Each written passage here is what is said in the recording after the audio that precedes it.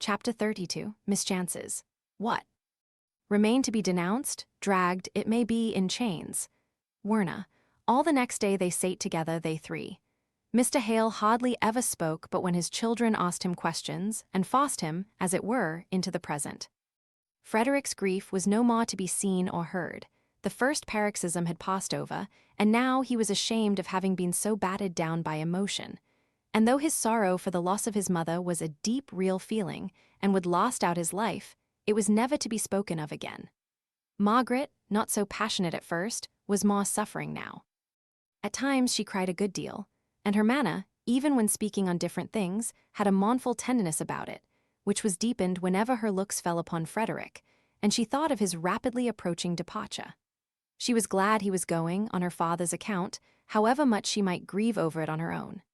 The anxious terror in which Mr. Hale lived lest his son should be detected and captured far outweighed the pleasure he derived from his presence. The nervousness had increased since Mrs. Hale's death, probably because he dwelt upon it more exclusively. He started at every unusual sound and was never comfortable unless Frederick sate out of the immediate view of anyone entering the room. Towards evening he said, "You will go with Frederick to the station, Margaret. I shall want to know he is safely off. You will bring me word that he is clear of Milton, at any rate?" "Certainly," said Margaret. "I shall like it if you won't be lonely without me, Papa." No, I should always be fancying someone had known him and that he had been stopped unless you could tell me you had seen him off. And go to the Outwood station. It is quite as near and not so many people about. Take a cab there. There is less risk of his being seen. What time is your train, Fred? 10 minutes past 6, very nearly dark. So what will you do, Margaret? Oh, I can manage. I am getting very brave and very hard. It is a well-lighted road all the way home, if it should be dark, but I was out last week much later. Margaret was thankful when the parting was over, the parting from the dead mother and the living father. She hurried Frederick into the cab in order to shorten a scene which she saw was so bitterly painful to her father, who would accompany his son as he took his last look at his mother. Partly in consequence of this, and partly owing to one of the very common mistakes in the railway guide, as to the times when trains arrive at the smallest stations, they found, on reaching Outwood, that they had nearly 20 minutes to spare. The booking office was not open, so they could not even take the ticket. They accordingly went down the flight of steps that led to the level of the ground below the railway. There was a broad cinder path diagonally crossing a field which lay alongside of the carriage road, and they went there to walk backwards and forwards for the few minutes they had to spare. Margaret's hand lay in Frederick's arm. He took hold of it affectionately. "Margaret, I am going to consult Mr. Lennox as to the chance of exculpating myself so that I may return to England whenever I choose, more for your sake than for the sake of anyone else. I can't bear to think of your lonely position if anything should happen to my father. He looks sadly changed, terribly shaken. I wish you could get him to think of the Cadiz plan for many reasons. What could you do if he were taken away? You have no friend near. We are curiously bare of relations." Margaret could hardly keep from crying at the tender anxiety with which Frederick was bringing before her an event which she herself felt was not very improbable. So severely had the cares of the last few months told upon Mr. Hale.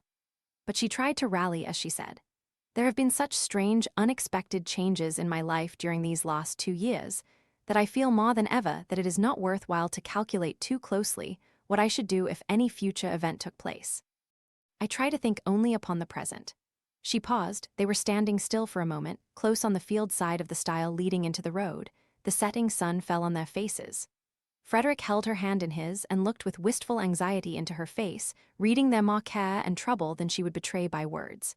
She went on, "We shall write often to one another, and I will promise, for I see it will set your mind at ease, to tell you every worry I have. Papa is," she started a little, a hardly visible start, but Frederick felt the sudden motion of the hand he held and turned his full face to the road, along which a horseman was slowly riding, just passing the very stile where they stood. Margaret bowed, her bow was stiffly returned. "Who is that?" said Frederick, almost before he was out of hearing. Margaret was a little drooping, a little flushed, as she replied, "Mr. Thornton, you saw him before, you know." "Only his back." "He is an unprepossessing-looking fellow. What a scowl he has." "Something has happened to vex him," said Margaret apologetically. "You would not have thought him unprepossessing if you had seen him with Mamma. I fancy it must be time to go and take my ticket. If I had known how dark it would be, we wouldn't have sent back the cab, Margaret." "Oh, don't fidget about that." I can take a cab here if I like, or go back by the railroad, when I should have shops and people and lamps all the way from the Milton station house. Don't think of me. Take care of yourself. I am sick with the thought that Leonard's may be in the same train with you. Look well into the carriage before you get in. They went back to the station. Margaret insisted on going into the full light of the flaring gas inside to take the ticket. Some idle-looking young men were lounging about with the station master. Margaret thought she had seen the face of one of them before, and returned him a proud look of offended dignity for his somewhat impertinent stare of undisguised admiration.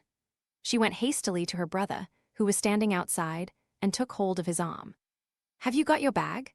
Let us walk about here on the platform," said she, a little flurried at the idea of so soon being left alone, and her bravery oozing out rather faster than she liked to acknowledge even to herself. She heard a step following them along the flags. It stopped when they stopped, looking out along the line and hearing the whiz of the coming train. They did not speak, their hearts were too full. Another moment and the train would be here, a minute more and he would be gone. Margaret almost repented the urgency with which she had entreated him to go to London. It was throwing more chances of detection in his way. If he had sailed for Spain by Liverpool, he might have been off in 2 or 3 hours. Frederick turned round, right facing the lamp, where the gas dotted up in vivid anticipation of the train. A man in the dress of a railway porter started forward, a bad-looking man who seemed to have drunk himself into a state of brutality, although his senses were in perfect order. "By your leave, miss," said he, pushing Margaret rudely on one side and seizing Frederick by the collar. "Your name is Hale, I believe?" In an instant, how Margaret did not see, for everything danced before her eyes, but by some sleight of wrestling, Frederick had tripped him up, and he fell from the height of 3 or 4 feet, which the platform was elevated above the space of soft ground by the side of the railroad. There he lay. "Run, run," gasped Margaret. "The train is here." It was Leonard's, was it? "Oh, run, I will carry your bag." And she took him by the arm to push him along with all her feeble force. A door was opened in a carriage, he jumped in, and as he leant out to say, "God bless you, Margaret," the train rushed past her, and she was left standing alone. She was so terribly sick and faint that she was thankful to be able to turn into the ladies' waiting room and sit down for an instant. At first she could do nothing but gasp for breath. It was such a hurry, such a sickening alarm, such a near chance. If the train had not been there at the moment, the man would have jumped up again and called for assistance to arrest him. She wondered if the man had got up. She tried to remember if she had seen him move. She wondered if he could have been seriously hurt. She ventured out. The platform was all alight but still quite deserted. She went to the end and looked over, somewhat fearfully. No one was there, and then she was glad she had made herself go and inspect, for otherwise terrible thoughts would have haunted her dreams. And even as it was, she was so trembling and affrighted that she felt she could not walk home along the road, which did indeed seem lonely and dark as she gazed down upon it from the blaze of the station. She would wait till the down train passed and take her seat in it. But what if Leonard's recognized her as Frederick's companion? She peered about before venturing into the booking office to take her ticket. There were only some railway officials standing about and talking loud to one another. "So Leonard's has been drinking again?" said one, seemingly in authority. "He'll need all his boasted influence to keep his place this time." "Where is he?" asked another, while Margaret, her back towards them, was counting her change with trembling fingers, not daring to turn round until she heard the answer to this question. "I don't know. He came in not 5 minutes ago with some long story or other about a fall he'd had, swearing awfully, and wanted to borrow some money from me to go to London by the next up train.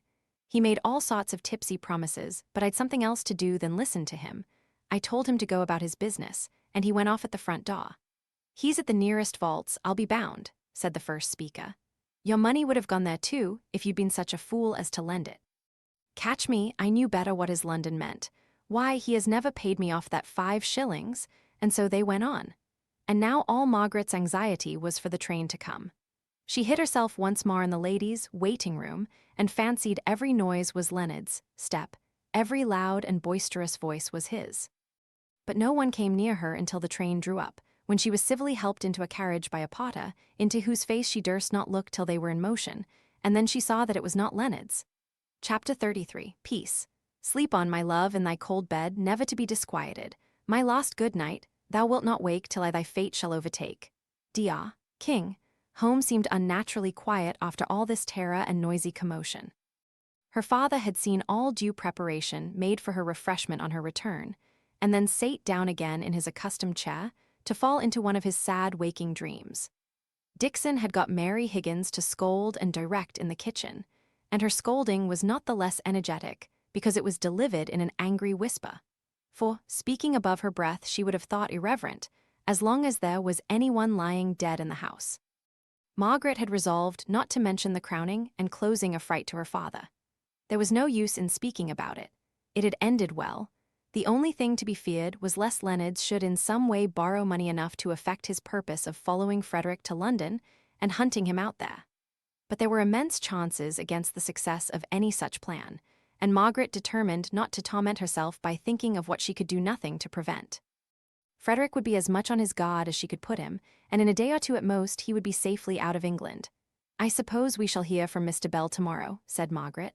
"Yes," replied her father, "I suppose so. If he can come, he will be here tomorrow evening, I should think. If he cannot come, I shall ask Mr. Thornton to go with me to the funeral. I cannot go alone. I should break down utterly." "Don't ask Mr. Thornton, Papa." "Let me go with you," said Margaret impetuously. "You, my dear, women do not generally go." "No, because they can't control themselves. Women of our class don't go because they have no power over their emotions and yet are ashamed of showing them. Poor women go and don't care if they are seen overwhelmed with grief. But I promise you, Papa, that if you will let me go, I will be no trouble. Don't have a stranger and leave me out. Dear Papa, if Mr. Bell cannot come, I shall go." "I won't urge my wish against your will if he does." Mr. Bell could not come. He had the gout. It was a most affectionate letter and expressed great and true regret for his inability to attend.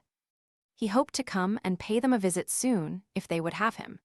His Milton property required some looking after, and his agent had written to him to say that his presence was absolutely necessary. Or else he had avoided coming near Milton as long as he could, and now the only thing that would reconcile him to this necessary visit was the idea that he should see, and might possibly be able to comfort his old friend. Margaret had all the difficulty in the world to persuade her father not to invite Mr. Thornton. She had an indescribable repugnance to this step being taken. The night before the funeral came a stately note from Mrs. Thornton to Miss Hale, saying that, at her son's desire, their carriage should attend the funeral if it would not be disagreeable to the family. Margaret tossed the note to her father. "Oh, don't let us have these forms," said she. "Let us go alone, you and me, Papa." "They don't care for us, or else he would have offered to go himself, and not have proposed this sending an empty carriage." "I thought you were so extremely averse to his going, Margaret," said Mr. Hale in some surprise. "And so I am. I don't want him to come at all, and I should especially dislike the idea of our asking him, but this seems such a mockery of mourning that I did not expect it from him." She startled her father by bursting into tears. She had been so subdued in her grief, so thoughtful for others, so gentle and patient in all things, that he could not understand her impatient ways tonight. She seemed agitated and restless, and at all the tenderness which her father in his turn now lavished upon her, she only cried the more. She passed so bad a night that she was ill prepared for the additional anxiety caused by a letter received from Frederick. Mr. Lennox was out of town. His clerk said that he would return by the following Tuesday at the latest, that he might possibly be home on Monday. Consequently, after some consideration, Frederick had determined upon remaining in London a day or two longer. He had thought of coming down to Milton again. The temptation had been very strong, but the idea of Mr. Bell domesticated in his father's house, and the alarm he had received at the last moment at the railway station, had made him resolve to stay in London. Margaret might be assured he would take every precaution against being tracked by Leonards. Margaret was thankful that she received this letter while her father was absent in her mother's room. If he had been present, he would have expected her to read it aloud to him, and it would have raised in him a state of nervous alarm which she would have found it impossible to soothe away. There was not merely the fact, which disturbed her excessively, of Frederick's detention in London, but there were allusions to the recognition at the last moment at Milton, and the possibility of a pursuit which made her blood run cold. And how then would it have affected her father? Many a time did Margaret repent of having suggested and urged on the plan of consulting Mr. Lennox. At the moment, it had seemed as if it would occasion so little delay, add so little to the apparently small chances of detection, and yet everything that had since occurred had tended to make it so undesirable. Margaret battled hard against this regret of hers for what could not now be helped. This self-reproach for having said what at the time appeared to be wise, but which after events were proving to have been so foolish. But her father was in too depressed a state of mind and body to struggle healthily. He would succumb to all these causes from morbid regret over what could not be recalled. Margaret summoned up all her forces to her aid. Her father seemed to have forgotten that they had any reason to expect a letter from Frederick that morning. He was absorbed in one idea, that the last visible token of the presence of his wife was to be carried away from him and hidden from his sight. He trembled pitifully as the undertaker's man was arranging his crepe draperies around him. He looked wistfully at Margaret, and when released he tottered towards her, murmuring, "Pray for me, Margaret, I have no strength left in me. I cannot pray. I give her up because I must. I try to bear it, indeed I do. I know it is God's will. But I cannot see why she died. Pray for me, Margaret, that I may have faith to pray. It is a great strait, my child." Margaret sat by him in the coach, almost supporting him in her arms, and repeating all the noble verses of holy comfort or texts expressive of faithful resignation that she could remember. Her voice never faltered, and she herself gained strength by doing this. Her father's lips moved after her, repeating the well-known texts as her words suggested them. It was terrible to see the patient, struggling effort to obtain the resignation which he had not strength to take into his heart as part of himself. Margaret's fortitude nearly gave way as Dixon, with a slight motion of her hand, directed her notice to Nicholas Higgins and his daughter, standing a little aloof, but deeply attentive to the ceremonial. Nicholas wore his usual fustian clothes, but had a bit of black stuff sewn round his hat, a mark of mourning which he had never shown to his daughter Bessie's memory. But Mr. Hale saw nothing. He went on repeating to himself, mechanically as it were, all the funeral service as it was read by the officiating clergyman. He sighed twice or thrice when all was ended. And then, putting his hand on Margaret's arm, he mutely entreated to be led away, as if he were blind, and she his faithful guide. Dixon sobbed aloud. She covered her face with her handkerchief and was so absorbed in her own grief that she did not perceive that the crowd, attracted on such occasions, was dispersing, till she was spoken to by some one close at hand. It was Mr. Thornton. He had been present all the time, standing with bent head behind a group of people, so that in fact no one had recognized him. "I beg your pardon, but can you tell me how Mr. Hale is? And Miss Hale, too." "I should like to know how they both are." "Of course, sir, they are much as is to be expected. Master is terribly broke down. Miss Hale bears up better than likely. Mr. Thornton would rather have heard that she was suffering the natural sorrow. In the first place, there was selfishness enough in him to have taken pleasure in the idea that his great love might come in to comfort and console her. Much the same kind of passionate pleasure which comes stinging through a mother's heart when her drooping infant nestles close to her and is dependent upon her for everything. But this delicious vision of what might have been, in which, in spite of all Margaret's repulse, he would have indulged only a few days ago, was miserably disturbed by the recollection of what he had seen near the Outwood station. Miserably disturbed, that is not strong enough. He was haunted by the remembrance of the handsome young man with whom she stood in an attitude of such familiar confidence, and the remembrance shot through him like an agony, till it made him clench his hands tight in order to subdue the pain. At that late hour, so far from home. It took a great moral effort to galvanize his trust, erewhile so perfect, in Margaret's pure and exquisite maidenliness into life. As soon as the effort ceased, his trust dropped down dead and powerless, and all sorts of wild fancies chased each other like dreams through his mind. Here was a little bit of miserable, gnawing confirmation. She bore up better than likely under this grief. She had then some hope to look to, so bright that even in her affectionate nature it could come in to lighten the dark hours of a daughter newly made motherless. Yes, he knew how she would love. He had not loved her without gaining that instinctive knowledge of what capabilities were in her. Her soul would walk in glorious sunlight if any man was worthy, by his power of loving, to win back her love. Even in her mourning she would rest with a peaceful faith upon his sympathy. His sympathy? Whose? That other man S., and that it was another was enough to make Mr. Thornton's pale grave face grow doubly wan and stern at Dixon's answer. "I suppose I may call," said he coldly. "On Mr. Hale, I mean. He will perhaps admit me after tomorrow or so." He spoke as if the answer were a matter of indifference to him, but it was not so. For all his pain, he longed to see the author of it. Although he hated Margaret at times, when he thought of that gentle, familiar attitude and all the attendant circumstances, he had a restless desire to renew her picture in his mind, a longing for the very atmosphere she breathed.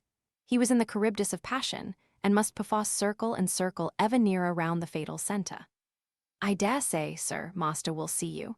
He was very sorry to have to deny you the other day, but circumstances was not agreeable just then." For some reason or other, Dixon never named this interview that she had had with Mr. Thornton to Margaret. It might have been mere chance, but so it was that Margaret never heard that he had attended her poor mother's funeral. Chapter 34. False and True. "Truth will fail thee never, never. Though thy bark be tempest-driven, though each plank be rent and riven, truth will bear thee on forever." Anon. The bearing up better than likely was a terrible strain upon Margaret.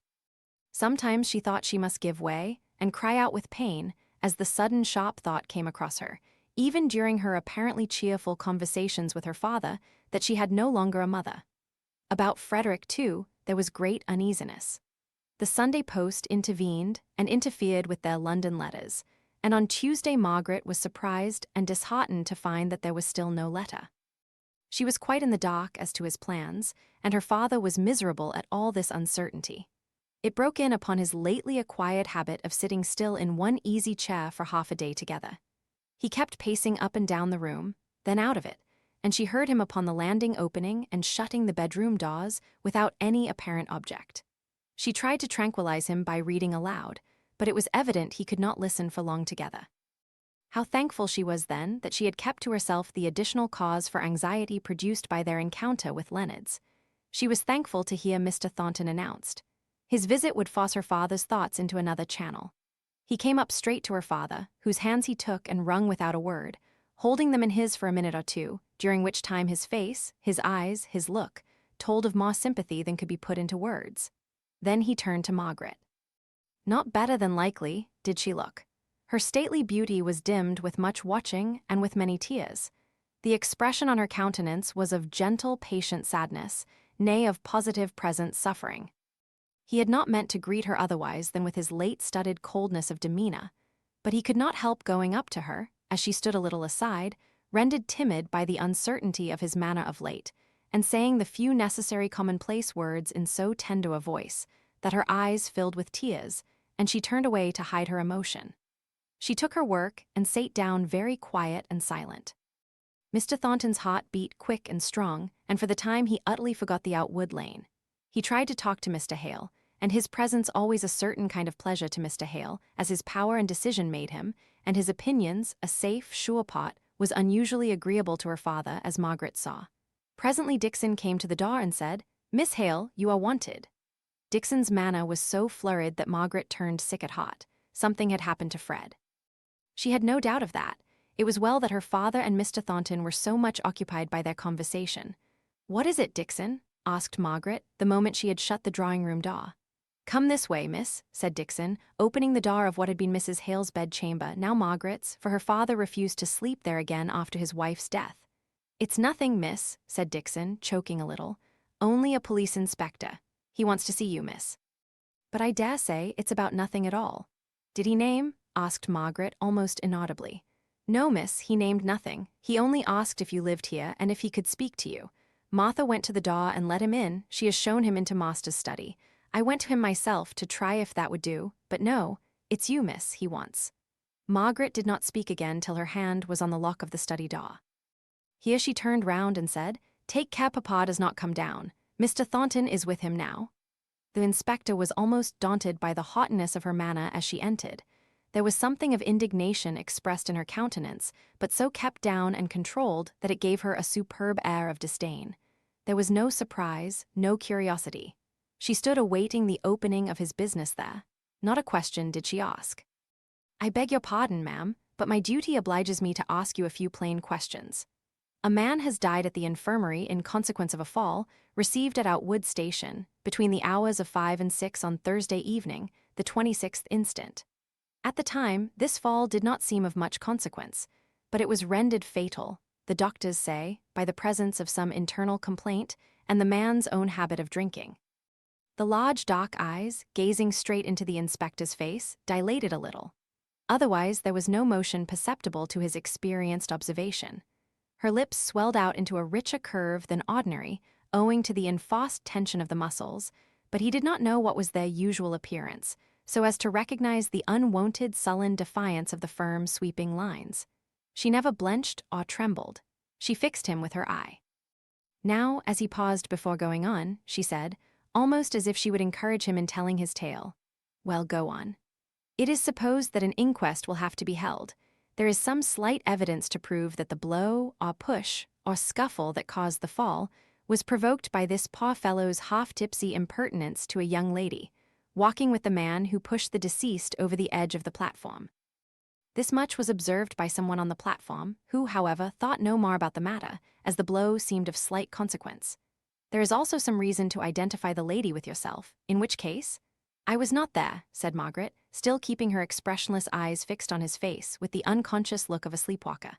The inspector bowed but did not speak. The lady standing before him showed no emotion, no fluttering fear, no anxiety, no desire to end the interview. The information he had received was very vague. One of the porters, rushing out to be in readiness for the train, had seen a scuffle at the other end of the platform between Leonard's and a gentleman accompanied by a lady, but heard no noise. And before the train had got to its full speed after starting, he had been almost knocked down by the headlong run of the enraged, half-intoxicated Leonards, swearing and cursing awfully. He had not thought any more about it, till his evidence was routed out by the inspector, who, on making some farther inquiry at the railroad station, had heard from the station master that a young lady and gentleman had been there about that hour, the lady remarkably handsome, and said, by some grocer's assistant present at the time, to be a Miss Hale, living at Crampton, whose family dealt at his shop. There was no certainty that the one lady and gentleman were identical with the other pair, but there was great probability. Leonards himself had gone, half-mad with rage and pain, to the nearest gin palace for comfort, and his tipsy words had not been attended to by the busy waiters there. They, however, remembered his starting up and cursing himself for not having sooner thought of the electric telegraph for some purpose unknown, and they believed that he left with the idea of going there. On his way, overcome by pain or drink, he had lain down in the road, where the police had found him and taken him to the infirmary. That he had never recovered sufficient consciousness to give any distinct account of his fall, although once or twice he had had glimmerings of sense sufficient to make the authorities send for the nearest magistrate, in hopes that he might be able to take down the dying man's deposition of the cause of his death. But when the magistrate had come, he was rambling about being at sea, and mixing up names of captains and lieutenants in an indistinct manner with those of his fellow porters at the railway.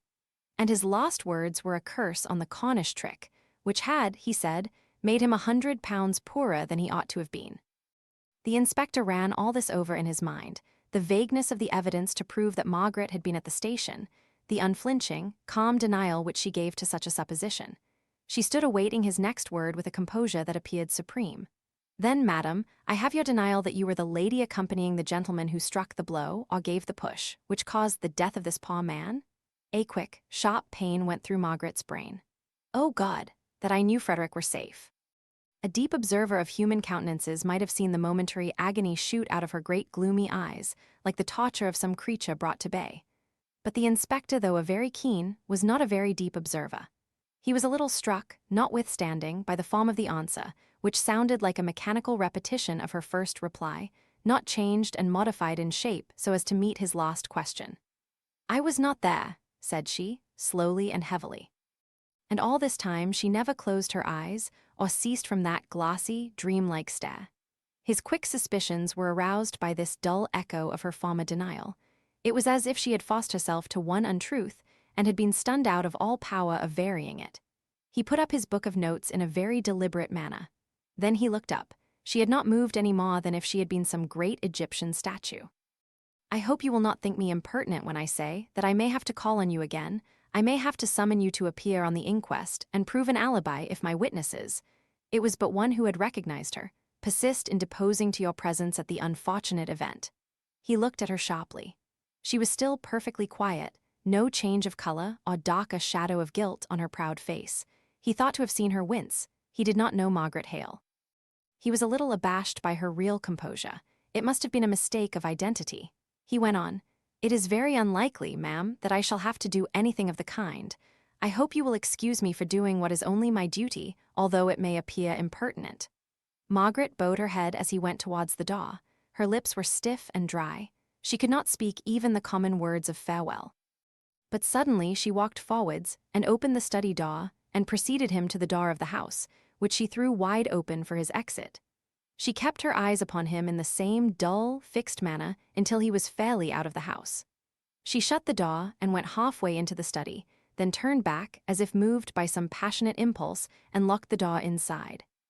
Then she went into the study, paused, tottered forward, paused again, swayed for an instant where she stood, and fell prone on the floor in a dead swoon. Chapter 35, Expiation. "There's naught so finely spun but it cometh to the sun." Mr. Thornton sate on and on. He felt that his company gave pleasure to Mr. Hale, and was touched by the half-spoken wishful entreaty that he would remain a little longer, the plaintive "don't go yet," which his paw friend put forth from time to time. He wondered Margaret did not return, but it was with no view of seeing her that he lingered. For the hour, and in the presence of one who was so thoroughly feeling the nothingness of earth, he was reasonable and self-controlled. He was deeply interested in all her father said of death, and of the heavy lull, and of the brain that has grown dull. It was curious how the presence of Mr. Thornton had power over Mr. Hale to make him unlock the secret thoughts which he kept shut up even from Margaret. Whether it was that her sympathy would be so keen, and show itself in so lively a manner, that he was afraid of the reaction upon himself, or whether it was that to his speculative mind all kinds of doubts presented themselves at such a time, pleading and crying allowed to be resolved into certainties, and that he knew she would have shrunk from the expression of any such doubts, nay, from him himself as capable of conceiving them, whatever was the reason. He could unburden himself better to Mr. Thornton than to her of all the thoughts and fancies and fears that had been frost-bound in his brain till now. Mr. Thornton said very little, but every sentence he uttered added to Mr. Hale's reliance and regard for him. Was it that he paused in the expression of some remembered agony, Mr. Thornton's 2 or 3 words would complete the sentence, and show how deeply its meaning was entered into. Was it a doubt, a fear, a wandering uncertainty seeking rest, but finding none, so tear-blinded were its eyes? Mr. Thornton, instead of being shocked, seemed to have passed through that very stage of thought himself, and could suggest where the exact ray of light was to be found, which should make the dark places plain. Man of action as he was, busy in the world's great battle, there was a deeper religion binding him to God in his heart, in spite of his strong willfulness, through all his mistakes, than Mr. Hale had ever dreamed. They never spoke of such things again, as it happened, but this one conversation made them peculiar people to each other, knit them together in a way which no loose, indiscriminate talking about sacred things can ever accomplish. When all are admitted, how can there be a holy of holies? And all this while, Margaret lay as still and white as death on the study floor. She had sunk under her burden.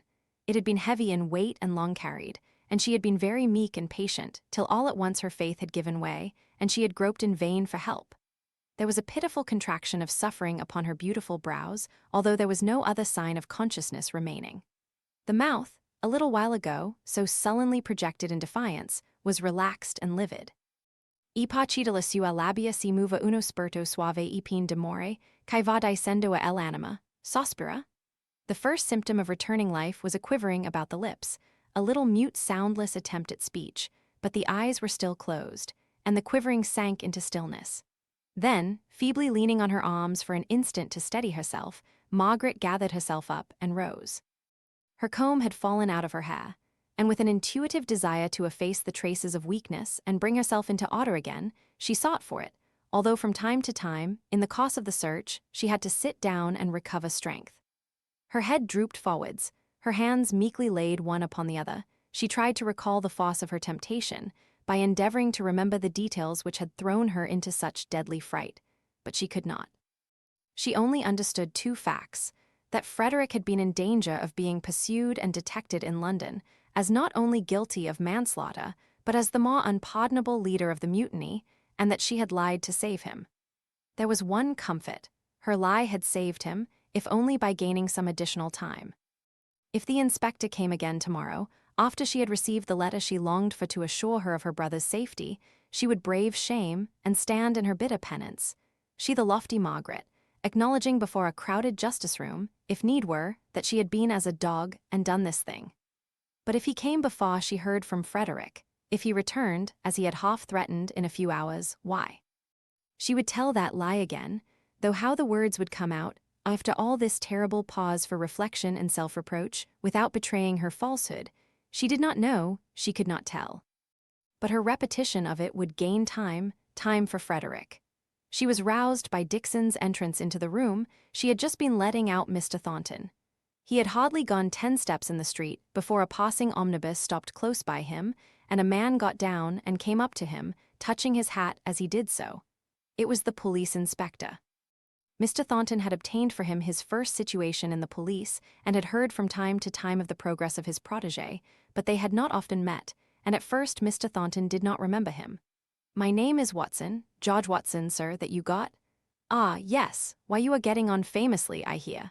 "Yes, sir, I ought to thank you, sir, but it is on a little matter of business I made so bold as to speak to you now." "I believe you were the magistrate who attended to take down the deposition of a poor man who died in the infirmary last night." "Yes," replied Mr. Thornton. "I went and heard some kind of a rambling statement, which the clerk said was of no great use. I'm afraid he was but a drunken fellow, though there is no doubt he came to his death by violence at last. One of my mother's servants was engaged to him, I believe, and she is in great distress today. What about him?"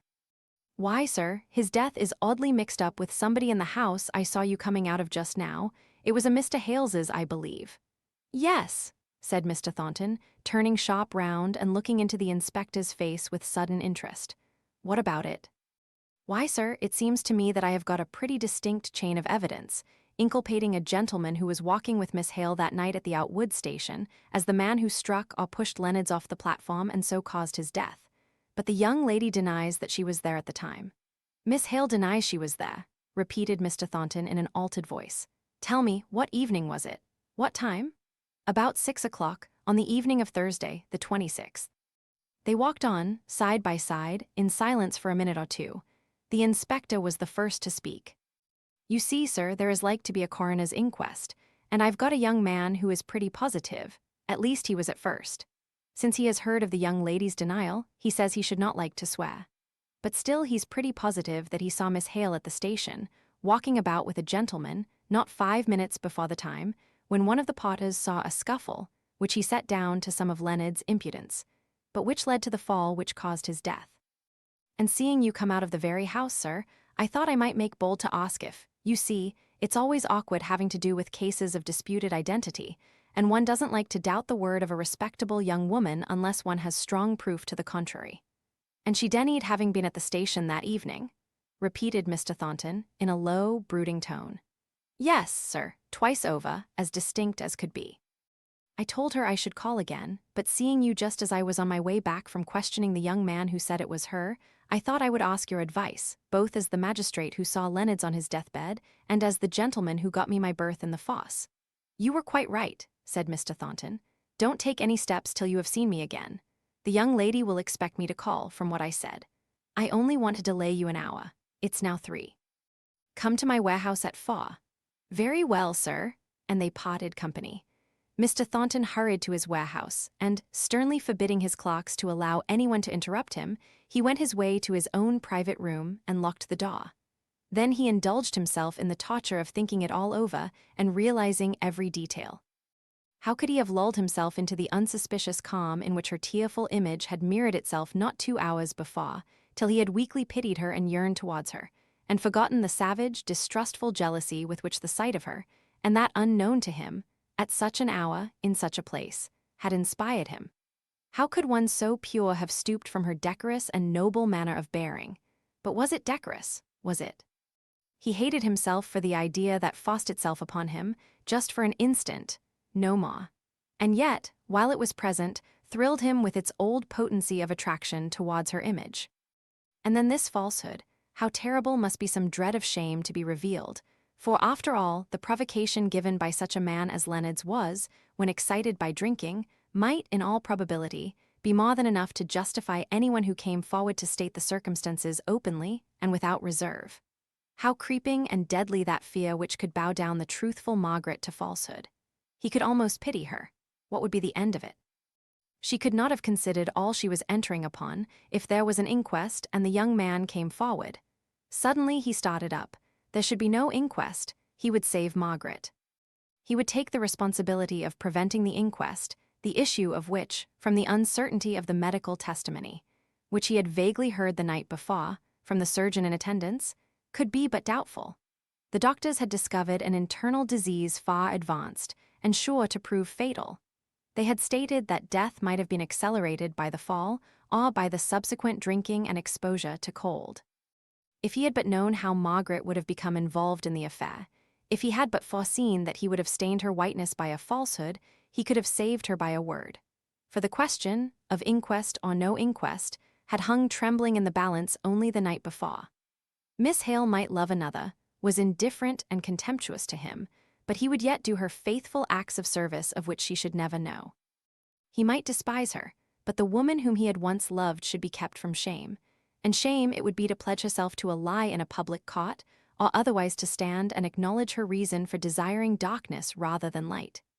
Very grey and stern did Mr. Thornton look as he passed out through his wondering clocks. He was away about half an hour, and scarcely less stern did he look when he returned, although his errand had been successful. He wrote 2 lines on a slip of paper, put it in an envelope, and sealed it up. This he gave to one of the clerks, saying, "I appointed Watson, he who was a packer in the warehouse and who went into the police, to call on me at 4 o'clock. I have just met a gentleman from Liverpool who wishes to see me before he leaves town. Take care to give this note to Watson when he calls." The note contained these words: "There will be no inquest. Medical evidence not sufficient to justify it. Take no further steps. I have not seen the coroner, but I will take the responsibility." Well, thought Watson, it relieves me from an awkward job. None of my witnesses seemed certain of anything except the young woman. She was clear and distinct enough. The potter at the railroad had seen a scuffle. Or when he found it was likely to bring him in as a witness, then it might not have been a scuffle, only a little locking, and Leonards might have jumped off the platform himself. He would not stick firm to anything. And Jennings, the grocer's shopman, well, he was not quite so bad, but I doubt if I could have got him up to an oath after he heard that Miss Hale flatly denied it. It would have been a troublesome job and no satisfaction. And now I must go and tell them they won't be wanted. He accordingly presented himself again at Mr. Hale's that evening. Her father and Dixon would fain have persuaded Margaret to go to bed, but they, neither of them, knew the reason for her low continued refusals to do so. Dixon had learnt part of the truth, but only part. Margaret would not tell any human being of what she had said, and she did not reveal the fatal termination to Leonard's fall from the platform. So Dixon's curiosity combined with her allegiance to urge Margaret to go to rest, which her appearance, as she lay on the sofa, showed but too clearly that she required. She did not speak except when spoken to.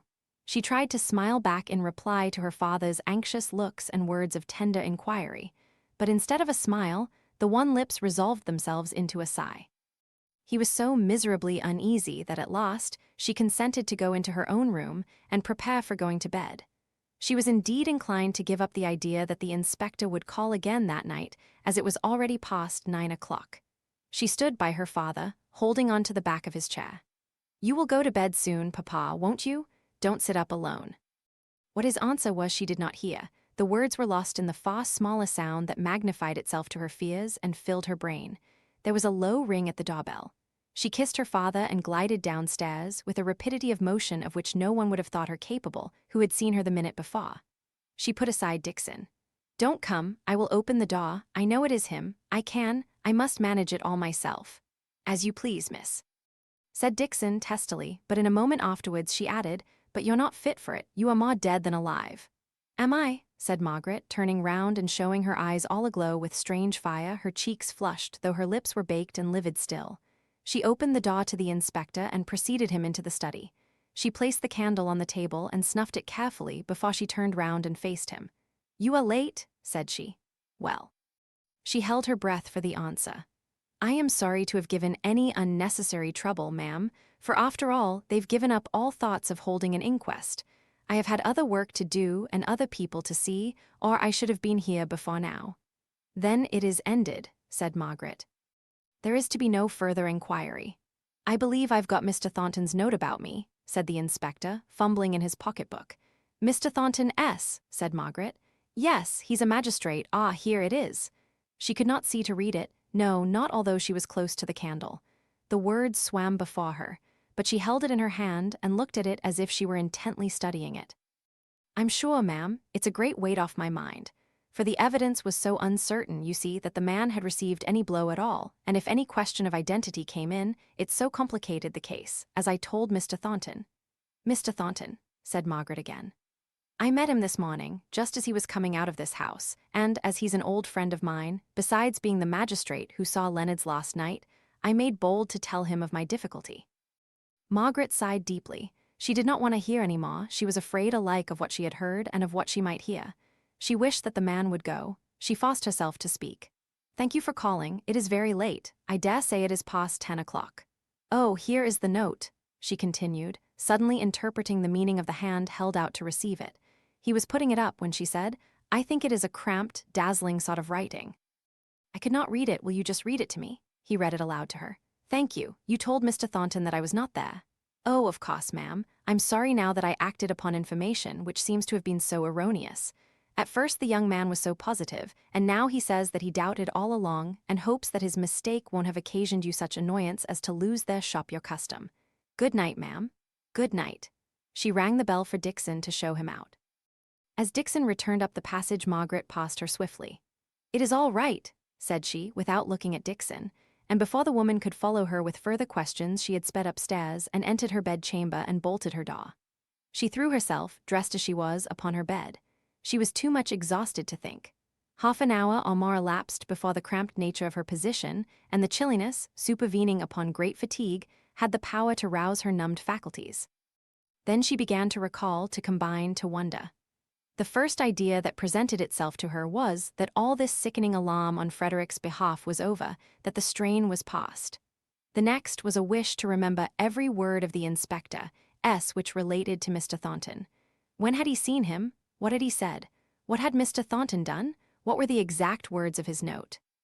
And until she could recollect, even to the placing or omitting an article, the very expressions which he had used in the note, her mind refused to go on with its progress. But the next conviction she came to was clear enough. Mr. Thornton had seen her close to Outwood Station on the fatal Thursday night and had been told of her denial that she was there. She stood a liar in his eyes. She was a liar. But she had no thought of penitence before God. Nothing but chaos and night surrounded the one lurid fact that, in Mr. Thornton's eyes, she was degraded.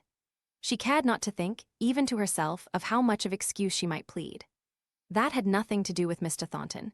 She never dreamed that he, or anyone else, could find cause for suspicion in what was so natural as her accompanying her brother. But what was really false and wrong was known to him, and he had a right to judge her. "Oh, Frederick, Frederick," she cried, "what have I not sacrificed for you?" Even when she fell asleep, her thoughts were compelled to travel the same circle, only with exaggerated and monstrous circumstances of pain. When she awoke, a new idea flashed upon her with all the brightness of the morning. Mr. Thornton had learnt her falsehood before he went to the coroner. That suggested the thought that he had possibly been influenced so to do with a view of sparing her the repetition of her denial. But she pushed this notion on one side with the sick willfulness of a child. If it were so, she felt no gratitude to him, as it only showed her how keenly he must have seen that she was disgraced already, before he took such unwonted pains to spare her any further trial of truthfulness, which had already failed so signally. She would have gone through the whole, she would have perjured herself to save Frederick, rather, far rather, than Mr. Thornton should have had the knowledge that prompted him to interfere to save her. What ill fate brought him in contact with the inspector? What made him be the very magistrate sent for to receive Leonard's deposition? What had Leonard said? How much of it was intelligible to Mr. Thornton, who might already, for aught she knew, be aware of the old accusation against Frederick through their mutual friend, Mr. Bell? If so, he had striven to save the son, who came in defiance of the law to attend his mother's deathbed.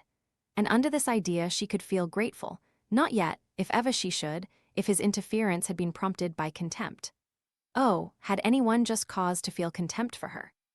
Mr. Thornton, above all people, on whom she had looked down from her imaginary heights till now, she suddenly found herself at his feet and was strangely distressed at her fall. She shrank from following out the premises to their conclusion, and so acknowledging to herself how much she valued his respect and good opinion. Whenever this idea presented itself to her at the end of a long avenue of thoughts, she turned away from following that path. She would not believe in it. It was later than she fancied, for in the agitation of the previous night, she had forgotten to wind up her watch, and Mr. Hale had given especial orders that she was not to be disturbed by the usual awakening. By and by the door opened cautiously, and Dixon put her head in. Perceiving that Margaret was awake, she came forwards with a letter. "Here's something to do you good, miss. A letter from Master Frederick." "Thank you, Dixon. How late it is." She spoke very languidly and suffered Dixon to lay it on the counterpane before her without putting out a hand to take it. "You want your breakfast, I'm sure. I will bring it you in a minute. Master has got the tray all ready, I know." Margaret did not reply. She let her go. She felt that she must be alone before she could open that letter. She opened it at last. The first thing that caught her eye was the date 2 days earlier than she received it. He had then written when he had promised, and their alarm might have been spared. But she would read the letter and see. It was hasty enough, but perfectly satisfactory. He had seen Henry Lennox, who knew enough of the case to shake his head over it, in the first instance, and tell him he had done a very daring thing in returning to England, with such an accusation, backed by such powerful influence, hanging over him. But when they had come to talk it over, Mr. Lennox had acknowledged that there might be some chance of his acquittal if he could but prove his statements by credible witnesses, that in such case it might be worthwhile to stand his trial, otherwise it would be a great risk. He would examine, he would take every pains. "It struck me," said Frederick, "that your introduction, little sister of mine, went a long way. Is it so? He made so many inquiries, I can assure you." He seemed a sharp, intelligent fellow, and in good practice too, to judge from the signs of business and the number of clocks about him. But these may be only lawyers' dodges. "I have just caught a packet on the point of sailing. I am off in 5 minutes. I may have to come back to England again on this business, so keep my visit secret. I shall send my father some rare old sherry, such as you cannot buy in England, such stuff as I've got in the bottle before me. He needs something of the kind, my dear love to him, God bless him. I'm sure here's my cab, P.S. What an escape that was. Take care you don't breathe of my having been, not even to the Shaws." Margaret turned to the envelope. It was marked "Too late." The letter had probably been trusted to some careless waiter who had forgotten to post it. Oh, what slight cobwebs of chances stand between us and temptation. Frederick had been safe, and out of England 20, nay, 30 hours ago, and it was only about 17 hours since she had told a falsehood to baffle pursuit, which even then would have been vain.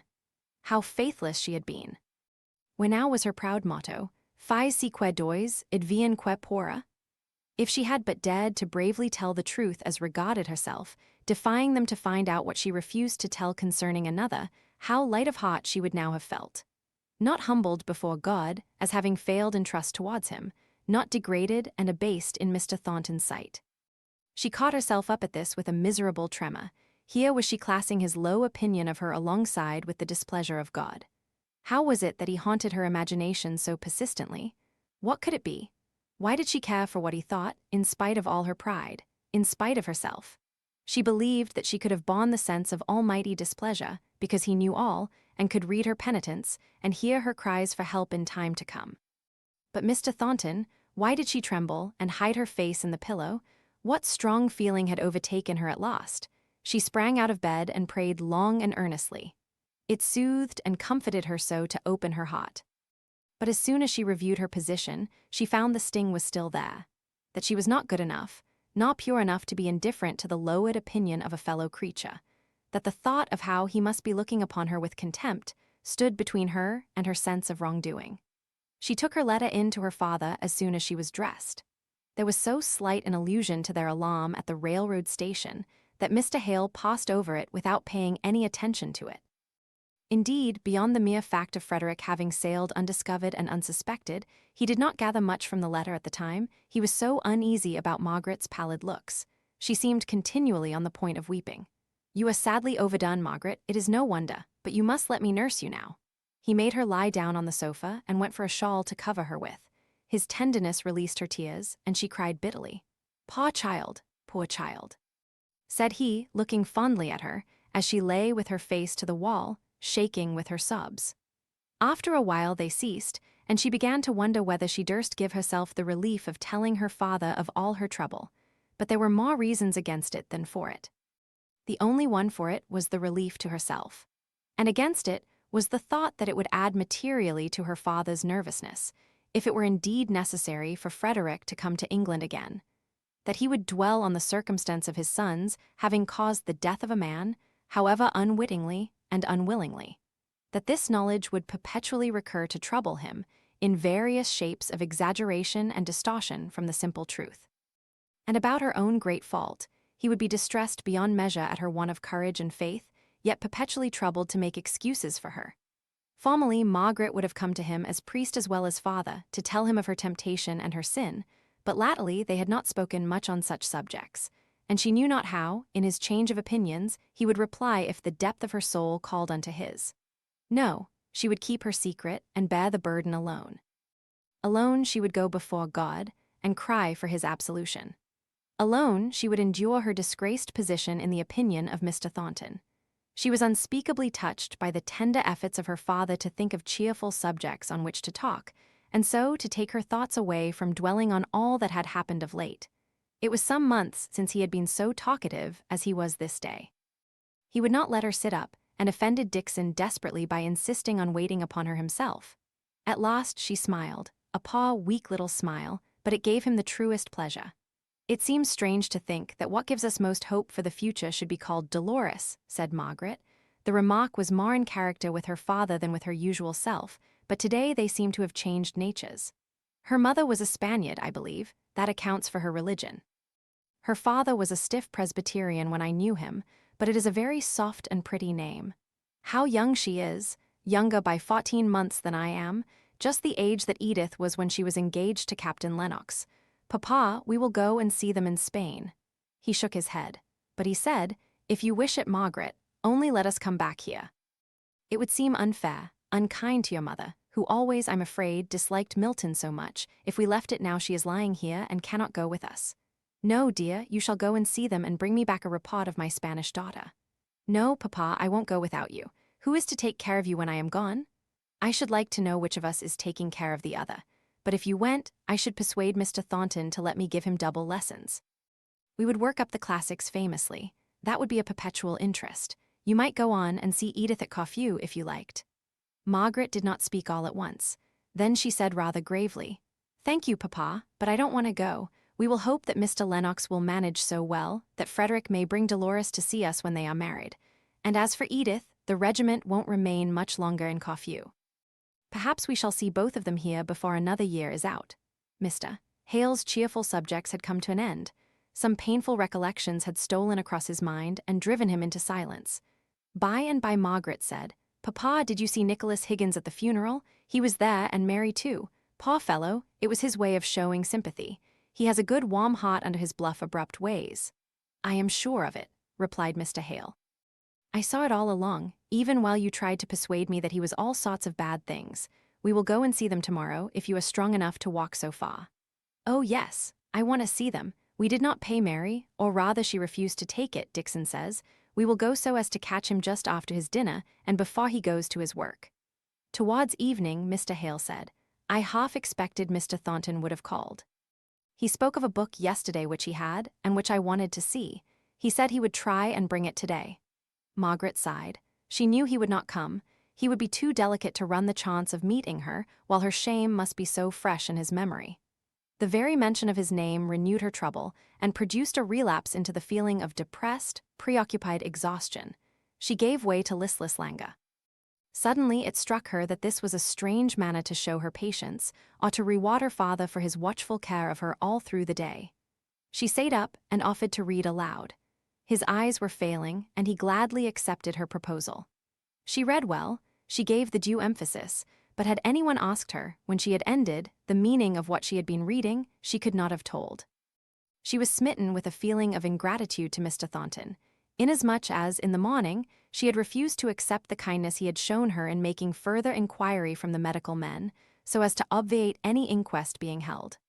Oh, she was grateful. She had been cowardly and false, and had shown her cowardliness and falsehood in action that could not be recalled, but she was not ungrateful. It sent a glow to her heart to know she could feel towards one who had reason to despise her. His cause for contempt was so just that she should have respected him less if she had thought he did not feel contempt. It was a pleasure to feel how thoroughly she respected him. He could not prevent her doing that. It was the one comfort in all this misery.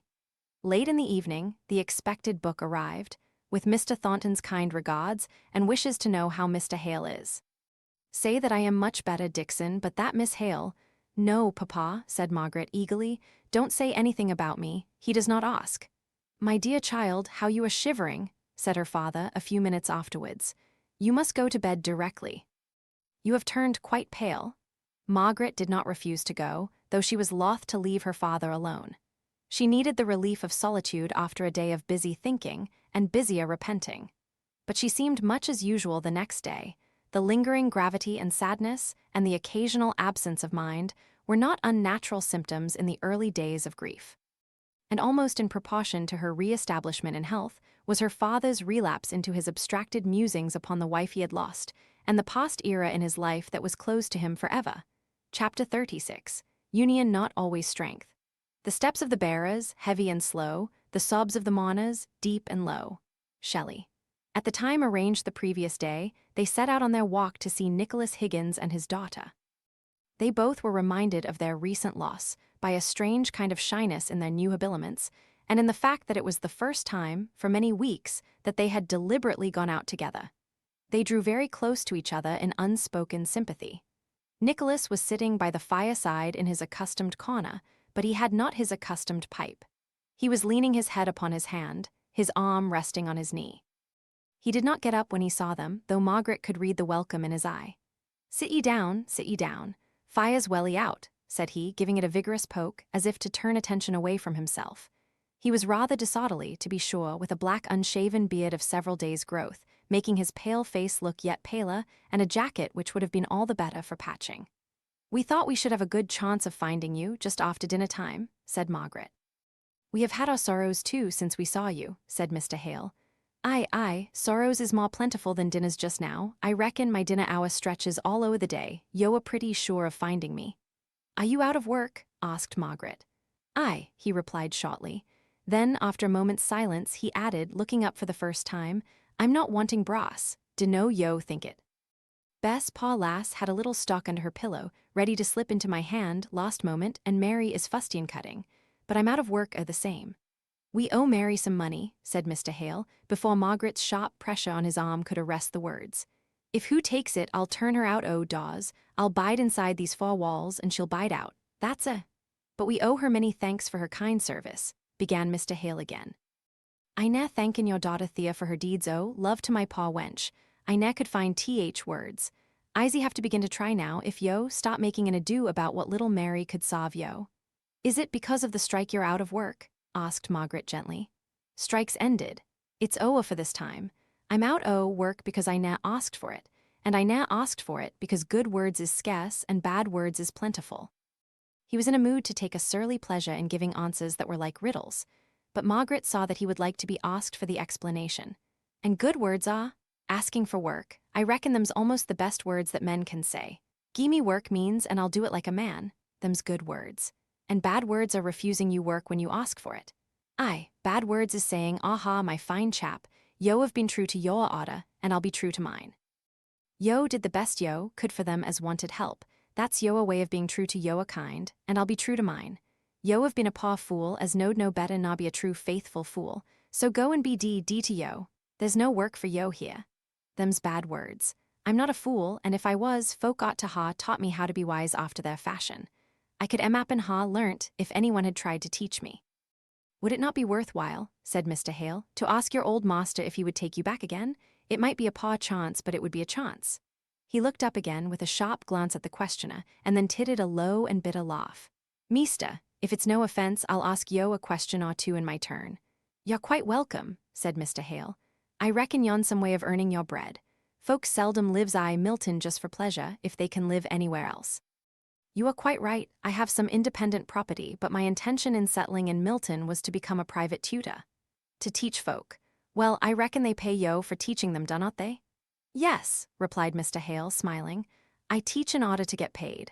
And them that pays yo, done they tell yo whatten to do, or whatten not to do why the money they gives you in just payment for your pains, in fair exchange like?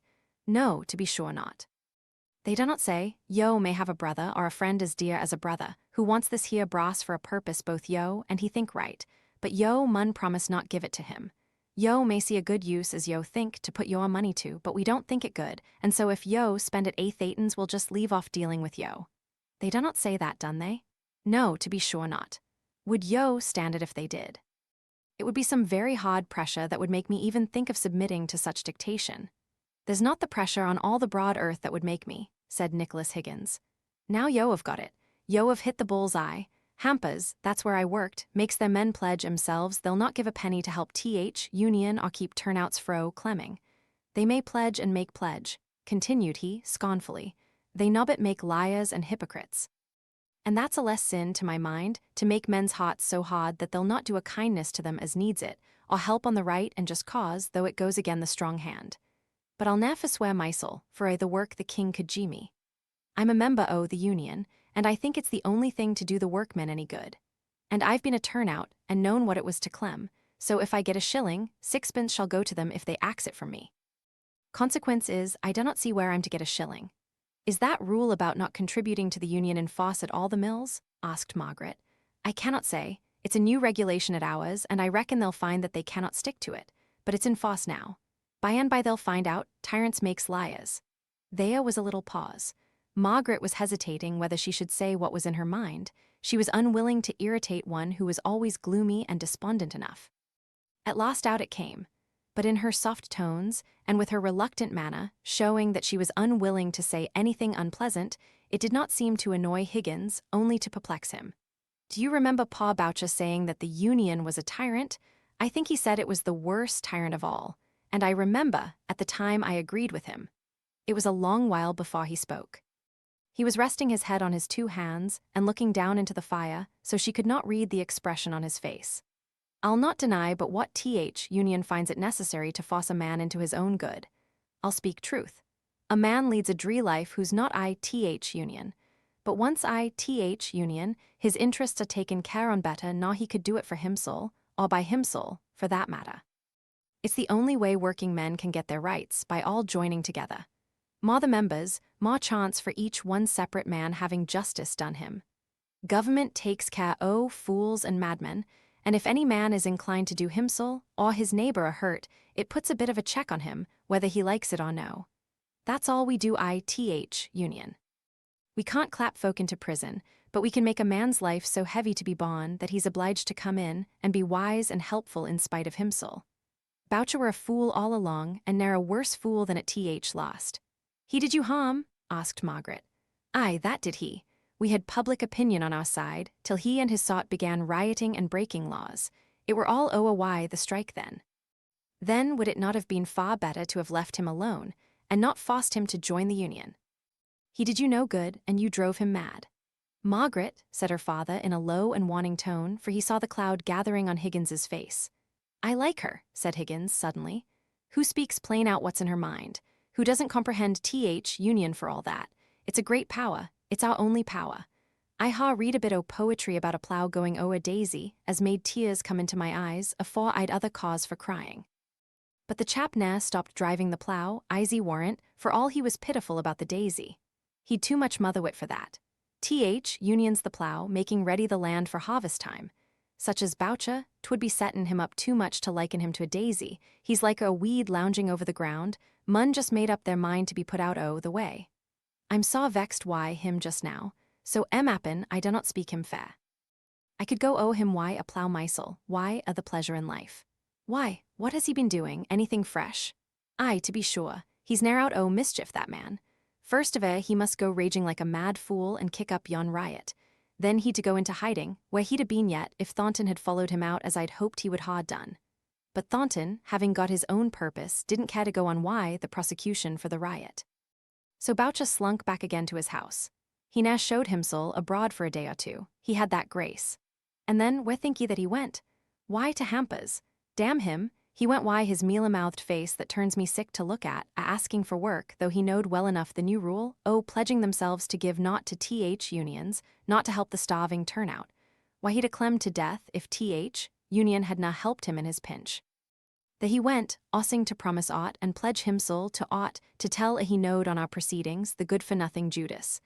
But I'll say this for Hampa, and thank him for it at my dying day, he drove Boucher away and would na listen to him, ne'er a word, though folk standing by says the traitor cried like a babby. Oh, how shocking, how pitiful, exclaimed Margaret. Higgins, I don't know you today. Don't you see how you've made Boucher what he is, by driving him into the Union against his will, without his heart going with it? You have made him what he is. Made him what he is. What was he? Gathering along the narrow street came a hollow, measured sound, now forcing itself on their attention. Many voices were hushed and low. Many steps were heard, not moving onwards, at least not with any rapidity or steadiness of motion, but as if circling round one spot. Yes, there was one distinct, slow tramp of feet, which made itself a clear path through the air and reached their ears, the measured, labored walk of men carrying a heavy burden. They were all drawn towards the house door by some irresistible impulse, impelled thither, not by a paw curiosity, but as if by some solemn blast. 6 men walked in the middle of the road, 3 of them being policemen. They carried a door, taken off its hinges, upon their shoulders, on which lay some dead human creature, and from each side of the door there were constant droppings. All the street turned out to see, and seeing to accompany the procession, each one questioning the bearers, who answered almost reluctantly at last, so often had they told the tale. We found him Th. Brook in the field beyond there.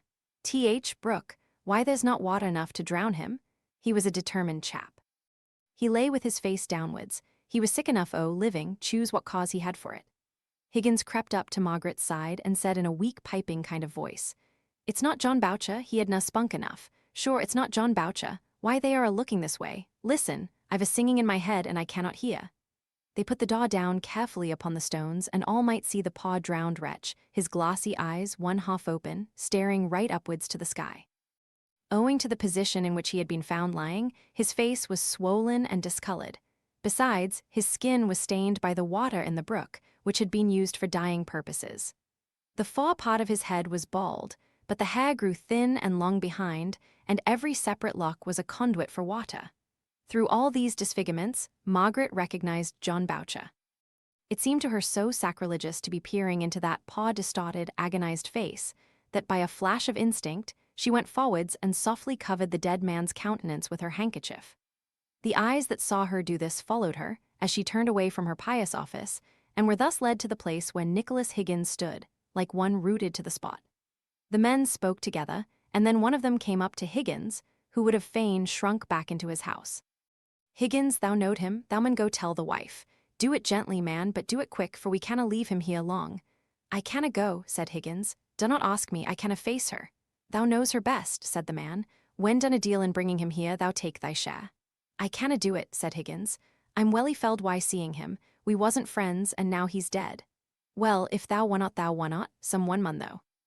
It's a dree task, but it's a chance every minute, as she doesn't hear on it in some rough a way, nor a person going to make her let on by degrees, as it were. Papa, do you go? Said Margaret, in a low voice. If I had time to think of what I had better say, but all at once. Margaret saw that her father was indeed unable. He was trembling from head to foot. I will go, said she. Bless yo, miss, it will be a kind act, for she's been but a sickly sot o' body, I hear, and few hereabouts know much on her. Margaret knocked at the closed door, but there was such a noise, as of many little ill-allotted children, that she could hear no reply. Indeed, she doubted if she was heard, and as every moment of delay made her recoil from her task more and more, she opened the door and went in, shutting it after her, and even, unseen by the woman, fastening the bolt. Mrs. Boucher was sitting in a rocking-chair on the other side of the ill-redd-up fireplace. It looked as if the house had been untouched for days by any effort at cleanliness. Margaret said something, she hardly knew what, her throat and mouth were so dry, and the children's noise completely prevented her from being heard. She tried again. How are you, Mrs. Boucher? But very poorly, I'm afraid. I've chance o' being well, said she querulously. I'm left alone to manage these childer, and not for to give 'em for to keep 'em quiet. John should na ha left me, and me so poorly. How long is it since he went away? 4 days sin. No one would give him work here, and he'd to go on tramp toward Greenfield. But he might ha been back afore this, or sent me some word if he'd getten work. He might? Oh, don't blame him, said Margaret. He felt it deeply, I'm sure. Wilto, hold thy din, and let me hear the lady speak. Addressing herself, in no very gentle voice, to a little urchin of about a year old. she apologetically continued to Margaret. He's always mithering me for daddy and butty, and I ha no but is to give him, and daddy's away, and forgotten us I think. He's his father's darling, he is, said she, with a sudden turn of mood, and dragging the child up to her knee, she began kissing it fondly. Margaret laid her hand on the woman's arm to arrest her attention. Their eyes met. "Poor little fellow," said Margaret slowly. "He was his father's darling." "He is his father's darling," said the woman, rising hastily and standing face to face with Margaret. Neither of them spoke for a moment or two. Then Mrs. Boucher began in a low, growling tone, gathering in wildness as she went on. "He is his father's darling, I say. Poor folk can love their childer as well as rich. Why dunno yo speak? Why dun yo stare at me your great pitiful eyes? Where, John?" Weak as she was, she shook Margaret to force out an answer. "Oh, my God," said she, understanding the meaning of that tearful look. She sank back into the chair. Margaret took up the child and put him into her arms. "He loved him," said she. "Aye," said the woman, shaking her head. "He loved us, eh? We had someone to love us once. It's a long time ago, but when he were in life and with us he did love us, he did. He loved this babby Emapin the best on us, but he loved me and I loved him, though I was calling him 5 minutes agon. Are yo sure he's dead?" said she, trying to get up. "If it's only that he's ill and like to die, they may bring him round yet. I'm but an ailing creature mysel, I've been ailing this long time. But he is dead, he is drowned. Folk are brought round after they're dead drowned. Whatten was I thinking of to sit still when I should be stirring mysel?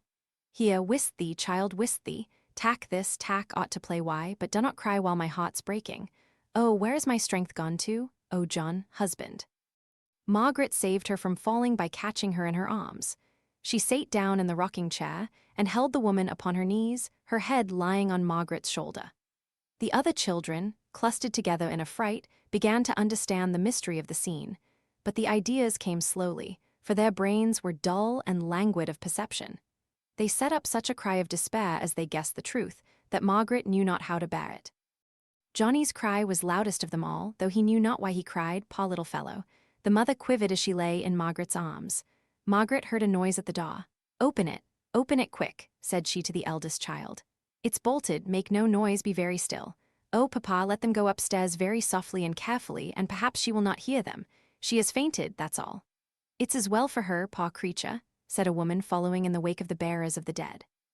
"But yo are not fit to hold her. Stay, I'll run fetch a pillow, and we'll let her down easy on the floor." This helpful neighbor was a great relief to Margaret. She was evidently a stranger to the house, a newcomer in the district indeed, but she was so kind and thoughtful that Margaret felt she was no longer needed, and that it would be better, perhaps, to set an example of clearing the house, which was filled with idle, if sympathizing gazes. She looked round for Nicholas Higgins. He was not there, so she spoke to the woman who had taken the lead in placing Mrs. Boucher on the floor. "Can you give all these people a hint that they had better leave in quietness, so that when she comes round, she could only find 1 or 2 that she knows about her? Papa, will you speak to the men and get them to go away? She cannot breathe, poor thing, with this crowd about her." Margaret was kneeling down by Mrs. Boucher and bathing her face with vinegar, but in a few minutes she was surprised at the gush of fresh air. She looked round and saw a smile pass between her father and the woman. "What is it?" asked she. "Only our good friend here," replied her father, "hit on a capital expedient for clearing the place. I bid 'em begone, and each take a child with 'em, and to mind that they were orphans and their mother a widow. It was who could do most, and the childer are sure of a bellyful today and of kindness too. Does who know how he died?" "No," said Margaret. "I could not tell her all at once. Who mun be told because of th inquest. See, who's coming round, shall you or I do it, or Emap and your father would be best?" "No, you," said Margaret. They awaited her perfect recovery in silence. Then the neighbor woman sat down on the floor and took Mrs. Boucher's head and shoulders on her lap. "Neighbor," said she, "your man is dead. Guess yo how he died?" "He were drowned," said Mrs. Boucher feebly, beginning to cry for the first time at this rough probing of her sorrows. "He were found drowned. He were coming home very hopeless aught on earth. He thought God could no be harder than men, Emapin not so hard, Emapin as tender as a mother, Emapin tenderer. I'm not saying he did right, and I'm not saying he did wrong. All I say is, may neither me nor mine ever have his saw heart, or we may do like things. He has left me alone these children," moaned the widow, less distressed at the manner of the death than Margaret expected, but it was of a piece with her helpless character to feel his loss as principally affecting herself and her children. Not alone, said Mr. Hale solemnly. Who is with you? Who will take up your cause? The widow opened her eyes wide and looked at the new speaker, of whose presence she had not been aware till then. Who has promised to be a father to the fatherless? Continued he. But I've getten 6 children, sir, and the eldest not 8 years of age. I'm not meaning for to doubt his power, sir, only it needs a deal o' trust. And she began to cry afresh. Who will be better able to talk tomorrow, sir? Said the neighbor. Best comfort now would be the feel of a child at her heart. I'm sorry they took the babby. I'll go for it, said Margaret, and in a few minutes she returned, carrying Johnny, his face all smeared with eating and his hands loaded with treasures in the shape of shells and bits of crystal and the head of a plaster figure. She placed him on his mother's arms. There, said the woman, now you go. They'll cry together and comfort together, better not anyone but a child can do. I'll stop with her as long as I'm needed, and if you come tomorrow, you can have a deal o' wise talk with her that she's not up to today. As Margaret and her father went slowly up the street, she paused at Higgins's closed door. Shall we go in? Asked her father. I was thinking of him too. They knocked. There was no answer, so they tried the door. It was bolted, but they thought they heard him moving within. Nicholas, said Margaret. There was no answer, and they might have gone away, believing the house to be empty if there had not been some accidental fall, as of a book within. Nicholas, said Margaret again, it is only us. Won't you let us come in? No, said he. I spoke as plain as I could, 'bout using words when I bolted th daw. Let me be this day. Mr. Hale would have urged their desire, but Margaret placed her finger on his lips. I don't wonder at it, said she. I myself long to be alone. It seems the only thing to do one good after a day like this. Chapter 37. Looking south. A spade, a rake, a hoe, a pickaxe or a bill, a hook to reap or a scythe to mow, a flail or what ye will, and here's a ready hand to ply the needful tool, and skilled enough by lessons rough in labour's rugged school. Hood. Higgins's daw was locked the next day when they went to pay their call on the widow Boucher, but they learnt this time from an officious neighbour that he was really from home. He had, however, been in to see Mrs. Boucher before starting on his day's business, whatever that was. It was but an unsatisfactory visit to Mrs. Boucher. She considered herself an ill-used woman by her poor husband's suicide, and there was quite germ of truth enough in this idea to make it a very difficult one to refute. Still, it was unsatisfactory to see how completely her thoughts were turned upon herself and her own position, and this selfishness extended even to her relations with her children, whom she considered as encumbrances, even in the very midst of her somewhat animal affection for them. Margaret tried to make acquaintances with 1 or 2 of them, while her father strove to raise the widow's thoughts into some higher channel than that of mere helpless querulousness. She found that the children were truer and simpler mourners than the widow. Daddy had been a kind daddy to them. Each could tell, in their eager stammering way, of some tenderness shown, some indulgence granted by the lost father. Is yon thing upstairs really him? It dostna look like him. I'm feared on it, and I never was feared o' Daddy. Margaret's heart bled to hear that the mother, in her selfish requirement of sympathy, had taken her children upstairs to see their dead, disfigured father. It was intermingling the costness of horror with the profoundness of natural grief. She tried to turn their thoughts in some other direction, on what they could do for mother. On what? For this was a more efficacious way of putting it, what father would have wished them to do. Margaret was more successful than Mr. Hale in her efforts. The children, seeing their little duties lie in action close around them, began to try each one to do something that she suggested towards redding up the slatternly room. But her father set too high a standard, and too abstract a view, before the indolent invalid. She could not rouse her topid mind into any vivid imagination of what her husband's misery might have been, before he had resorted to the last, terrible step. She could only look upon it as it affected herself. She could not enter into the enduring mercy of the God who had not specially interposed to prevent the water from drowning her prostrate husband. And although she was secretly blaming her husband for having fallen into such drear despair, and denying that he had any excuse for his last rash act, she was inveterate in her abuse of all who could by any possibility be supposed to have driven him to such desperation. The masters, Mr. Thornton in particular, whose mill had been attacked by Boucher, and who, after the warrant had been issued for his apprehension on the charge of rioting, had caused it to be withdrawn. The union, of which Higgins was a representative to the poor woman.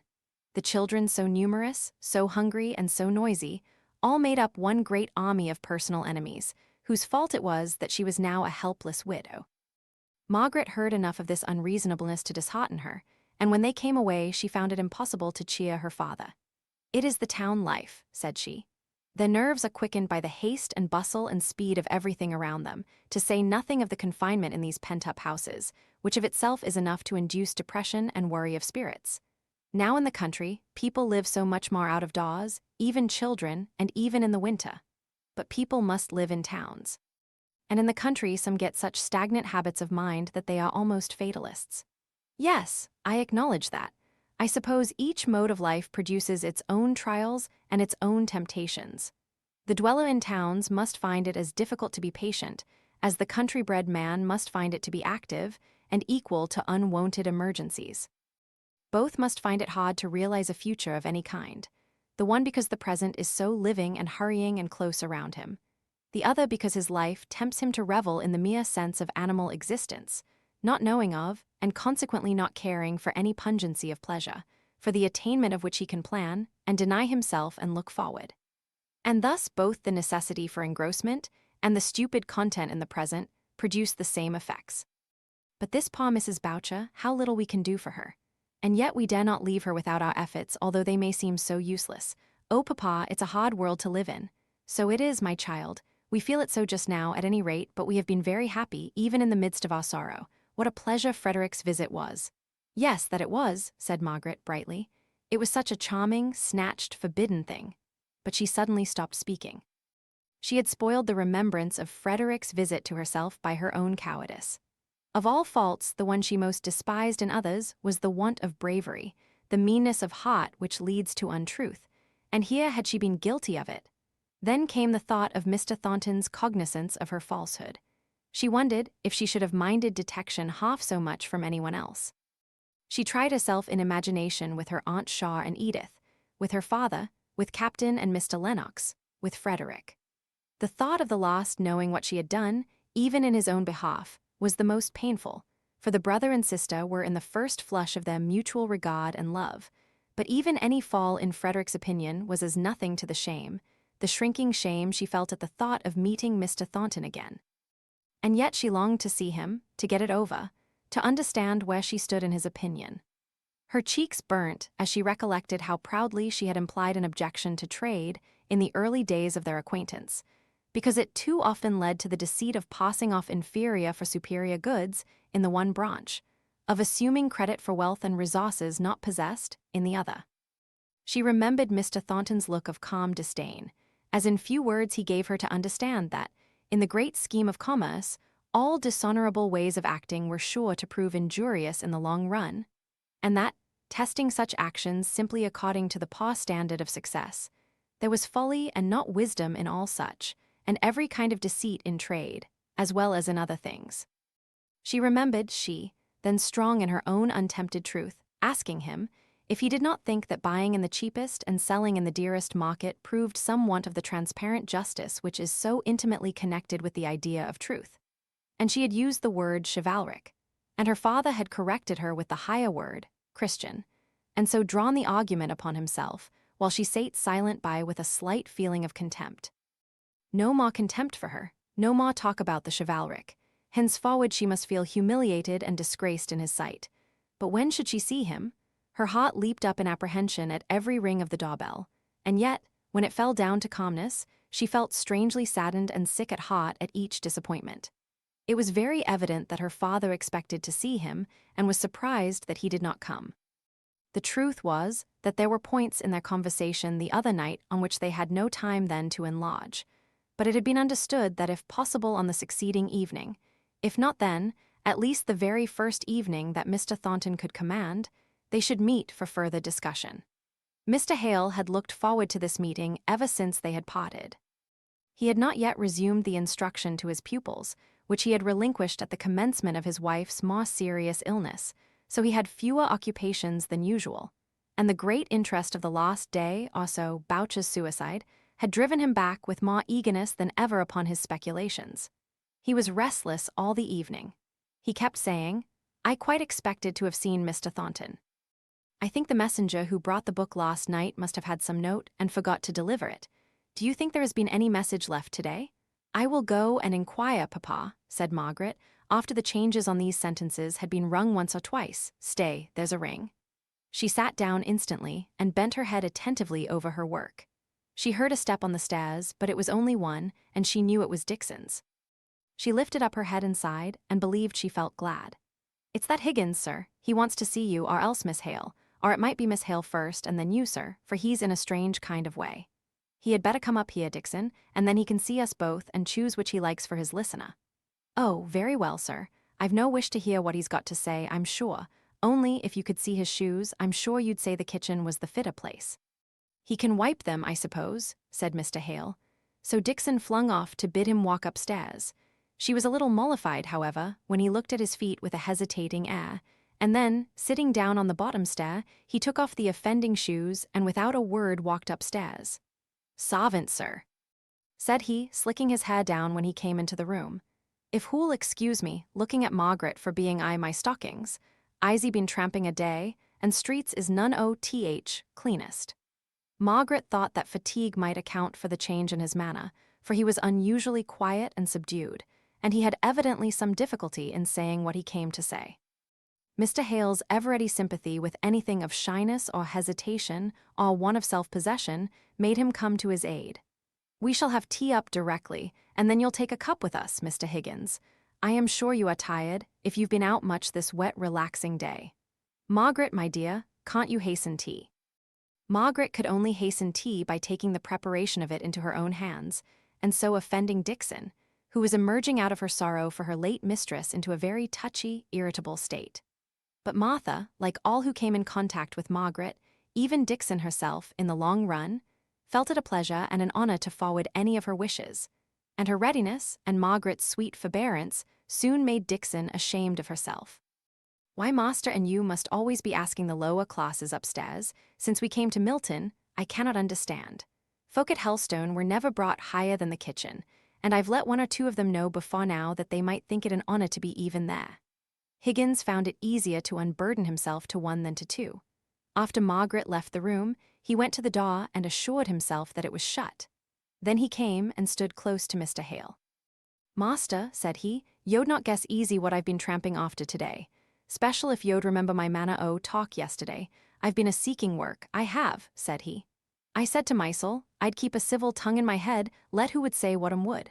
I'd set my teeth into my tongue sooner nor speak I haste. For that man's sake, yo understand," jerking his thumb back in some unknown direction. "No, I don't," said Mr. Hale, seeing he waited for some kind of assent and completely bewildered as to who that man could be. "That chap as lies Thea," said he with another jerk.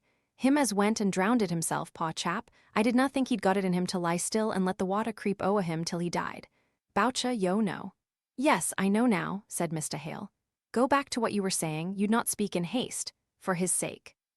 "Yet not for his sake, for where'er he is and whate'er he'll ne'er know other clemming or cold again, but for the wife's sake and the bits o' childa." "God bless you," said Mr. Hale, starting up, then, calming down, he said breathlessly, "What do you mean, tell me out?" "I have telled yo," said Higgins, a little surprised at Mr. Hale's agitation. "I would not ask for work for mysel, but them's left as a charge on me. I reckon I would ha' guided Boucher to a better end, but I set him off th road, and so I mun answer for him." Mr. Hale got hold of Higgins's hand and shook it heartily, without speaking. Higgins looked awkward and ashamed. Thea, master. Thea's ne'er a man to call a man amongst us but what would do same, aye, and better too, for belie me, is ne'er got a stroke o' work, nor yet a sight of any. For all I telled Hamper that, let alone his pledge, which I would not sign, no, I could not e'en for this, he'd ne'er ha' such a worker on his mill as I would be, he'd ha' none o' me, no more would none o' others. I'm a paw black feckless sheep, childa may clem for aught I can do unless Pawson yo'd help me. Help you? How? I would do anything, but what can I do? Miss Thea, for Margaret had re-entered the room and stood silent, listening, has often talked grand o' the south and the ways down there. Now I do not know how far off it is, but I've been thinking if I could get him down Thea, where food is cheap and wages good, and all the folk, rich and paw, master and man, friendly like, could maybe help me to work. I'm not 45, and I've a deal o' strength in me, meester. But what kind of work could you do, my man? Well, I reckon I could spade a bit. And for that, said Margaret, stepping forwards, for anything you could do, Higgins, with the best will in the world, you would maybe get 9 shillings a week, maybe 10 at the outside. Food is much the same as here, except that you might have a little garden. The childer could work at that, said he. I'm sick o' Milton anyways, and Milton is sick o' me. You must not go the south, said Margaret, for all that. You could not stand it. You would have to be out all weathers. It would kill you with rheumatism. The mere bodily work at your time of life would break you down. The fare is far different to what you have been accustomed to. I'se not particular about my meat, said he, as if offended. But you've reckoned on having butcher's meat once a day, if you're in work. Pay for that out of your 10 shillings, and keep those poor children if you can. I owe it to you, since it's my way of talking that has set you off on this idea, to put it all clear before you. You would not bear the dullness of the life. You don't know what it is. It would eat you away like rust. Those that have lived there all their lives are used to soaking in the stagnant waters. They labor on from day to day in the great solitude of steaming fields, never speaking or lifting up their bent, downcast heads. The hard spade work rubs their brain of life. The sameness of their toil deadens their imagination. They don't care to meet to talk over thoughts and speculations, even of the weakest, wildest kind, after their work is done. They go home brutishly tired, poor creatures, caring for nothing but food and rest. You could not stir them up into any companionship, which you get in a town as plentiful as the air you breathe, whether it be good or bad, and that I don't know, but I do know that you of all men are not one to bear a life among such labourers. What would be peace to them would be eternal fretting to you. Think no more of it, Nicholas, I beg.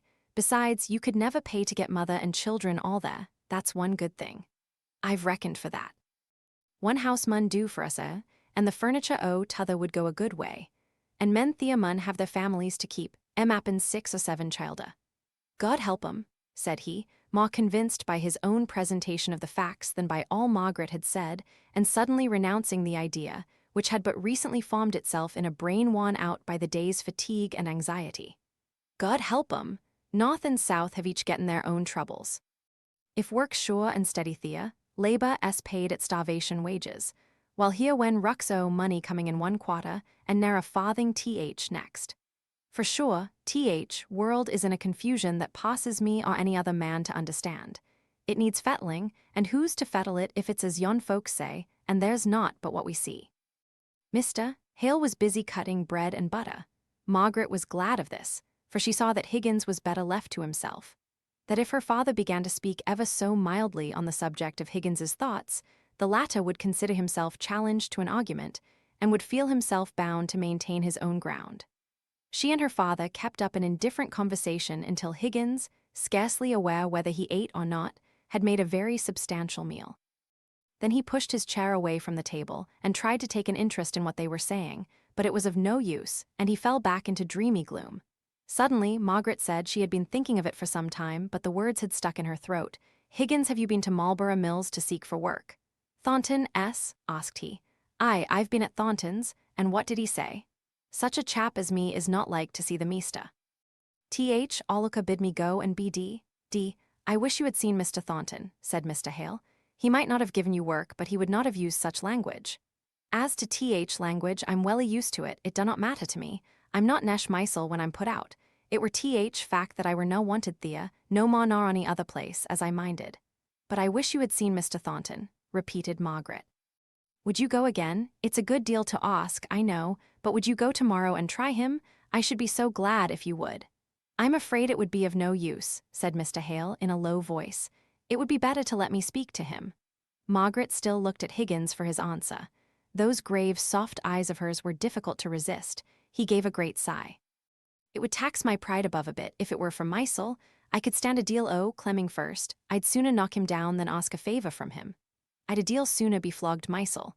But yo are not a common wench, axing yo a pardon, nor yet have yo common ways about yo. I'll e'en make a wry face and go at it tomorrow. Dunna yo think that he'll do it. That man has it in him to be burnt at the stake afore he'll give in. I'll do it for your sake, Miss Hale, and it's first time in my life as I give way to a woman. Neither my wife nor Bess could say that much again me. All the more do I thank you, said Margaret, smiling. Though I don't believe you, I believe you have just given way to wife and daughter as much as most men. And as to Mr. Thornton, said Mr. Hale, I'll give you a note to him, which I think I may venture say will ensure you a hearing. I thank yo kindly, sir, but I'd as lief stand on my own bottom. I do not stomach the notion of having favour curried for me by one as doesn't know the ins and outs of the quarrel. Meddling, twixt master and man is like a meddling, twixt husband and wife than aught else. It takes a deal of wisdom to do any good. I'll stand guard at the lodge door. I'll stand there fro 6 in the morning till I get speech on him. But I'd lief a sweep streets if papas had na got hold on that work. Dunna yo hope, miss, there'll be more chance o' getting milk out of a flint. I wish yo a very good night and many thanks to yo. You'll find your shoes by the kitchen fire. I took them there to dry, said Margaret. He turned round and looked at her steadily, and then he brushed his lean hand across his eyes and went his way. How proud that man is, said her father, who was a little annoyed at the manner in which Higgins had declined his intercession with Mr. Thornton. He is, said Margaret, but what grand makings of a man there are in him, pride and all. It's amusing to see how he evidently respects the part in Mr. Thornton's character which is like his own. There's granite in all these northern people, papa, is there not? There was none in Pa Boucher, I am afraid, none in his wife either. I should guess by their tones that they had Irish blood in them. I wonder what success he'll have tomorrow. If he and Mr. Thornton would speak out together as man to man, if Higgins would forget that Mr. Thornton was a master and speak to him as he does to us, and if Mr. Thornton would be patient enough to listen to him with his human heart, not with his master's ears. You are getting to do Mr. Thornton justice at last, Margaret, said her father, pinching her ear. Margaret had a strange choking at her heart, which made her unable to answer. Oh, thought she, I wish I were a man that I could go and force him to express his disapprobation and tell him honestly that I knew I deserved it. It seems hard to lose him as a friend just when I had begun to feel his value. How tender he was with dear mamma. If it were only for her sake, one wish he would come, and then at least one should know how much one was abased in his eyes. Chapter 38. Promises fulfilled. Then proudly up she rose, though the tear was in her what do ye say? Think what ye may, ye's get no word frae me. Scotch Ballad. It was not merely that Margaret was known to Mr. Thornton to have spoken falsely, though she imagined that for this reason only was she so turned in his opinion, but that this falsehood of hers bore a distinct reference in his mind to some other lover. He could not forget the fond and earnest look that had passed between her and some other man, the attitude of familiar confidence, if not of positive endearment. The thought of this perpetually strung him. It was a picture before his eyes, wherever he went and whatever he was doing. In addition to this, and he ground his teeth as he remembered it, was the hour dusky twilight, the place, so far away from home and comparatively unfrequented. His noblest self had said at first that all this last might be accidental, innocent, justifiable, but once allow her right to love and be beloved, and had he any reason to deny her right? Had not her words been severely explicit when she cast his love away from her, she might easily have been beguiled into a longer walk, on to a later hour than she had anticipated. But that falsehood, which showed a fatal consciousness of something wrong and to be concealed, which was unlike her. He did her that justice, though all the time it would have been a relief to believe her utterly unworthy of his esteem. It was this that made the misery, that he passionately loved her, and thought her, even with all her faults, more lovely and more excellent than any other woman. Yet he deemed her so attached to some other man, so led away by her affection for him, as to violate her truthful nature. The very falsehood that stained her was a proof how blindly she loved another, this dark, slight, elegant, handsome man, while he himself was rough and stern and strongly made. He lashed himself into an agony of fierce jealousy. He thought of that look, that attitude. How he would have laid his life at her feet for such tender glances, such fond detention. He mocked at himself for having valued the mechanical way in which she had protected him from the fury of the mob. Now he had seen how soft and bewitching she looked when with a man she really loved. He remembered, point by point, the sharpness of her words. There was not a man in all that crowd for whom she would not have done as much, far more readily than for him. He shared with the mob in her desire of averting bloodshed from them. But this man, this hidden lover, shared with nobody. He had looks, words, hand-cleavings, lies, concealment, all to himself. Mr. Thornton was conscious that he had never been so irritable as he was now, in all his life long. He felt inclined to give a short, abrupt answer, more like a bark than a speech, to every one that asked him a question, and this consciousness hurt his pride. He had always piqued himself on his self-control, and control himself he would. So the manner was subdued to a quiet deliberation, but the matter was even harder and sterner than common. He was more than usually silent at home, employing his evenings in a continual pace backwards and forwards, which would have annoyed his mother exceedingly if it had been practiced by anyone else, and did not tend to promote any forbearance on her part even to this beloved son. "Can you stop? Can you sit down for a moment? I have something to say to you, if you would give up that everlasting walk, walk, walk." He sat down instantly, on a chair against the wall. "I want to speak to you about Betsy. She says she must leave us, that her lover's death has so affected her spirits she can't give her heart to her work. Very well, I suppose other cooks are to be met with. That's so like a man. It's not merely the cooking, it is that she knows all the ways of the house. Besides, she tells me something about your friend Miss Hale. Miss Hale is no friend of mine. Mr. Hale is my friend." "I am glad to hear you say so, for if she had been your friend, what Betsy says would have annoyed you." "Let me hear it," said he, with the extreme quietness of manner he had been assuming for the last few days. "Betsy says that the night on which her lover, I forget his name, for she always calls him he, Leonards. The night on which Leonards was last seen at the station, when he was last seen on duty, in fact, Miss Hale was there, walking about with a young man who, Bessie believes, killed Leonards by some blow or push. Leonards was not killed by any blow or push. How do you know? Because I distinctly put the question to the surgeon of the infirmary. He told me there was an internal disease of long standing, caused by Leonard's habit of drinking to excess, that the fact of his becoming rapidly worse while in a state of intoxication settled the question as to whether the last fatal attack was caused by excessive drinking or the fall. The fall? What fall? Caused by the blow or push of which Betsy speaks. Then there was a blow or push. I believe so. And who did it? As there was no inquest, in consequence of the doctor's opinion, I cannot tell you. But Miss Hale was there? No answer. And with a young man? Still no answer. At last he said, "I tell you, mother, that there was no inquest, no inquiry. No judicial inquiry, I mean. Betsy says that Woolmer, some man she knows, who is in a grocer's shop out at Crampton, can swear that Miss Hale was at the station at that hour, walking backwards and forwards with a young man. I don't see what we have to do with that.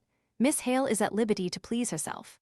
"I'm glad to hear you say so," says Mrs. Thornton eagerly. "It certainly signifies very little to us, not at all to you, after what has passed. But I made a promise to Mrs. Hale that I would not allow her daughter to go wrong without advising and remonstrating with her. I shall certainly let her know my opinion of such conduct." "I do not see any harm in what she did that evening," said Mr. Thornton, getting up, and coming near to his mother, he stood by the chimney-piece with his face turned away from the room. "You would not have approved of Fanny's being seen out, after dark, in rather a lonely place, walking about with a young man. I say nothing of the taste which could choose the time, when her mother lay unburied, for such a promenade. Should you have liked your sister to have been noticed by a grocer's assistant for doing so? In the first place, as it is not many years since I myself was a draper's assistant, the mere circumstance of a grocer's assistant noticing any act does not alter the character of the act to me. And in the next place, I see a great deal of difference between Miss Hale and Fanny. I can imagine that the one may have weighty reasons, which may and ought to make her overlook any seeming impropriety in her conduct. I never knew Fanny have weighty reasons for anything. Other people must guard her. I believe Miss Hale is a guardian to herself. A pretty character of your sister, indeed. Really, John, one would have thought Miss Hale had done enough to make you clear-sighted. She drew you on to an offer by a bold display of pretended regard for you, to play you off against this very young man, I've no doubt. Her whole conduct is clear to me now. You believe he is her lover, I suppose, you agree to that." He turned round to his mother, his face was very grey and grim. "Yes, mother, I do believe he is her lover." When he had spoken, he turned round again. He writhed himself about like one in bodily pain. He leant his face against his hand. Then before she could speak, he turned sharp again. "Mother, he is her lover, whoever he is, but she may need help and womanly counsel. There may be difficulties or temptations which I don't know.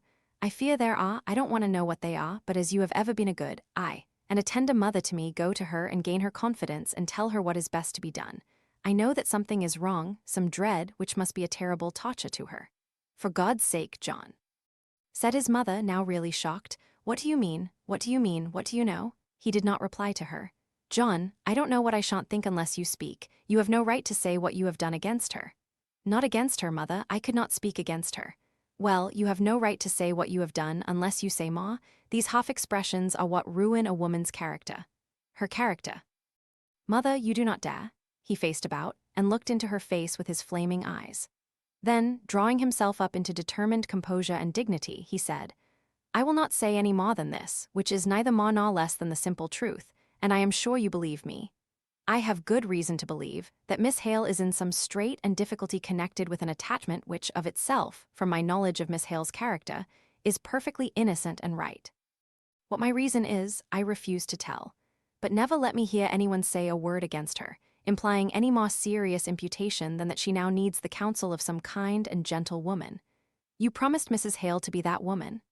No, said Mrs. Thornton. I am happy to say, I did not promise kindness and gentleness, for I felt at the time that it might be out of my power to render these to one of Miss Hale's character and disposition. I promised counsel and advice, such as I would give to my own daughter. I shall speak to her as I would do to Fanny, if she had gone gallivanting with a young man in the dusk. I shall speak with relation to the circumstances I know, without being influenced either one way or another by the strong reasons which you will not confide to me.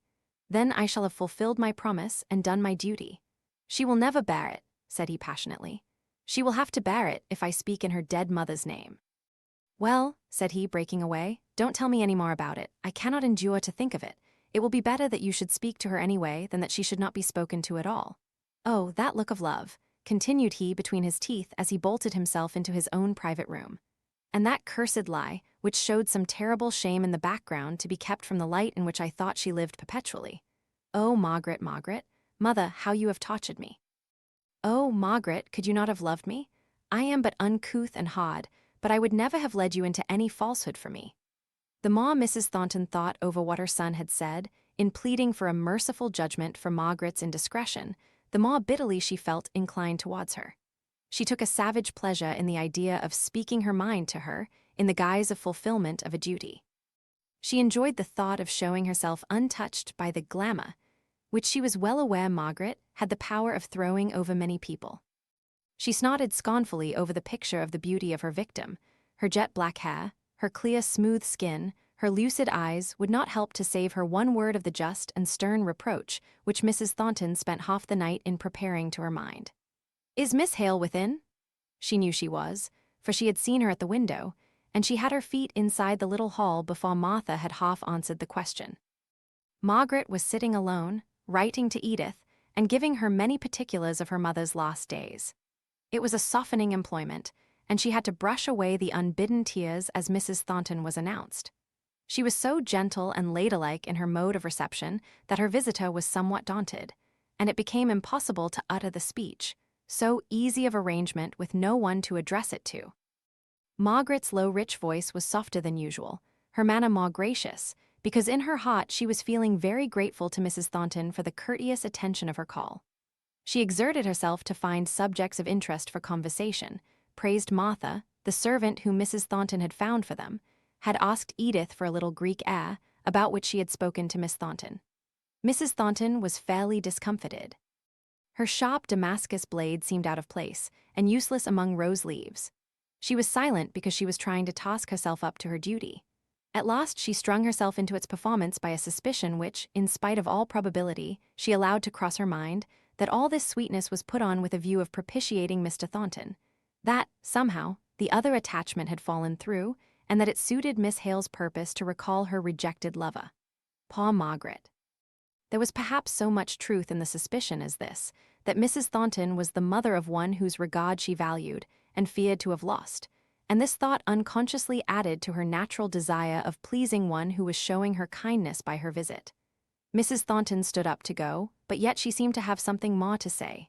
She cleared her throat and began, Miss Hale, I have a duty to perform. I promised your poor mother that as far as my poor judgment went, I would not allow you to act in any way wrongly, or, she softened her speech down a little here, inadvertently, without remonstrating, at least without offering advice, whether you took it or not. Margaret stood before her, blushing like any culprit, with her eyes dilating as she gazed at Mrs. Thornton. She thought she had come to speak to her about the falsehood she had told, that Mr. Thornton had employed her to explain the danger she had exposed herself to, of being confuted in full caught. And although her heart sank to think he had not rather chosen to come himself, and upbraid her, and receive her penitence, and restore her again to his good opinion, yet she was too much humbled not to bear any blame on this subject patiently and meekly. Mrs. Thornton went on. At first, when I heard from one of my servants that you had been seen walking about with a gentleman so far from home as the Outwood station, at such a time of the evening, I could hardly believe it. But my son, I am sorry to say, confirmed her story. It was indiscreet, to say the least. Many a young woman has lost her character before now. Margaret's eyes flashed fire. This was a new idea, this was too insulting. If Mrs. Thornton had spoken to her about the lie she had told, well and good, she would have owned it and humiliated herself. But to interfere with her conduct, to speak of her character. She, Mrs. Thornton, a mere stranger, it was too impertinent. She would not answer her, not one word. Mrs. Thornton saw the battle spirit in Margaret's eyes, and it called up her combativeness also. For your mother's sake, I have thought it right to warn you against such improprieties. They must degrade you in the long run in the estimation of the world, even if in fact they do not lead you to positive harm. For my mother's sake, said Margaret in a tearful voice, I will bear much, but I cannot bear everything. She never meant me to be exposed to insult, I am sure. Insult, Miss Hale? Yes, madam, said Margaret more steadily. It is insult. What do you know of me that should lead you to suspect? Oh, said she, breaking down and covering her face with her hands. I know now Mr. Thornton has told you. No, Miss Hale, said Mrs. Thornton, her truthfulness causing her to arrest the confession Margaret was on the point of making, though her curiosity was itching to hear it. Stop. Mr. Thornton has told me nothing. You do not know my son. You are not worthy to know him. He said this. Listen, young lady, that you may understand, if you can, what sort of a man you rejected. This Milton manufacturer, his great tender heart scorned as it was scorned, said to me only last night, go to her. I have good reason to know that she is in some strait arising out of some attachment, and she needs womanly counsel. I believe those were his very words. Farther than that, beyond admitting the fact of your being at the Outwood station with a gentleman on the evening of the 26th, he has said nothing, not one word against you. If he has knowledge of anything which should make you sob so, he keeps it to himself. Margaret's face was still hidden in her hands, the fingers of which were wet with tears. Mrs. Thornton was a little mollified. Come, Miss Hale, there may be circumstances, I'll allow, that if explained may take off from the seeming impropriety. Still no answer. Margaret was considering what to say. She wished to stand well with Mrs. Thornton, and yet she might not give any explanation. Mrs. Thornton grew impatient. I shall be sorry to break off an acquaintance, but for Fanny's sake, as I told my son, if Fanny had done so we should consider it a great disgrace, and Fanny might be led away. I can give you no explanation, said Margaret in a low voice. I have done wrong, but not in the way you think or know about. I think Mr. Thornton judges me more mercifully than you. She had hard work to keep herself from choking with her tears, but I believe, madam, you mean to do rightly. Thank you, said Mrs. Thornton, drawing herself up. I was not aware that my meaning was doubted. It is the last time I shall interfere. I was unwilling to consent to do it when your mother asked me. I had not approved of my son's attachment to you, while I only suspected it. You did not appear to me worthy of him. But when you compromised yourself as you did at the time of the riot, and exposed yourself to the comments of servants and workpeople, I felt it was no longer right to set myself against my son's wish of proposing to you, a wish, by the way, which he had always denied entertaining until the day of the riot. Margaret winced and drew in her breath with a long, hissing sound, of which, however, Mrs. Thornton took no notice. He came, you had apparently changed your mind. I told my son yesterday that I thought it possible, short as was the interval, you might have heard or learnt something of this other lover. What must you think of me, madam? Asked Margaret, throwing her head back with proud disdain, till her throat curved outwards like a swan S. You can say nothing more, Mrs. Thornton. I decline every attempt to justify myself for anything. You must allow me to leave the room. And she swept out of it with the noiseless grace of an offended princess. Mrs. Thornton had quite enough of natural humor to make her feel the ludicrousness of the position in which she was left. There was nothing for it but to show herself out. She was not particularly annoyed at Margaret's way of behaving. She did not care enough for her for that. She had taken Mrs. Thornton's remonstrance to the full as keenly to heart as that lady expected, and Margaret's passion at once mollified her visitor, far more than any silence or reserve could have done. It showed the effect of her words. My young lady, thought Mrs. Thornton to herself, you've a pretty good temper of your own. If John and you had come together, he would have had to keep a tight hand over you to make you know your place. But I don't think you will go a-walking again with your beau at such an hour of the day in a hurry. You've too much pride and spirit in you for that. I like to see a girl fly out at the notion of being talked about. It shows they're neither giddy nor bold by nature. As for that girl, she might be bold, but she'd never be giddy. I'll do her that justice. Now as to Fanny, she'd be giddy and not bold. She's no courage in her, poor thing. Mr. Thornton was not spending the morning so satisfactorily as his mother. She, at any rate, was fulfilling her determined purpose. He was trying to understand where he stood, what damage the strike had done him. A good deal of his capital was locked up in new and expensive machinery, and he had also bought cotton largely, with a view to some great orders which he had in hand. The strike had thrown him terribly behindhand as to the completion of these orders. Even with his own accustomed and skilled workpeople, he would have had some difficulty in fulfilling his engagements.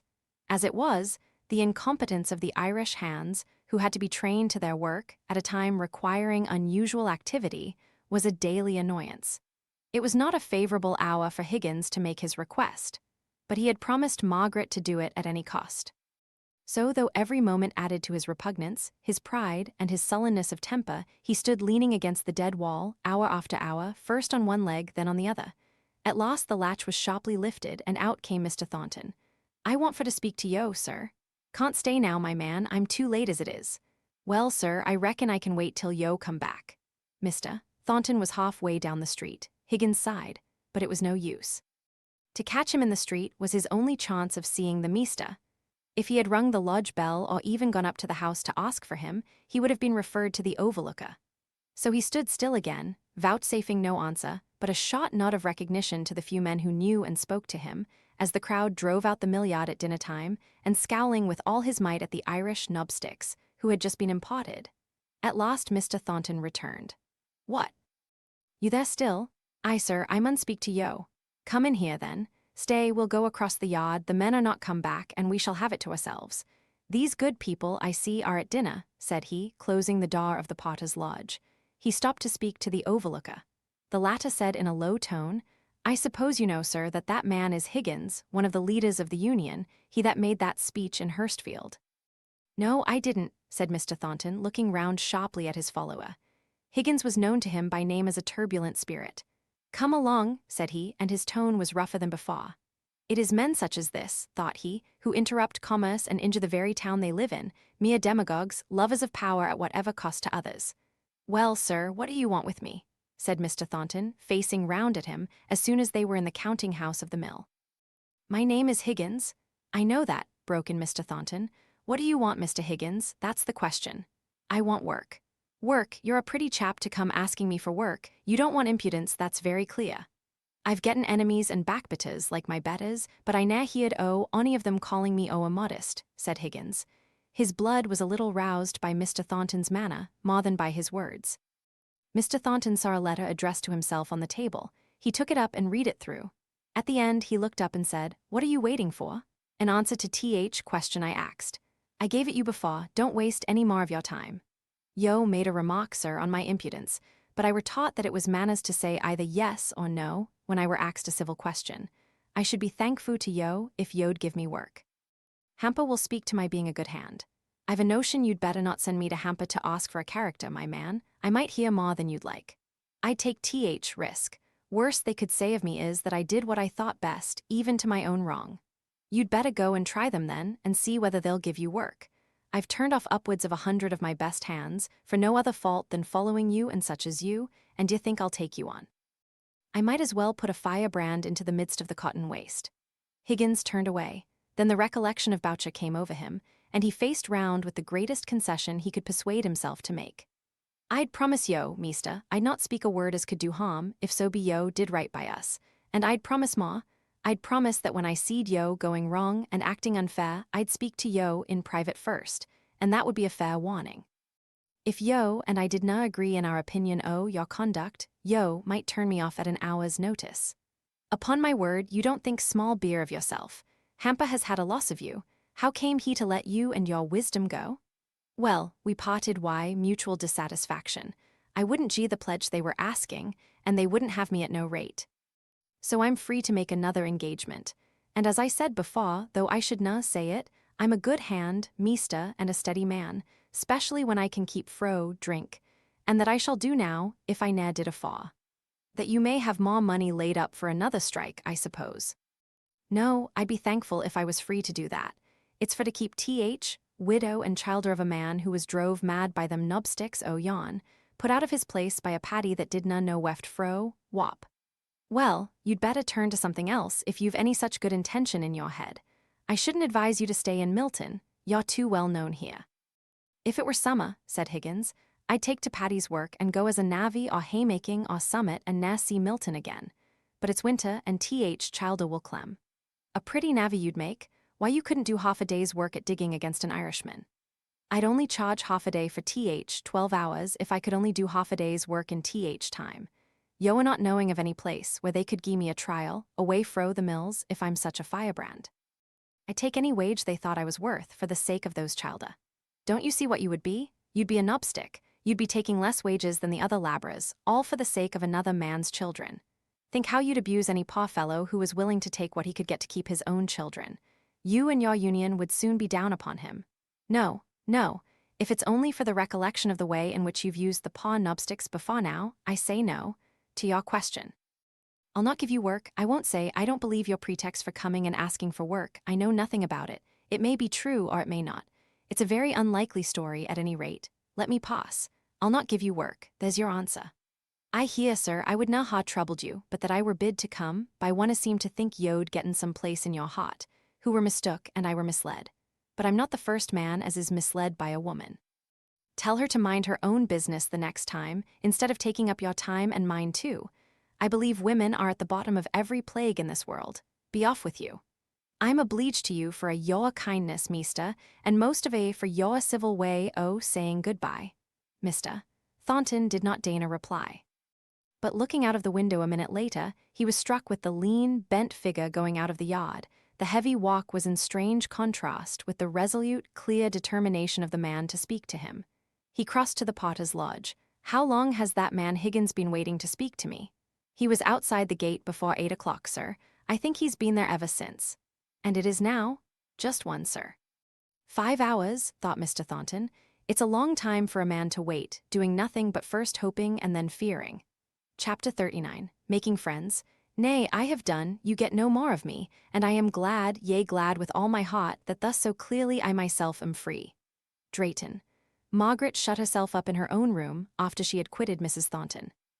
She began to walk backwards and forwards, in her old habitual way of showing agitation.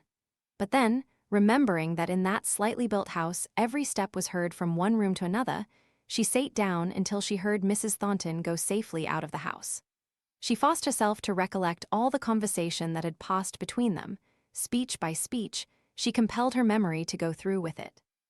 At the end, she rose up and said to herself in a melancholy tone, "At any rate, her words do not touch me, they fall off from me, for I am innocent of all the motives she attributes to me. But still, it is hard to think that anyone, any woman, can believe all this of another so easily. It is hard and sad. Where I have done wrong, she does not accuse me. She does not know. He never told her. I might have known he would not." She lifted up her head, as if she took pride in any delicacy of feeling which Mr. Thornton had shown. Then, as a new thought came across her, she pressed her hands tightly together. He, too, must take Pa Frederick for some lover. She blushed as the word passed through her mind. I see it now. It is not merely that he knows of my falsehood, but he believes that someone else cares for me, and that oh dear, what shall I do? What do I mean? Why do I care what he thinks, beyond the mere loss of his good opinion as regards my telling the truth or not? I cannot tell, but I am very miserable. Oh, how unhappy this last year has been. I have passed out of childhood into old age. I have had no youth, no womanhood. The hopes of womanhood have closed for me, for I shall never marry, and I anticipate cares and sorrows just as if I were an old woman and with the same tearful spirit. I am weary of this continual call upon me for strength. I could bear up for Papa, because that is a natural, pious duty. And I think I could bear up against, at any rate, I could have the energy to resent Mrs. Thornton's unjust, impertinent suspicions. But it is hard to feel how completely he must misunderstand me. What has happened to make me so morbid today? I do not know. I only know I cannot help it. I must give way sometimes. No, I will not, though, said she, springing to her feet. I will not think of myself and my own position. I won't examine into my own feelings. It would be of no use now. Sometime, if I live to be an old woman, I may sit over the fire and looking into the embers, see the life that might have been. All this time she was hastily putting on her things to go out, only stopping from time to wipe her eyes, with an impatience of gesture at the tears that would come again, in spite of all her bravery.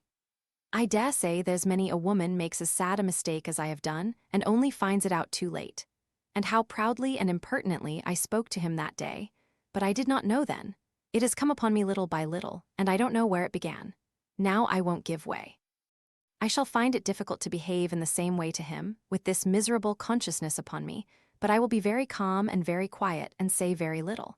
But to be sure, I may not see him, he keeps out of our way evidently. That would be worse than all, and yet no wonder that he avoids me, believing what he must about me. She went out, going rapidly towards the country and trying to drown reflection by swiftness of motion. As she stood on the doorstep at her return, her father came up. "Good girl," said he, "you've been to Mrs. Boucher's. I was just meaning to go there if I had time before dinner." "No, Papa, I have not," said Margaret, reddening. "I never thought about her, but I will go directly after dinner. I will go while you are taking your nap." Accordingly, Margaret went. Mrs. Boucher was very ill, really ill, not merely ailing. The kind and sensible neighbor, who had come in the other day, seemed to have taken charge of everything. Some of the children were gone to the neighbors. Mary Higgins had come for the 3 youngest at dinner time, and since then Nicholas had gone for the doctor. He had not come as yet. Mrs. Boucher was dying, and there was nothing to do but wait. Margaret thought that she should like to hear his opinion, and that she could not do better than go and see the Higginses in the meantime. She might then possibly hear whether Nicholas had been able to make his application to Mr. Thornton. She found Nicholas busily engaged in making a penny spin on the dresser, for the amusement of 3 little children who were clinging to him in a fearless manner. He, as well as they, was smiling at a good long spin, and Margaret thought that the happy look of interest in his occupation was a good sign. When the penny stopped spinning, Lyle Johnny began to cry. "Come to me," said Margaret, taking him off the dresser and holding him in her arms. She held her watch to his ear while she asked Nicholas if he had seen Mr. Thornton. The look on his face changed instantly. "Aye," said he, "I've seen and heard too much on him." "He refused you then?" said Margaret sorrowfully. "To be sure, I knew he'd do it all along. It's no good expecting Marcy at the hands o' them meesters. You're a stranger and a foreigner and aren't likely to know their ways, but I knowed it. I am sorry I asked you. Was he angry? He did not speak to you as Hamper did he?" "He weren't a civil," said Nicholas, spinning the penny again, as much for his own amusement as for that of the children. "Never yo fret, I'm only where I was. I'll go on tramp tomorrow. I gave him as good as I got. I telled him I'd not that good opinion on him that I'd come a second time of mysel, but yo'd advised me for to come, and I were beholden to yo. You told him I sent you? I dunno, if I called yo by your name, I do not think I did. I said a woman who knew no better had advised me for to come and see if there was a soft place in his heart." "And he?" asked Margaret. "Said I were to tell yo to mind your own business. That's the longest spin yet, my lads, and them civil words to what he used to me, but ne'er mind. We're but where we was, and I'll break stones on the road afore I let these little uns clem." Margaret put the struggling Johnny out of her arms, back into his former place on the dresser. "I am sorry I asked you to go to Mr. Thornton's. I am disappointed in him." There was a slight noise behind her. Both she and Nicholas turned round at the same moment, and there stood Mr. Thornton, with a look of displeased surprise upon his face. Obeying her swift impulse, Margaret passed out before him, saying not a word, only bowing low to hide the sudden paleness that she felt had come over her face. He bent equally low in return, and then closed the door after her. As she hurried to Mrs. Boucher's, she heard the clang, and it seemed to fill up the measure of her mortification. He too was annoyed to find her there. He had tenderness in his heart, a soft place, as Nicholas Higgins called it, but he had some pride in concealing it. He kept it very sacred and safe, and was jealous of every circumstance that tried to gain admission. But if he dreaded exposure of his tenderness, he was equally desirous that all men should recognize his justice, and he felt that he had been unjust in giving so scornful a hearing to anyone who had waited, with humble patience, for 5 hours to speak to him. That the man had spoken saucily to him when he had the opportunity was nothing to Mr. Thornton. He rather liked him for it, and he was conscious of his own irritability of temper at the time, which probably made them both quits. It was the 5 hours of waiting that struck Mr. Thornton. He had not 5 hours to spare himself, but 1 hour, 2 hours of his hard, penetrating intellectual as well as bodily labor did he give up to going about collecting evidence as to the truth of Higgins's story, the nature of his character, the tenor of his life. He tried not to be, but was convinced that all that Higgins had said was true. And then the conviction went in, as if by some spell, and touched the latent tenderness of his heart. The patience of the man, the simple generosity of the motive, for he had learned about the quarrel between Boucher and Higgins, made him forget entirely the mere reasonings of justice and overleap them by a diviner instinct. He came to tell Higgins he would give him work, and he was more annoyed to find Margaret there than by hearing her last words, for then he understood that she was the woman who had urged Higgins to come to him, and he dreaded the admission of any thought of her as a motive to what he was doing solely because it was right. "So that was the lady you spoke of as a woman?" said he indignantly to Higgins. "You might have told me who she was. And then, maybe, yo'd have spoken of her more civil than yo did. Yo'd getten a mother who might ha kept yo a tongue in check when yo were talking o women being at the root of all the plagues. Of course you told that to Miss Hale?" "In course I did. Leastways, I reckon I did. I telled her she weren't to meddle again in aught that concerned yo." "Whose children are those, yaws?" Mr. Thornton had a pretty good notion whose they were from what he had heard, but he felt awkward in turning the conversation round from this unpromising beginning. "They're not mine, and they are mine. They are the children you spoke of to me this morning." "When yo said," replied Higgins, turning round with ill-smothered fierceness, "that my story might be true or might not, but it were a very unlikely one. Meester, I've not forgotten." Mr. Thornton was silent for a moment, then he said, "No more have I remember what I said. I spoke to you about those children in a way I had no business to. I did not believe you. I could not have taken care of another man's children myself if he had acted towards me as I hear Boucher did towards you. But I know now you spoke truth. I beg your pardon." Higgins did not turn round or immediately respond to this. But when he did speak, it was in a softened tone, although the words were gruff enough. "Yo have no business to go prying into what happened between Boucher and me. He's dead and I'm sorry. That's enough. So it is, will you take work with me? That's what I came to ask." Higgins's obstinacy wavered, recovered strength, and stood firm. He would not speak. Mr. Thornton would not ask again. Higgins's eye fell on the children. "Yo have called me impudent and a liar and a mischief-maker, and yo might ha said why some truth as I were now and then given to drink. And I ha called you a tyrant and an ood bulldog and a hard, cruel master, that's where it stands. But for child a meester, do yo think we can get on together?" "Well," said Mr. Thornton, half laughing, "it was not my proposal that we should go together, but there's one comfort on your own showing. We neither of us can think much worse of the other than we do now." "That's true," said Higgins, reflectively. "I've been thinking ever sin I saw you, what a mossy it were yo did not take me on, for that I ne'er saw a man whom I could less abide. But that's maybe been a hasty judgment, and work's work to such as me. So, meester, I'll come, and what's more, I thank yo, and that's a deal fro me," said he more frankly, suddenly turning round and facing Mr. Thornton fully for the first time. "And this is a deal from me," said Mr. Thornton, giving Higgins's hand a good grip. "Now mind you come sharp to your time," continued he, resuming the master. "I'll have no laggards at my mill. What fines we have, we keep pretty sharply, and the first time I catch you making mischief, off you go. So now you know where you are. Yo spoke of my wisdom this morning. I reckon I may bring it why me, or would yo rather have me bout my brains? Bout your brains if you use them for meddling with my business, with your brains if you can keep to your own. I shall need a deal o' brains to settle where my business ends and yours begins. Your business has not begun yet, and mine stands still for me, so good afternoon." Just before Mr. Thornton came up to Mrs. Boucher's door, Margaret came out of it. She did not see him, and he followed her for several yards, admiring her light and easy walk and her tall and graceful figure. But suddenly, this simple emotion of pleasure was tainted, poisoned by jealousy. He wished to overtake her and speak to her to see how she would receive him, now she must know he was aware of some other attachment. He wished too, but of this wish he was rather ashamed, that she should know that he had justified her wisdom in sending Higgins to him to ask for work, and had repented him of his morning's decision. He came up to her. She started. "Allow me to say, Miss Hale, that you were rather premature in expressing your disappointment. I have taken Higgins on." "I am glad of it," said she coldly. "He tells me, he repeated to you, what I said this morning about—" Mr. Thornton hesitated. Margaret took it up. "About women not meddling. You had a perfect right to express your opinion, which was a very correct one, I have no doubt. But," she went on a little more eagerly, "Higgins did not quite tell you the exact truth." The word truth reminded her of her own untruth, and she stopped short, feeling exceedingly uncomfortable. Mr. Thornton at first was puzzled to account for her silence, and then he remembered the lie she had told and all that was foregone. "The exact truth," said he. "Very few people do speak the exact truth. I have given up hoping for it. Miss Hale, have you no explanation to give me? You must perceive what I cannot but think."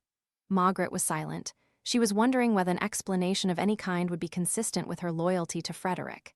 "Nay," said he, "I will ask no farther. I may be putting temptation in your way. At present, believe me, your secret is safe with me. But you run great risks, allow me to say, in being so indiscreet. I am only speaking as a friend of your father, S. If I had any other thought or hope, of course that is at an end. I am quite disinterested." "I am aware of that," said Margaret, forcing herself to speak in an indifferent, careless way. "I am aware of what I must appear to you, but the secret is another person, S., and I cannot explain it without doing him harm." "I have not the slightest wish to pry into the gentleman's secrets," he said, with growing anger. "My own interest in you is simply that of a friend. You may not believe me, Miss Hale, but it is, in spite of the persecution I'm afraid I threatened you with at one time, but that is all given up, all passed away. You believe me, Miss Hale?" "Yes," said Margaret, quietly and sadly. "Then, really, I don't see any reason for us to go on walking together. I thought perhaps you might have had something to say, but I see we are nothing to each other. If you're quite convinced that any foolish passion on my part is entirely over, I wish you good afternoon." He walked off very hastily. "What can he mean?" thought Margaret.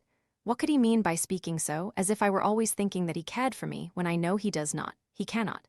His mother will have said all those cruel things about me to him, but I won't care for him.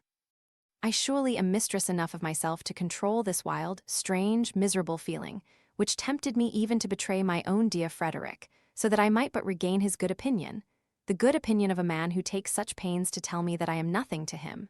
Come, paw little heart, be cheery and brave. We'll be a great deal to one another, if we are thrown off and left desolate." Her father was almost startled by her merriment this morning.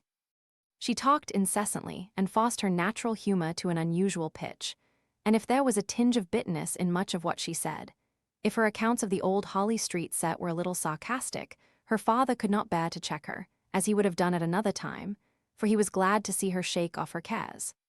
In the middle of the evening, she was called down to speak to Mary Higgins, and when she came back, Mr. Hale imagined that he saw traces of tears on her cheeks. But that could not be, for she brought good news, that Higgins had got work at Mr. Thornton's mill. Her spirits were damped, at any rate, and she found it very difficult to go on talking at all, much more in the wild way that she had done. For some days her spirits varied strangely, and her father was beginning to be anxious about her, when news arrived from 1 or 2 quarters that promised some change and variety for her. Mr. Hale received a letter from Mr. Bell, in which that gentleman volunteered a visit to them, and Mr. Hale imagined that the promised society of his old Oxford friend would give as agreeable a turn to Margaret's ideas as it did to his own. Margaret tried to take an interest in what pleased her father, but she was too languid to care about any Mr. Bell, even though he were 20 times her godfather. She was more roused by a letter from Edith, full of sympathy about her aunt's death, full of details about herself, her husband, and child, and at the end saying that as the climate did not suit the baby, and as Mrs. Shaw was talking of returning to England, she thought it probable that Captain Lennox might sell out, and that they might all go and live again in the old Holly Street house, which, however, would seem very incomplete without Margaret. Margaret yearned after that old house and the placid tranquility of that well-ordered, monotonous life. She had found it occasionally tiresome while it lasted, but since then she had been buffeted about and felt so exhausted by this recent struggle with herself that she thought that even stagnation would be a rest and a refreshment. So she began to look towards a long visit to the Lennoxes, on their return to England, as to a point, no, not of hope, but of leisure, in which she could regain her power and command over herself. At present it seemed to her as if all subjects tended towards Mr. Thornton, as if she could not forget him with all her endeavors. If she went to see the Higginses, she heard of him there. Her father had resumed their readings together and quoted his opinions perpetually. Even Mr. Bell's visit brought his tenant's name upon the tapis, for he wrote word that he believed he must be occupied some great part of his time with Mr. Thornton, as a new lease was in preparation, and the terms of it must be agreed upon. Chapter 40. Out of tune. I have no wrong where I can claim no right, not tan me fro where I have nothing had, yet of my woe I cannot so be quite, namely, since that another may be glad with that thus in sorrow makes me sad. Wyatt. Margaret had not expected much pleasure to herself from Mr. Bell's visit. She had only looked forward to it on her father's account, but when her godfather came, she at once fell into the most natural position of friendship in the world. He said she had no merit in being what she was, a girl so entirely after his own heart. It was an hereditary power which she had, to walk in and take possession of his regard, while she, in reply, gave him much credit for being so fresh and young under his fellow's cap and gown. Fresh and young in warmth and kindness, I mean. I'm afraid I must own that I think your opinions are the oldest and mustiest I have met with this long time. Hear this daughter of yours, Hale. Her residence in Milton has quite corrupted her. She's a Democrat, a Red Republican, a member of the Peace Society, a socialist. Papa, it's all because I'm standing up for the progress of commerce. Mr. Bell would have had it keep still at exchanging wild beast skins for acorns. No, I'd dig the ground and grow potatoes, and I'd shave the wild beast skin and make the wool into broadcloth. Don't exaggerate, missy, but I'm tired of this bustle. Everybody rushing over everybody in their hurry to get rich. It is not everyone who can sit comfortably in a set of college rooms and let his riches grow without any exertion of his own. No doubt there is many a man here who would be thankful if his property would increase as yours has done without his taking any trouble about it, said Mr. Hale. I don't believe they would. It's the bustle and the struggle they like. As for sitting still and learning from the past, or shaping out the future by faithful work done in a prophetic spirit, why, pooh. I don't believe there's a man in Milton who knows how to sit still, and it is a great art. Milton people, I suspect, think Oxford men don't know how to move. It would be a very good thing if they mixed a little more. It might be good for the Miltoners.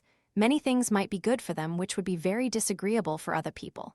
Are you not a Milton man yourself? Asked Margaret. I should have thought you would have been proud of your town. I confess I don't see what there is to be proud of. If you'll only come to Oxford, Margaret, I will show you a place to glory in. Well, said Mr. Hale, Mr. Thornton is coming to drink tea with us tonight, and he is as proud of Milton as you of Oxford. You two must try and make each other a little more liberal-minded. I don't want to be more liberal-minded, thank you, said Mr. Bell. Is Mr. Thornton coming to tea, Papa? Asked Margaret in a low voice. Either to tea or soon after. He could not tell. He told us not to wait. Mr. Thornton had determined that he would make no inquiry of his mother as to how far she had put her project into execution of speaking to Margaret about the impropriety of her conduct. He felt pretty sure that, if this interview took place, his mother's account of what passed at it would only annoy and chagrin him, though he would all the time be aware of the coloring which it received by passing through her mind. He shrank from hearing Margaret's very name mentioned. While he blamed her, while he was jealous of her, while he renounced her, he loved her sorely in spite of himself. He dreamt of her. He dreamt she came dancing towards him with outspread arms and with a lightness and gaiety which made him loathe her, even while it allured him. But the impression of this figure of Margaret, with all Margaret's character taken out of it, as completely as if some evil spirit had got possession of her form, was so deeply stamped upon his imagination that when he wakened, he felt hardly able to separate the una from the juicer, and the dislike he had to the latter seemed to envelop and disfigure the former. Yet he was too proud to acknowledge his weakness by avoiding the sight of her. He would neither seek an opportunity of being in her company nor avoid it. To convince himself of his power of self-control, he lingered over every piece of business this afternoon. He forced every movement into unnatural slowness and deliberation, and it was consequently past 8 o'clock before he reached Mr. Hale's. Then there were business arrangements to be transacted in the study with Mr. Bell, and the latter kept on, sitting over the fire and talking wearily long after all business was transacted, and when they might just as well have gone upstairs. But Mr. Thornton would not say a word about moving their quarters. He chafed and thought Mr. Bell a most prosy companion, while Mr. Bell returned the compliment in secret by considering Mr. Thornton about as brusque and curt a fellow as he had ever met with, and terribly gone off both in intelligence and manner. At last some slight noise in the room above suggested the desirableness of moving there. They found Margaret with a letter open before her, eagerly discussing its contents with her father. On the entrance of the gentleman, it was immediately put aside, but Mr. Thornton's eager senses caught some few words of Mr. Hale's to Mr. Bell. "A letter from Henry Lennox. It makes Margaret very hopeful." Mr. Bell nodded. Margaret was red as a rose when Mr. Thornton looked at her. He had the greatest mind in the world to get up and go out of the room that very instant and never set foot in the house again. "We were thinking," said Mr. Hale, "that you and Mr. Thornton had taken Margaret's advice and were each trying to convert the other. You were so long in the study. And you thought there would be nothing left of us but an opinion, like the Kilkenny cat's tail. Pray, whose opinion did you think would have the most obstinate vitality?" Mr. Thornton had not a notion what they were talking about and disdained to inquire. Mr. Hale politely enlightened him. "Mr. Thornton, we were accusing Mr. Bell this morning of a kind of Oxonian medieval bigotry against his native town, and we, Margaret, I believe, suggested that it would do him good to associate a little with Milton manufacturers." "I beg your pardon. Margaret thought it would do the Milton manufacturers good to associate a little more with Oxford men." "Now wasn't it so, Margaret? I believe I thought it would do both good to see a little more of the other. I did not know it was my idea any more than Papa's. And so you see, Mr. Thornton, we ought to have been improving each other downstairs, instead of talking over vanished families of Smiths and Harrisons. However, I am willing to do my part now. I wonder when you Milton men intend to live. All your lives seem to be spent in gathering together the materials for life." "By living, I suppose you mean enjoyment."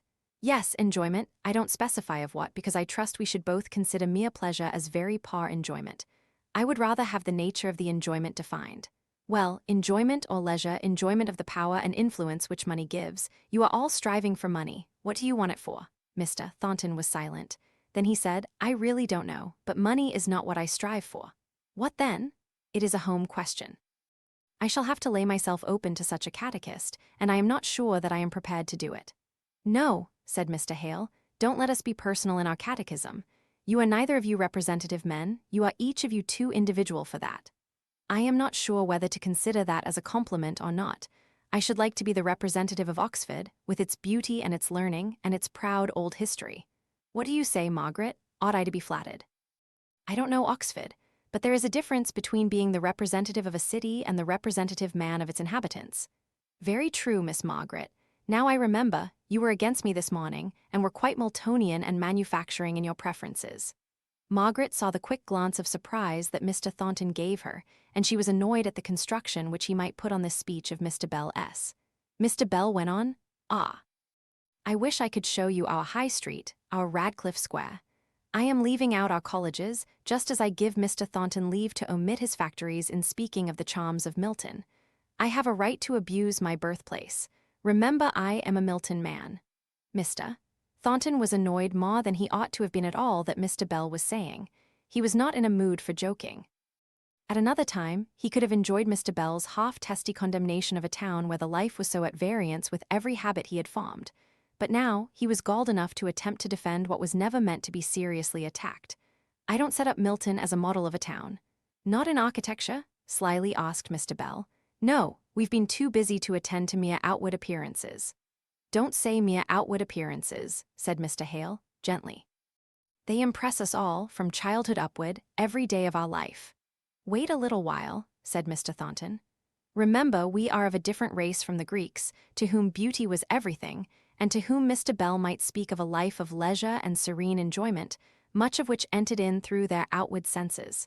I don't mean to despise them, any more than I would ape them. But I belong to Teutonic blood. It is little mingled in this part of England to what it is in others. We retain much of their language, we retain more of their spirit. We do not look upon life as a time for enjoyment, but as a time for action and exertion.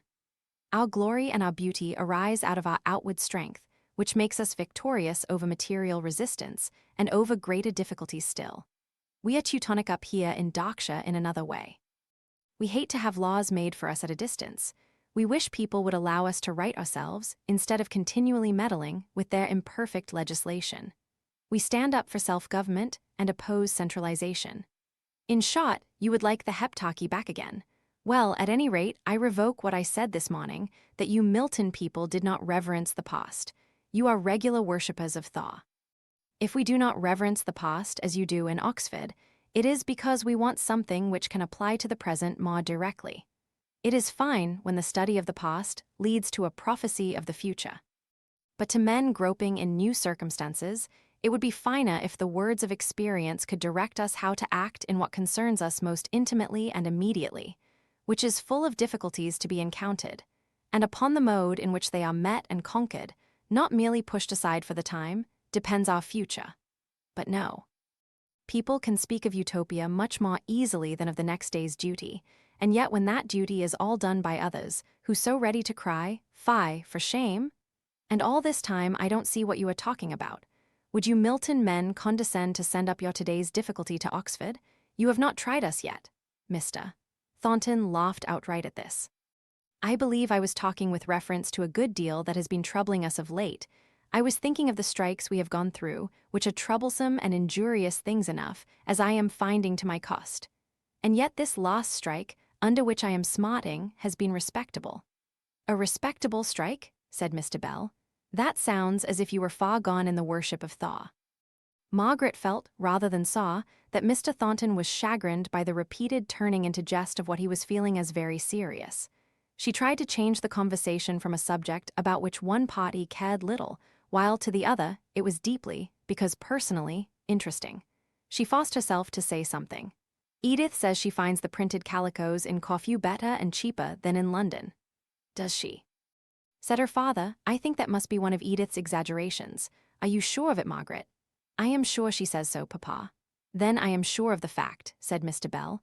Margaret, I go so far in my idea of your truthfulness that it shall cover your cousin's character. I don't believe a cousin of yours could exaggerate. Is Miss Hale so remarkable for truth? Said Mr. Thornton bitterly. The moment he had done so, he could have bitten his tongue out. What was he?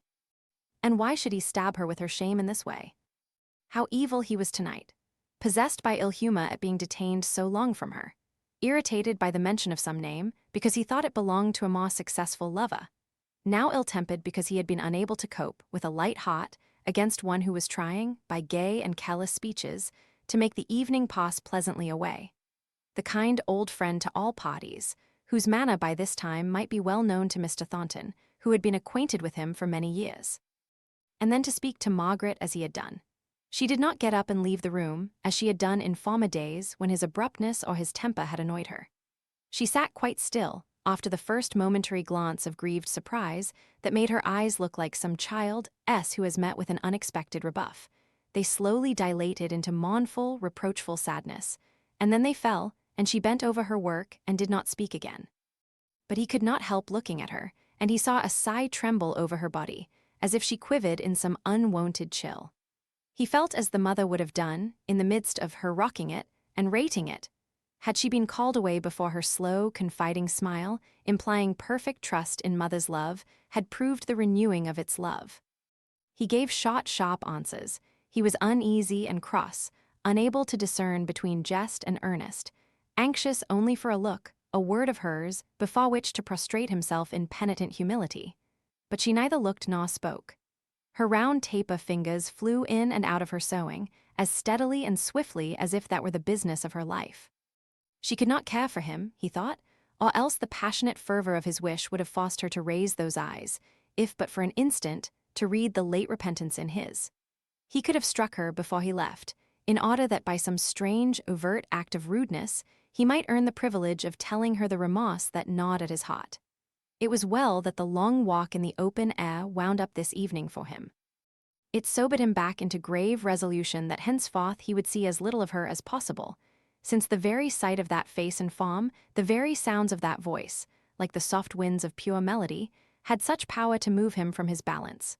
Well, he had known what love was, a sharp pang, a fierce experience, in the midst of whose flames he was struggling. But through the furnace he would fight his way out into the serenity of middle age, all the richer and more human for having known this great passion. When he had somewhat abruptly left the room, Margaret rose from her seat and began silently to fold up her work. The long seams were heavy and had an unusual weight for her languid arms. The round lines in her face took a lengthened, straighter form, and her whole appearance was that of one who had gone through a day of great fatigue. As the three prepared for bed, Mr. Bell muttered a little condemnation of Mr. Thornton. I never saw a fellow so spoiled by success. He can't bear a word, a jest of any kind. Everything seems to touch on the soreness of his high dignity. Formerly, he was as simple and noble as the open day. You could not offend him because he had no vanity. He is not vain now, said Margaret, turning round from the table and speaking with quiet distinctness. Tonight he has not been like himself. Something must have annoyed him before he came here. Mr. Bell gave her one of his sharp glances from above his spectacles. She stood it quite calmly, but after she had left the room he suddenly asked, Hale, did it ever strike you that Thornton and your daughter have what the French call a tendresse for each other? Never, said Mr. Hale, first startled and then flurried by the new idea. No, I am sure you are wrong. I am almost certain you are mistaken. If there is anything, it is all on Mr. Thornton's side. Poor fellow, I hope and trust he is not thinking of her, for I am sure she would not have him. Well, I'm a bachelor and have steered clear of love affairs all my life, so perhaps my opinion is not worth having, or else I should say there were very pretty symptoms about her. Then I am sure you are wrong, said Mr. Hale. He may care for her, though she really has been almost rude to him at times. But she, why, Margaret would never think of him, I'm sure. Such a thing has never entered her head. Entering her heart would do, but I merely threw out a suggestion of what might be. I dare say I was wrong. And whether I was wrong or right, I'm very sleepy, so, having disturbed your night's rest, as I can see with my untimely fancies, I'll betake myself with an easy mind to my own. But Mr. Hale resolved that he would not be disturbed by any such nonsensical idea, so he lay awake, determining not to think about it. Mr. Bell took his leave the next day, bidding Margaret look to him as one who had a right to help and protect her in all her troubles, of whatever nature they might be. To Mr. Hale he said, That Margaret of yours has gone deep into my heart. Take care of her, for she is a very precious creature, a great deal too good for Milton, only fit for Oxford in fact. The town, I mean, not the men. I can't match her yet. When I can, I shall bring my young man to stand side by side with your young woman, just as the genii in the Arabian Nights brought Prince Caerulmazan to match with the fairies Princess Badoura. I beg you'll do no such thing. Remember the misfortunes that ensued, and besides, I can't spare Margaret. No, on second thoughts, we'll have her to nurse us 10 years hence, when we shall be two cross old invalids. Seriously, Hale, I wish you leave Milton, which is a most unsuitable place for you, though it was my recommendation in the first instance. If you would, I'd swallow my shadows of doubts and take a college living, and you and Margaret should come and live at the parsonage, you to be a sort of lay curate and take the unwashed off my hands, and she to be our housekeeper, the village lady Bountiful, by day, and read us to sleep in the evenings. I could be very happy in such a life. What do you think of it? Never, said Mr. Hale, decidedly. My one great change has been made and my price of suffering paid. Here I stay out my life, and here will I be buried and lost in the crowd. I don't give up my plan yet, only I won't bait you with it any more just now. Where's the pearl? Come, Margaret, give me a farewell kiss, and remember, my dear, where you may find a true friend as far as his capability goes. You are my child, Margaret. Remember that, and God bless you. So they fell back into the monotony of the quiet life they would henceforth lead. There was no invalid to hope and fear about. Even the Higginses, so long of vivid interest, seemed to have receded from any need of immediate thought. The Boucher children, left motherless orphans, claimed what of Margaret's care she could bestow, and she went pretty often to see Mary Higgins, who had charge of them. The two families were living in one house. The elder children were at humble schools, the younger ones were tended, in Mary's absence at her work, by the kind neighbor whose good sense had struck Margaret at the time of Boucher's death. Of course she was paid for her trouble, and indeed, in all his little plans and arrangements for these orphan children, Nicholas showed a sober judgment and regulated method of thinking, which were at variance with his former more eccentric jerks of action. He was so steady at his work that Margaret did not often see him during these winter months. But when she did, she saw that he winced away from any reference to the father of those children, whom he had so fully and heartily taken under his care. He did not speak easily of Mr. Thornton. To tell the truth, said he fairly bamboozles me. He's two chaps. One chap I knowed of old as were meester all o'er. T'other chap hasn't an ounce of meester's flesh about him. How them two chaps is bound up in one body is a craddy for me to find out. I'll not be beat by it, though. Meanwhile he comes here pretty often. That's how I know the chap that's a man, not a meester. And I reckon he's taken aback by me pretty much as I am by him, for he sits and listens and stares as if I were some strange beast newly caught in some of the zones. But I'm none daunted. It would take a deal to daunt me in my own house, as he sees. And I tell him some of my mind that I reckon he'd ha been the better of hearing when he were a younger man. And does he not answer you? Asked Mr. Hale. Well, I'll not say advantage is all on his side, for all I take credit for improving him above a bit. Sometimes he says a rough thing or two, which is not agreeable to look at first, but has a queer smack o' truth in it when yo come to chew it. He'll be coming tonight, I reckon, about them childish schooling. He's not satisfied why the make of it and wants for tea examine 'em. What are they? Began Mr. Hale, but Margaret, touching his arm, showed him her watch. It is nearly 7, she said. The evenings are getting longer now. Come, Papa. She did not breathe freely till they were some distance from the house. Then, as she became more calm, she wished that she had not been in so great a hurry, for somehow they saw Mr. Thornton but very seldom now, and he might have come to see Higgins, and for the old friendship's sake she should like to have seen him tonight. Yes, he came very seldom, even for the dull, cold purpose of lessons. Mr. Hale was disappointed in his pupil's lukewarmness about Greek literature, which had but a short time ago so great an interest for him. And now, it often happened that a hurried note from Mr. Thornton would arrive, just at the last moment, saying that he was so much engaged that he could not come to read with Mr. Hale that evening. And though other pupils had taken more than his place as to time, no one was like his first scholar in Mr. Hale's heart. He was depressed and sad at this partial cessation of an intercourse which had become dear to him, and he used to sit pondering over the reason that could have occasioned this change.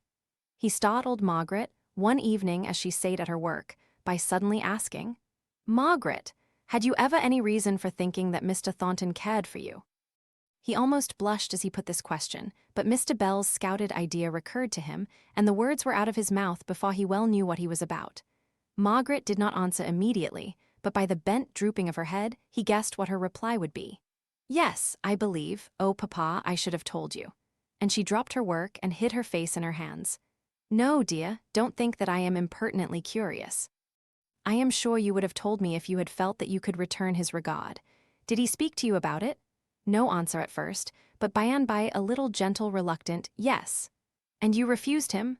A long sigh, a more helpless, nerveless attitude, and another yes. But before her father could speak, Margaret lifted up her face, rosy with some beautiful shame, and fixing her eyes upon him said, "Now, Papa, I have told you all this, and I cannot tell you more, and then the whole thing is so painful to me. Every word and action connected with it is so unspeakably bitter that I cannot bear to think of it. Oh, Papa, I am sorry to have lost you this friend, but I could not help it. But oh, I am very sorry."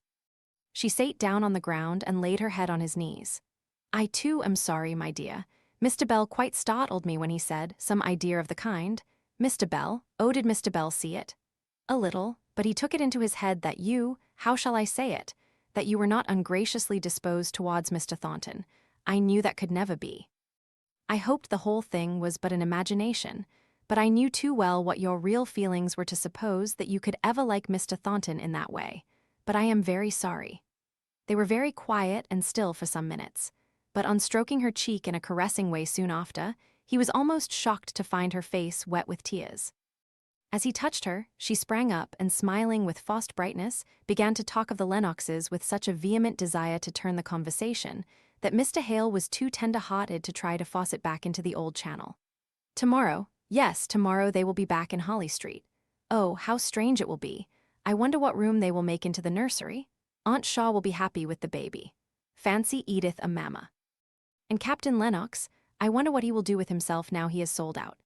"I'll tell you what," said her father, anxious to indulge her in this fresh subject of interest. "I think I must spare you for a fortnight just to run up to town and see the travellers. You could learn more by half an hour's conversation with Mr. Henry Lennox about Frederick's chances than in a dozen of these letters of his, so it would, in fact, be uniting business with pleasure." "No, Papa, you cannot spare me, and what's more, I won't be spared." Then, after a pause, she added, "I am losing hope sadly about Frederick. He is letting us down gently, but I can see that Mr. Lennox himself has no hope of hunting up the witnesses under years and years of time." "No," said she, "that bubble was very pretty and very dear to our hearts, but it has burst like many another, and we must console ourselves with being glad that Frederick is so happy, and with being a great deal to each other. So don't offend me by talking of being able to spare me, Papa, for I assure you you can't." But the idea of a change took root and germinated in Margaret's heart, although not in the way in which her father proposed it at first.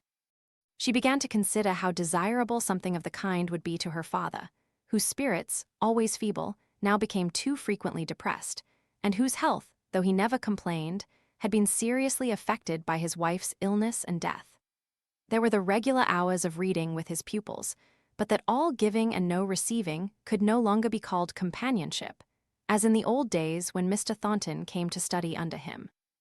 Margaret was conscious of the want under which he was suffering, unknown to himself, the want of a man's intercourse with men. At Helstone, there had been perpetual occasion for an interchange of visits with neighboring clergymen, and the poor labourers in the fields, all leisurely tramping home at eve or tending their cattle in the forest, were always at liberty to speak or be spoken to. But in Milton, every one was too busy for quiet speech or any ripened intercourse of thought. What they said was about business, very present and actual. And when the tension of mind relating to their daily affairs was over, they sunk into fallow rest until next morning. The workman was not to be found after the day's work was done.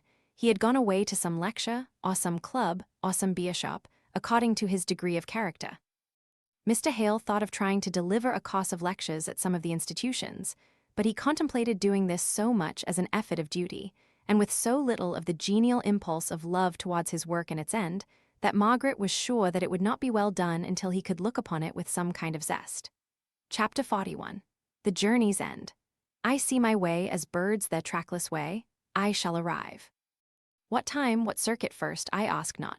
But unless God sends his hail or blinding fireballs, sleet or stifling snow, in some time, his good time, I shall arrive. He guides me in the bird. In his good time, Browning's Paracelsus. So the winter was getting on, and the days were beginning to lengthen, without bringing with them any of the brightness of hope which usually accompanies the rays of a February sun. Mrs. Thornton had of course entirely ceased to come to the house. Mr. Thornton came occasionally, but his visits were addressed to her father and were confined to the study. Mr. Hale spoke of him as always the same.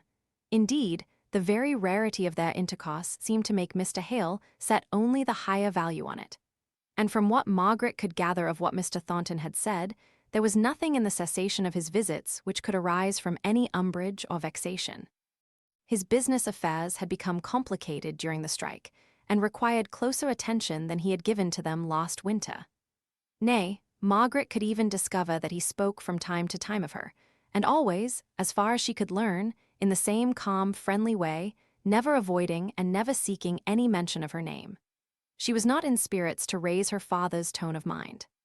The dreary peacefulness of the present time had been preceded by so long a period of anxiety and care, even intermixed with storms, that her mind had lost its elasticity. She tried to find herself occupation in teaching the two younger Boucher children, and worked hard at goodness. Hard, I say most truly, for her heart seemed dead to the end of all her efforts, and though she made them punctually and painfully, yet she stood as far off as ever from any cheerfulness. Her life seemed still bleak and dreary. The only thing she did well was what she did out of unconscious piety, the silent comforting and consoling of her father. Not a mood of his, but what found a ready sympathizer in Margaret, not a wish of his that she did not strive to forecast and to fulfill. They were quiet wishes, to be sure, and hardly named without hesitation and apology. All the more complete and beautiful was her meek spirit of obedience. March brought the news of Frederick's marriage. He and Dolores wrote, she in Spanish English, as was but natural, and he with little turns and inversions of words, which proved how far the idioms of his bride's country were infecting him. On the receipt of Henry Lennox's letter, announcing how little hope there was of his ever clearing himself at a court-martial, in the absence of the missing witnesses, Frederick had written to Margaret a pretty vehement letter, containing his renunciation of England as his country. He wished he could unnative himself, and declared that he would not take his pardon if it were offered him, nor live in the country if he had permission to do so. All of which made Margaret cry sorely, so unnatural did it seem to her at the first opening, but on consideration, she saw rather in such expression the poignancy of the disappointment which had thus crushed his hopes, and she felt that there was nothing for it but patience. In the next letter, Frederick spoke so joyfully of the future that he had no thought for the past, and Margaret found a use in herself for the patience she had been craving for him. She would have to be patient. But the pretty, timid, girlish letters of Dolores were beginning to have a charm for both Margaret and her father.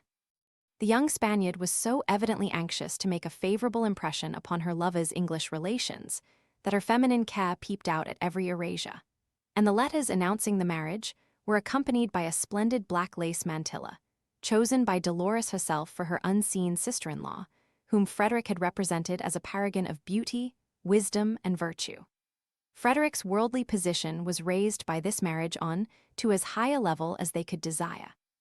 Barber & Co. was one of the most extensive Spanish houses, and into it he was received as a junior partner.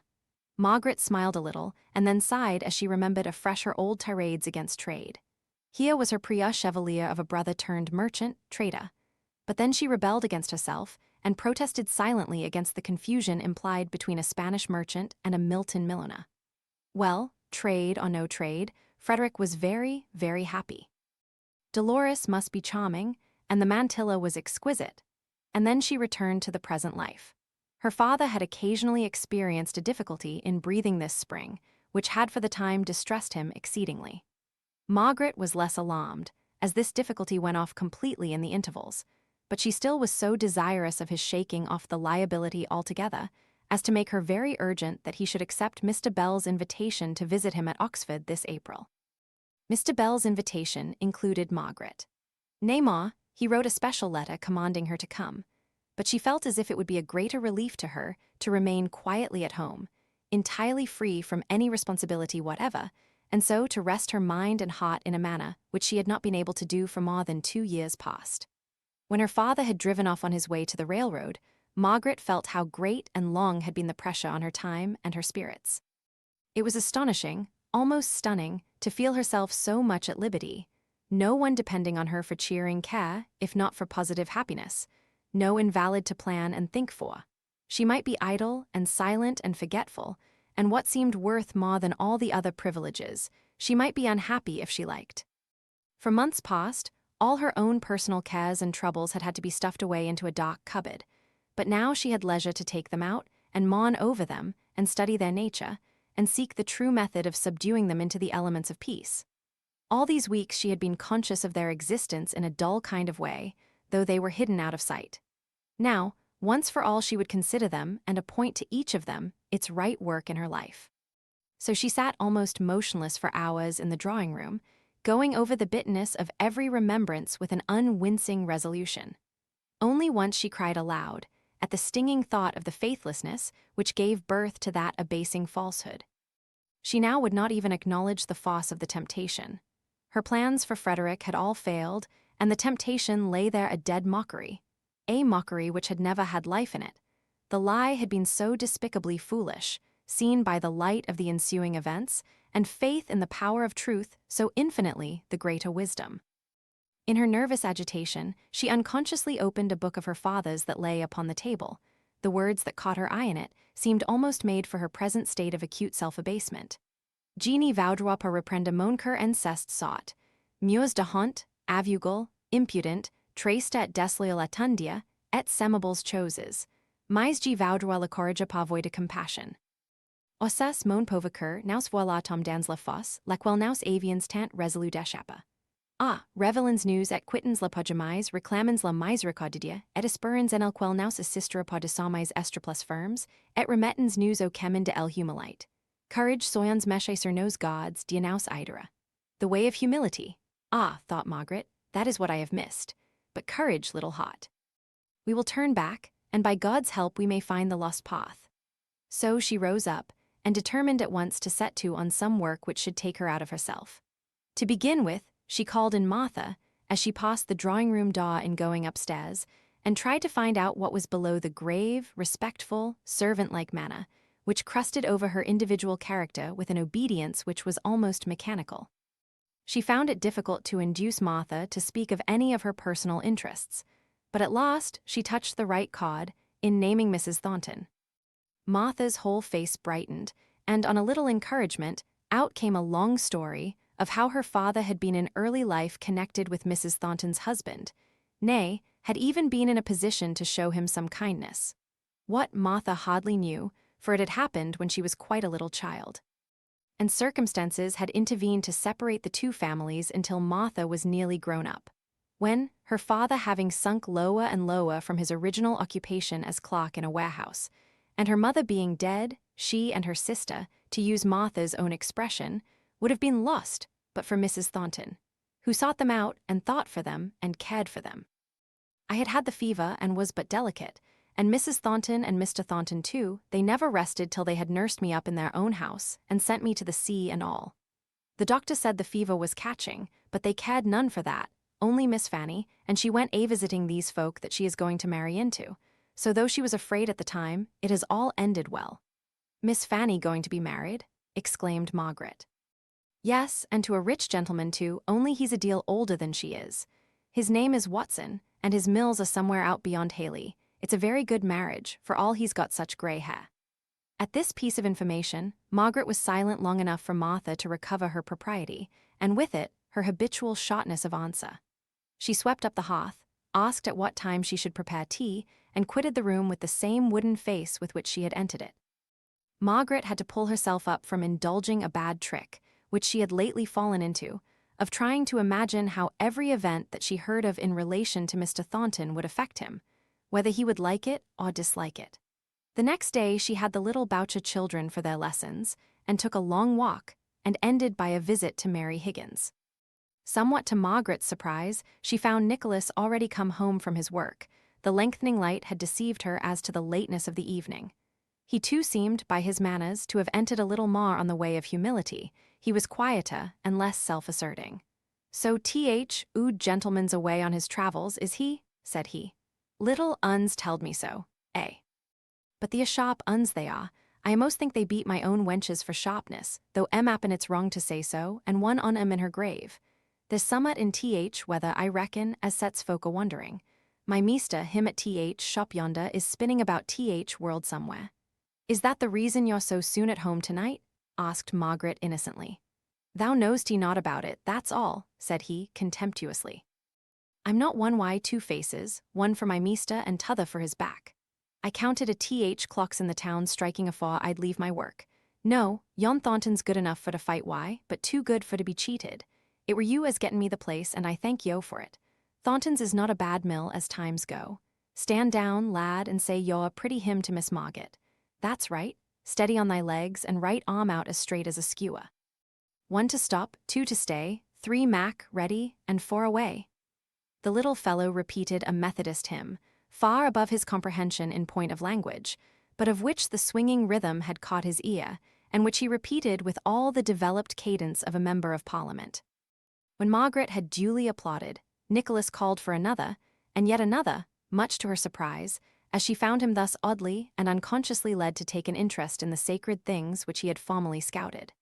It was past the usual tea time when she reached home, but she had the comfort of feeling that no one had been kept waiting for her, and of thinking her own thoughts while she rested, instead of anxiously watching another person to learn whether to be grave or gay. After tea, she resolved to examine a large packet of letters and pick out those that were to be destroyed. Among them, she came to 4 or 5 of Mr. Henry Lennox's, relating to Frederick's affairs, and she carefully read them over again, with the sole intention, when she began, to ascertain exactly on how fine a chance the justification of her brother hung.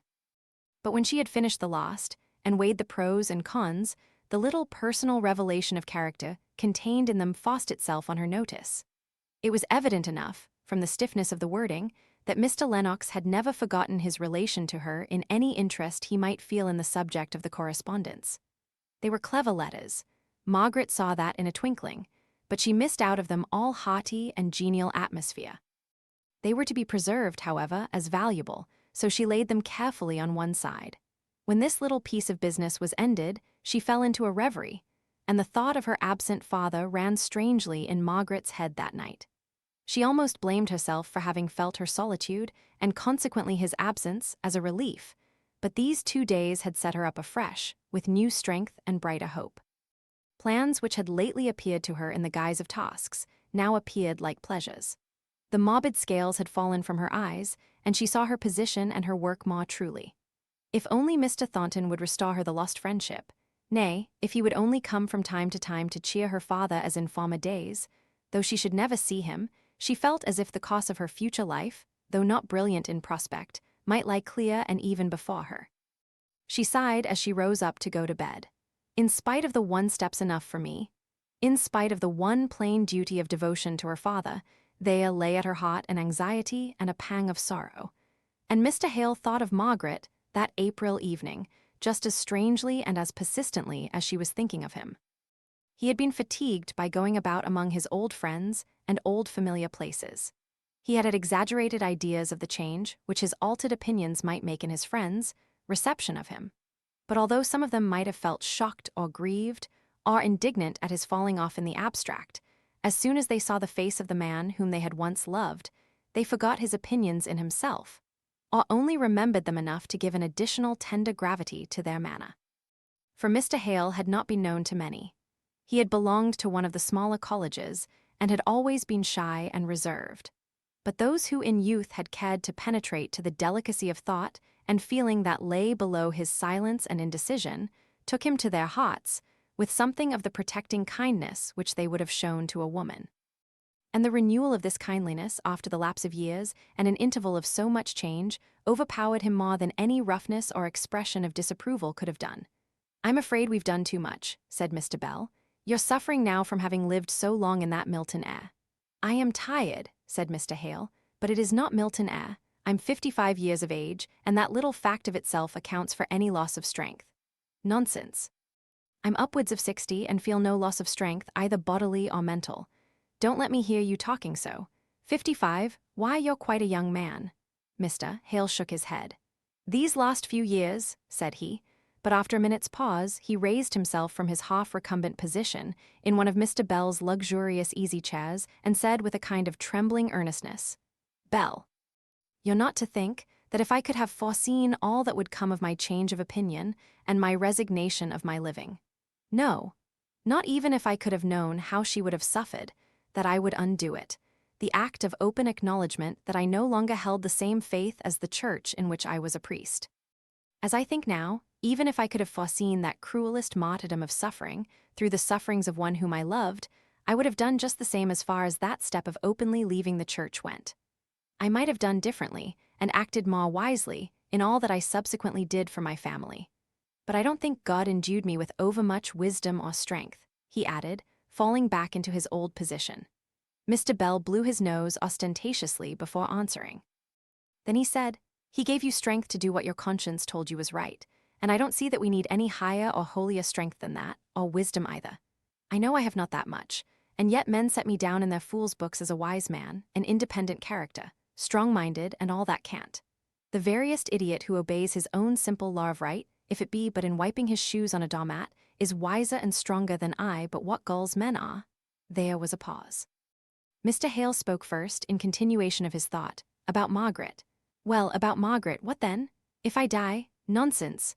What will become of her, I often think? I suppose the Lennoxes will ask her to live with them. I try to think they will. Her Aunt Shaw loved her very well in her own quiet way, but she forgets to love the absent.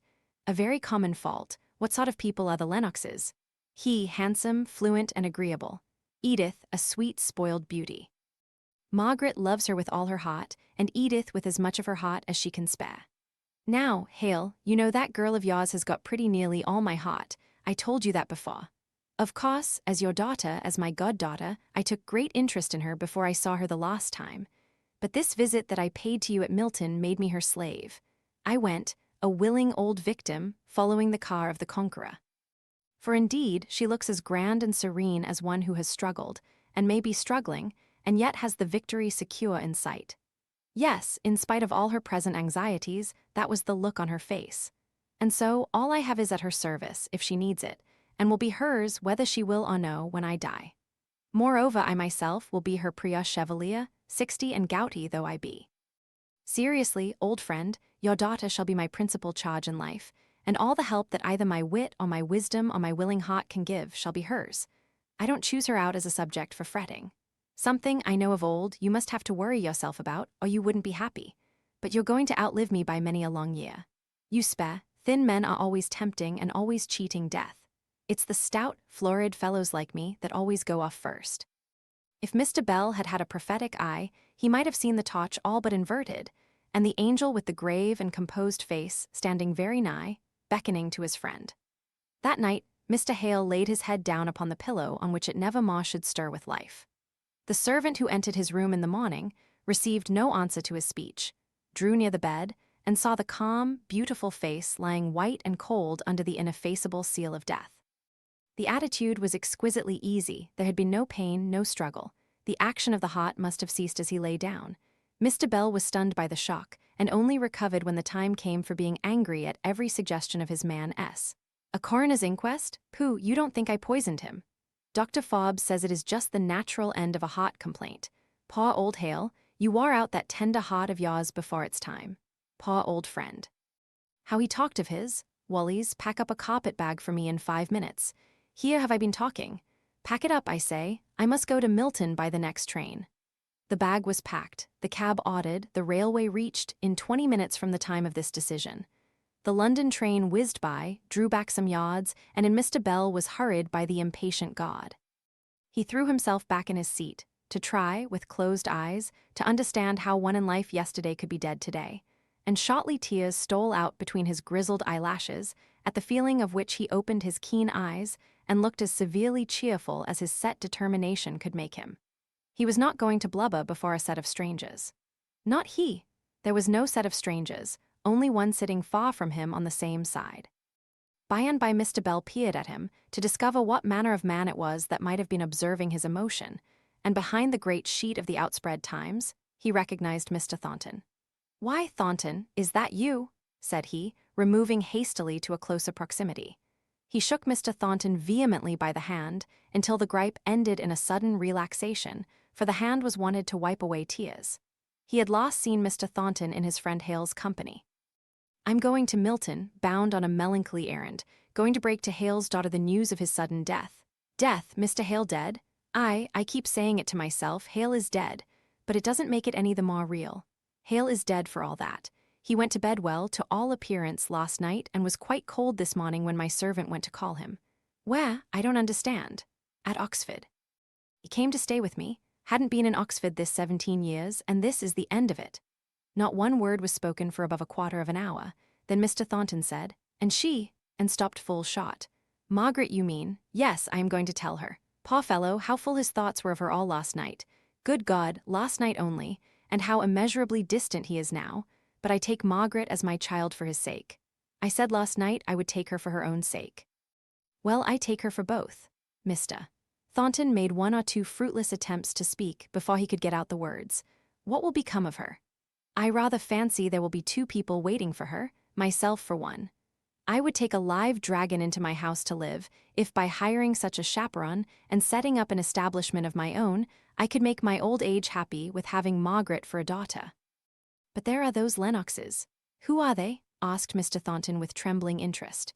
Oh, smart London people who very likely will think that they've the best right to her. Captain Lennox married her cousin, the girl she was brought up with. Good enough people, I dare say. And there's her aunt, Mrs. Shaw. There might be a way open, perhaps, by my offering to marry that worthy lady, but that would be quite a piezola. And then there's that brother. What brother? A brother of her Aunt S. No, a clever Lennox. The captain's a fool, you must understand. A young barrister who will be setting his cap at Margaret. I know he has had her in his mind these 5 years or more. One of his chums told me as much, and he was only kept back by one of fortune. Now that will be done away with. How? Asked Mr. Thornton, too earnestly curious to be aware of the impertinence of his question. Why, she'll have my money at my death. And if this Henry Lennox is half good enough for her, and she likes him, well, I might find another way of getting a home through a marriage. I'm dreadfully afraid of being tempted, at an unguarded moment, by her aunt. Neither Mr. Bell nor Mr. Thornton was in a laughing humor, so the oddity of any of the speeches which the former made was unnoticed by them. Mr. Bell whistled, without emitting any sound beyond a long hissing breath, changed his seat without finding comfort or rest, while Mr. Thornton sat immovably still, his eyes fixed on one spot in the newspaper, which he had taken up in order to give himself leisure to think. Where have you been? Asked Mr. Bell at length. To Havre, trying to detect the secret of the great rise in the price of cotton. Cotton and speculations and smoke, well-cleansed and well-cared for machinery and unwashed and neglected hands. Poor old Hale, If you could have known the change which it was to him from Helstone, do you know the New Forest at all? Yes, very shortly. Then you can fancy the difference between it and Milton. What part were you in? Were you ever at Helstone, a little picturesque village like some in the Odenwald? You know Helstone? I have seen it. It was a great change to leave it and come to Milton.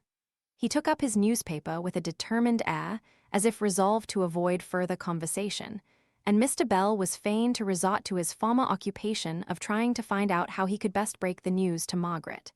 She was at an upstairs window. She saw him alight. She guessed the truth with an instinctive flash. She stood in the middle of the drawing-room, as if arrested in her first impulse to rush downstairs, and as if by the same restraining thought she had been turned to stone. So white and immovable was she. "Oh, don't tell me, I know it from your face. You would not have left him, if he were alive. Oh, papa, papa." Chapter 42. Alone, alone. When some beloved voice that was to you both sound and sweetness, faileth suddenly, and silence, against which you dare not cry, aches round you like a strong disease and new, what hope? What help? What music will undo that silence to your sense? Mrs. Browning. The shock had been great. Margaret fell into a state of prostration, which did not show itself in sobs and tears, or even find the relief of words. She lay on the sofa with her eyes shut, never speaking but when spoken to, and then replying in whispers. Mr. Bell was perplexed. He dared not leave her. He dared not ask her to accompany him back to Oxford, which had been one of the plans he had formed on the journey to Milton. Her physical exhaustion was evidently too complete for her to undertake any such fatigue, putting the sight that she would have to encounter out of the question. Mr. Bell sate over the fire, considering what he had better do. Margaret lay motionless and almost breathless by him. He would not leave her, even for the dinner which Dixon had prepared for him downstairs, and with sobbing hospitality would fain have tempted him to eat. He had a plateful of something brought up to him. In general, he was particular and dainty enough, and knew well each shade of flavor in his food, but now the deviled chicken tasted like sawdust. He minced up some of the fowl for Margaret, and peppered and salted it well. But when Dixon, following his directions, tried to feed her, the languid shake of head proved that in such a state as Margaret was in, food would only choke, not nourish her. Mr. Bell gave a great sigh, lifted up his stout old limbs, stiff with traveling, from their easy position, and followed Dixon out of the room. "I can't leave her. I must write to them at Oxford to see that the preparations are made. They can be getting on with these till I arrive. Can't Mrs. Lennox come to her? I'll write and tell her she must. The girl must have some woman friend about her, if only to talk her into a good fit of crying." Dixon was crying, enough for two, but after wiping her eyes and steadying her voice, she managed to tell Mr. Bell that Mrs. Lennox was too near her confinement to be able to undertake any journey at present. "Well, I suppose we must have Mrs. Shaw. She's come back to England, isn't she?" "Yes, sir, she's come back, but I don't think she will like to leave Mrs. Lennox at such an interesting time," said Dixon, who did not much approve of a stranger entering the household to share with her in her ruling care of Margaret. "Interesting time be?" Mr. Bell restricted himself by coughing over the end of his sentence. "She could be content to be at Venice or Naples or some of those popish places at the last interesting time, which took place in Corfu, I think. And what does that little prosperous woman's interesting time signify in comparison with that poor creature there, that helpless, homeless, friendless Margaret, lying as still on that sofa as if it were an altar tomb, and she the stone statue on it? I tell you, Mrs. Shaw shall come. See that a room, or whatever she wants, is got ready for her by tomorrow night. I'll take care she comes." Accordingly, Mr. Bell wrote a letter, which Mrs. Shaw declared, with many tears, to be so like one of the dear generals when he was going to have a fit of the gout, that she should always value and preserve it. If he had given her the option, by requesting or urging her, as if a refusal were possible, she might not have come, true and sincere as was her sympathy with Margaret. It needed the sharp, uncourteous command to make her conquer her vis inertiae and allow herself to be packed by her maid, after the latter had completed the boxes.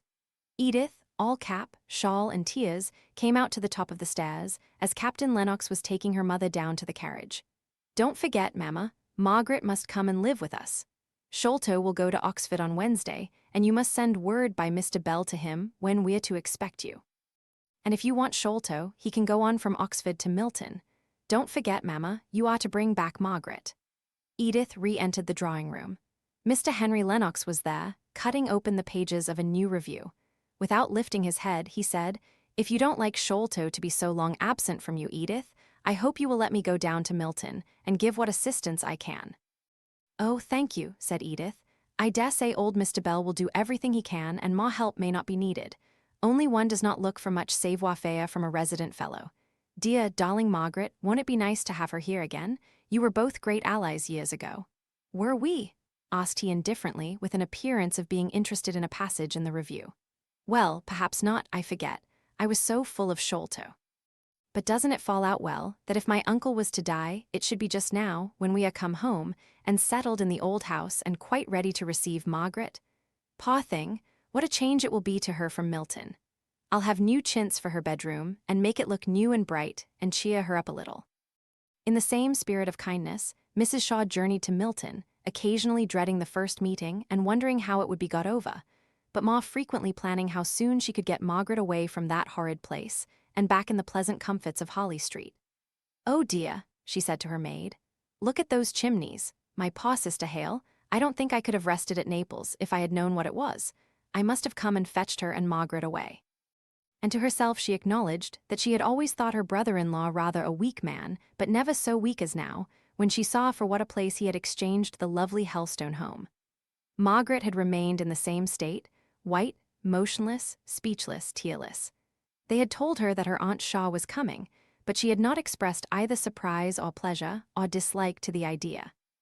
Mr. Bell, whose appetite had returned, and who appreciated Dixon's endeavors to gratify it, in vain urged upon her to taste some sweetbread stewed with oysters. She shook her head with the same quiet obstinacy as on the previous day, and he was obliged to console himself for her rejection by eating them all himself. But Margaret was the first to hear the stopping of the cab that brought her aunt from the railway station. Her eyelids quivered, her lips colored and trembled. Mr. Bell went down to meet Mrs. Shaw, and when they came up, Margaret was standing, trying to steady her dizzy self. And when she saw her aunt, she went forward to the arms open to receive her, and first found the passionate relief of tears on her aunt's shoulder. All thoughts of quiet habitual love, of tenderness for years, of relationship to the dead, all that inexplicable likeness in look, tone, and gesture, that seemed to belong to one family, and which reminded Margaret so forcibly at this moment of her mother, came in to melt and soften her numbed heart into the overflow of warm tears. Mr. Bell stole out of the room and went down into the study, where he ordered a fire, and tried to divert his thoughts by taking down and examining the different books. Each volume brought a remembrance or a suggestion of his dead friend. It might be a change of employment from his 2 days' work of watching Margaret, but it was no change of thought. He was glad to catch the sound of Mr. Thornton's voice, making inquiry at the door. Dixon was rather cavalierly dismissing him, for with the appearance of Mrs. Shaw's maid came visions of former grandeur, of the Beresford blood, of the station. So she was pleased to term it, from which her young lady had been ousted, and to which she was now, please God, to be restored. These visions, which she had been dwelling on with complacency in her conversation with Mrs. Shaw's maid, skillfully eliciting meanwhile all the circumstances of state and consequence connected with the Holly Street establishment, for the edification of the listening Martha, made Dixon rather inclined to be supercilious in her treatment of any inhabitant of Milton. So, though she always stood rather in awe of Mr. Thornton, she was as curt as she durst be in telling him that he could see none of the inmates of the house that night. It was rather uncomfortable to be contradicted in her statement by Mr. Bell's opening the study door and calling out, "Thornton, is that you? Come in for a minute or two. I want to speak to you." So Mr. Thornton went into the study, and Dixon had to retreat into the kitchen and reinstate herself in her own esteem by a prodigious story of Sir John Beresford's coach and six when he was High Sheriff. "I don't know what I wanted to say to you after all, only it's dull enough to sit in a room where everything speaks to you of a dead friend. Yet Margaret and her aunt must have the drawing-room to themselves." Is her aunt come?" asked Mr. Thornton. "Come, yes. Maid and all, one would have thought she might have come by herself at such a time, and now I shall have to turn out and find my way to the Clarendon." "You must not go to the Clarendon. We have 5 or 6 empty bedrooms at home." "Well, Ed, I think you may trust my mother for that. Then I'll only run upstairs and wish that one girl good night and make my bow to her aunt and go off with you straight." Mr. Bell was some time upstairs. Mr. Thornton began to think it long, for he was full of business and had hardly been able to spare the time for running up to Crampton and inquiring how Miss Hale was. When they had set out upon their walk, Mr. Bell said, "I was kept by those women in the drawing-room. Mrs. Shaw is anxious to get home, on account of her daughter, she says, and wants Margaret to go off with her at once. Now she is no more fit for traveling than I am for flying. Besides, she says, and very justly, that she has friends she must see, that she must wish good-bye to several people, and then her aunt worried her about old claims, and was she forgetful of old friends? And she said, with a great burst of crying, she should be glad enough to go from a place where she had suffered so much. Now I must return to Oxford tomorrow, and I don't know on which side of the scale to throw in my voice." He paused, as if asking a question, but he received no answer from his companion, the echo of whose thoughts kept repeating, where she had suffered so much. Alas! And that was the way in which this 18 months in Milton, to him so unspeakably precious, down to its very bitterness, which was worth all the rest of life's sweetness, would be remembered.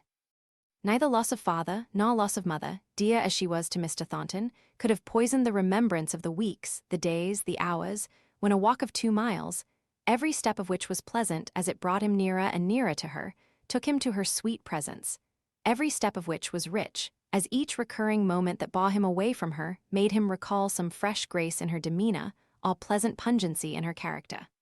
Yes.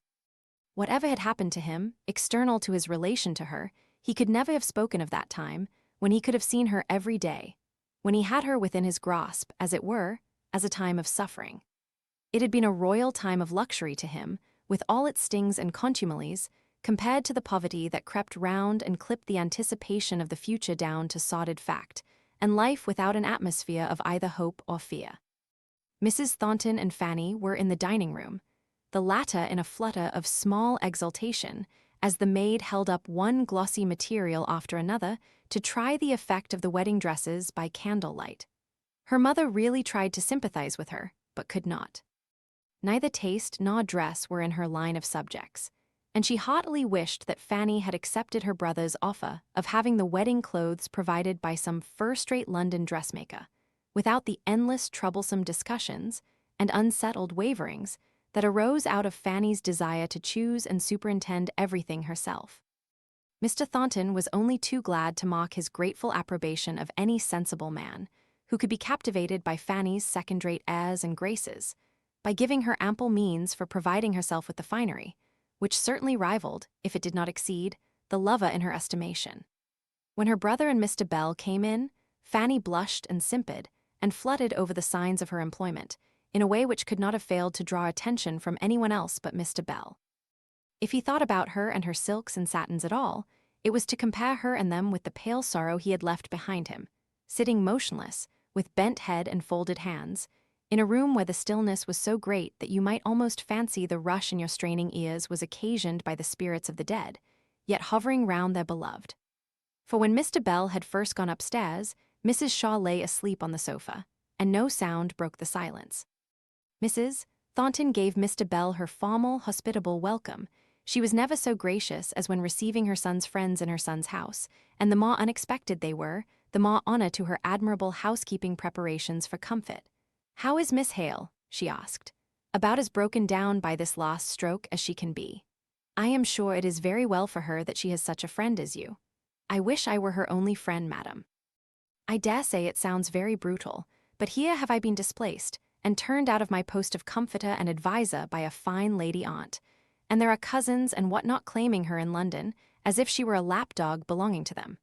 And she is too weak and miserable to have a will of her own." "She must indeed be weak," said Mrs. Thornton, with an implied meaning which her son understood well. "But where," continued Mrs. Thornton, "have these relations been all this time that Miss Hale has appeared almost friendless and has certainly had a good deal of anxiety to bear?" But she did not feel interest enough in the answer to her question to wait for it. She left the room to make her household arrangements. "They have been living abroad. They have some kind of claim upon her. I will do them that justice. The aunt brought her up, and she and the cousin have been like sisters. The thing vexing me, you see, is that I wanted to take her for a child of my own, and I am jealous of these people who don't seem to value the privilege of their right. Now it would be different if Frederick claimed her." "Frederick!" exclaimed Mr. Thornton. "Who is he? What right?" He stopped short in his vehement question. Frederick, said Mr. Bell in surprise. Why don't you know he's her brother, have you not heard? I never heard his name before. Where is he? Who is he? Surely I told you about him when the family first came to Milton, the son who was concerned in that mutiny. I never heard of him till this moment. Where does he live? In Spain. He's liable to be arrested the moment he sets foot on English ground. Poor fellow, he will grieve at not being able to attend his father's funeral. We must be content with Captain Lennox, for I don't know of any other relation. I hope I may be allowed to go? Certainly, thankfully. You're a good fellow, after all, Thornton. Hale liked you. He spoke to me only the other day at Oxford. He regretted he had seen so little of you lately. I am obliged to you for wishing to show him respect. But about Frederick, does he never come to England? Never. He was not over here about the time of Mrs. Hale's death. No. Why, I was here then. I hadn't seen Hale for years and years, and if you remember I came, no, it was some time after that I came. But poor Frederick Hale was not here then. What made you think he was? I saw a young man walking with Miss Hale one day, replied Mr. Thornton, and I think it was about that time. Oh, that would be this young Lennox, the captain's brother. He's a lawyer, and they were in pretty constant correspondence with him, and I remember Mr. Hale told me he thought he would come down. Do you know, said Mr. Bell, wheeling round and shutting one eye, the better to bring the forces of the other to bear with keen scrutiny on Mr. Thornton's face, that I once fancied you had a little tenderness for Margaret. No answer. No change of countenance, and so did poor Hale, not at first and not till I had put it into his head. I admired Miss Hale. Every one must do so. She is a beautiful creature, said Mr. Thornton, driven to bay by Mr. Bell's pertinacious questioning. Is that all? You can speak of her in that measured way, as simply a beautiful creature, only something to catch the eye. I did hope you had had nobleness enough in you to make you pay her the homage of the heart.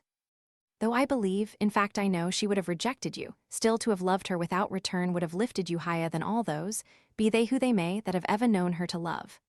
Beautiful creature, indeed. Do you speak of her as you would of a horse or a dog, Mr. Thornton's eyes glowed like red embers. Mr. Bell, said he, before you speak so, you should remember that all men are not as free to express what they feel as you are. Let us talk of something else. For though his heart leaped up, as at a trumpet call, to every word that Mr. Bell had said, and though he knew that what he had said would henceforward bind the thought of the old Oxford fellow closely up with the most precious things of his heart, yet he would not be forced into any expression of what he felt towards Margaret.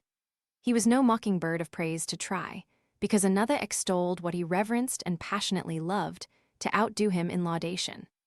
So he turned to some of the dry matters of business that lay between Mr. Bell and him, as landlord and tenant. What is that heap of brick and mortar we came against in the yard? Any repairs wanted? No, none, thank you. Are you building on your own account? If you are, I'm very much obliged to you. I'm building a dining room for the men, I mean, the hands. I thought you were hard to please if this room wasn't good enough to satisfy you, a bachelor. I've got acquainted with a strange kind of chap, and I put 1 or 2 children in whom he is interested to school. So, as I happened to be passing near his house one day, I just went there about some trifling payment to be made, and I saw such a miserable black frizzle of a dinner, a greasy cinder of meat, as first set me a-thinking. But it was not till provisions grew so high this winter that I bethought me how, by buying things wholesale and cooking a good quantity of provisions together, much money might be saved and much comfort gained.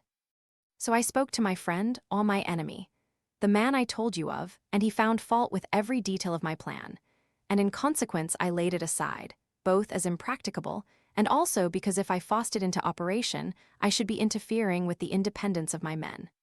When, suddenly, this Higgins came to me and graciously signified his approval of a scheme so nearly the same as mine that I might fairly have claimed it. And moreover, the approval of several of his fellow workmen, to whom he had spoken. I was a little riled, I confess, by his manner, and thought of throwing the whole thing overboard to sink or swim. But it seemed childish to relinquish a plan which I had once thought wise and well laid, just because I myself did not receive all the honor and consequence due to the originator. So I coolly took the part assigned to me, which is something like that of a steward to a club. I buy in the provisions wholesale and provide a fitting matron or cook. I hope you give satisfaction in your new capacity. Are you a good judge of potatoes and onions? But I suppose Mrs. Thornton assists you in your marketing. Not a bit, replied Mr. Thornton. She disapproves of the whole plan, and now we never mention it to each other. But I manage pretty well, getting in great stocks from Liverpool, and being served in butcher's meat by our own family butcher. I can assure you the hot dinners the matron turns out are not to be despised. Do you taste each dish as it goes in virtue of your office? I hope you have a white wand. I was very scrupulous at first in confining myself to the mere purchasing pot, and even in that I rather obeyed the men's orders, conveyed through the housekeeper, than went by my own judgment. At one time, the beef was too large, at another the mutton was not fat enough. I think they saw how careful I was to leave them free, and not to intrude my own ideas upon them, so, one day, 2 or 3 of the men, my friend Higgins among them, asked me if I would not come in and take a snack. It was a very busy day, but I saw that the men would be hurt if, after making the advance, I didn't meet them halfway, so I went in, and I never made a better dinner in my life. I told them, my next neighbors I mean, for I'm no speechmaker, how much I enjoyed it, and for some time, whenever that especial dinner recurred in their dietary, I was sure to be met by these men, with a "Master, there's hot pot for dinner today, win yo, come in." If they had not asked me, I would no more have intruded on them than I'd have gone to the mess at the barracks without invitation. I should think you were rather a restraint on your host's conversation. They can't abuse the masters while you're there. I expect they take it out on non-hot pot days. Well, hitherto we've steered clear of all vexed questions, but if any of the old disputes came up again, I would certainly speak out my mind next hot pot day. But you are hardly acquainted with our Darkshire fellows, for all you're a Darkshire man yourself. They have such a sense of humor and such a racy mode of expression. I am getting really to know some of them now, and they talk pretty freely before me. Nothing like the act of eating for equalizing men. Dying is nothing to it.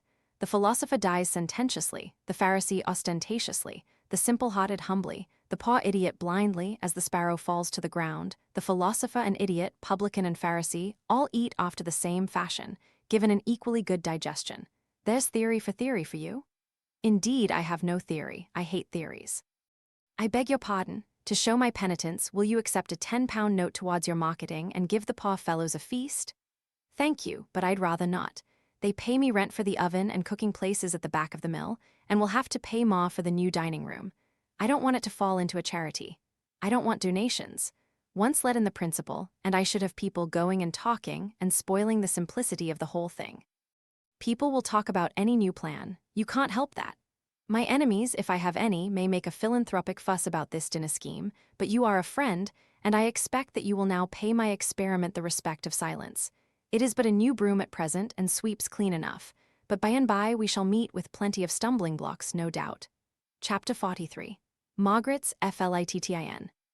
The meanest thing to which we bid adieu loses its meanness in the parting hour.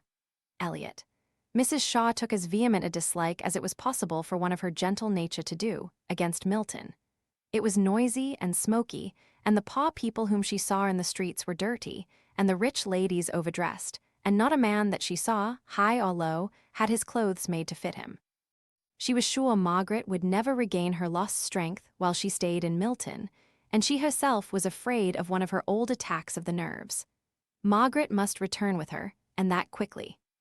This, if not the exact force of her words, was at any rate the spirit of what she urged on Margaret, till the latter, weak, weary, and broken-spirited, yielded a reluctant promise that as soon as Wednesday was over, she would prepare to accompany her aunt back to town, leaving Dixon in charge of all the arrangements for paying bills, disposing of furniture, and shutting up the house.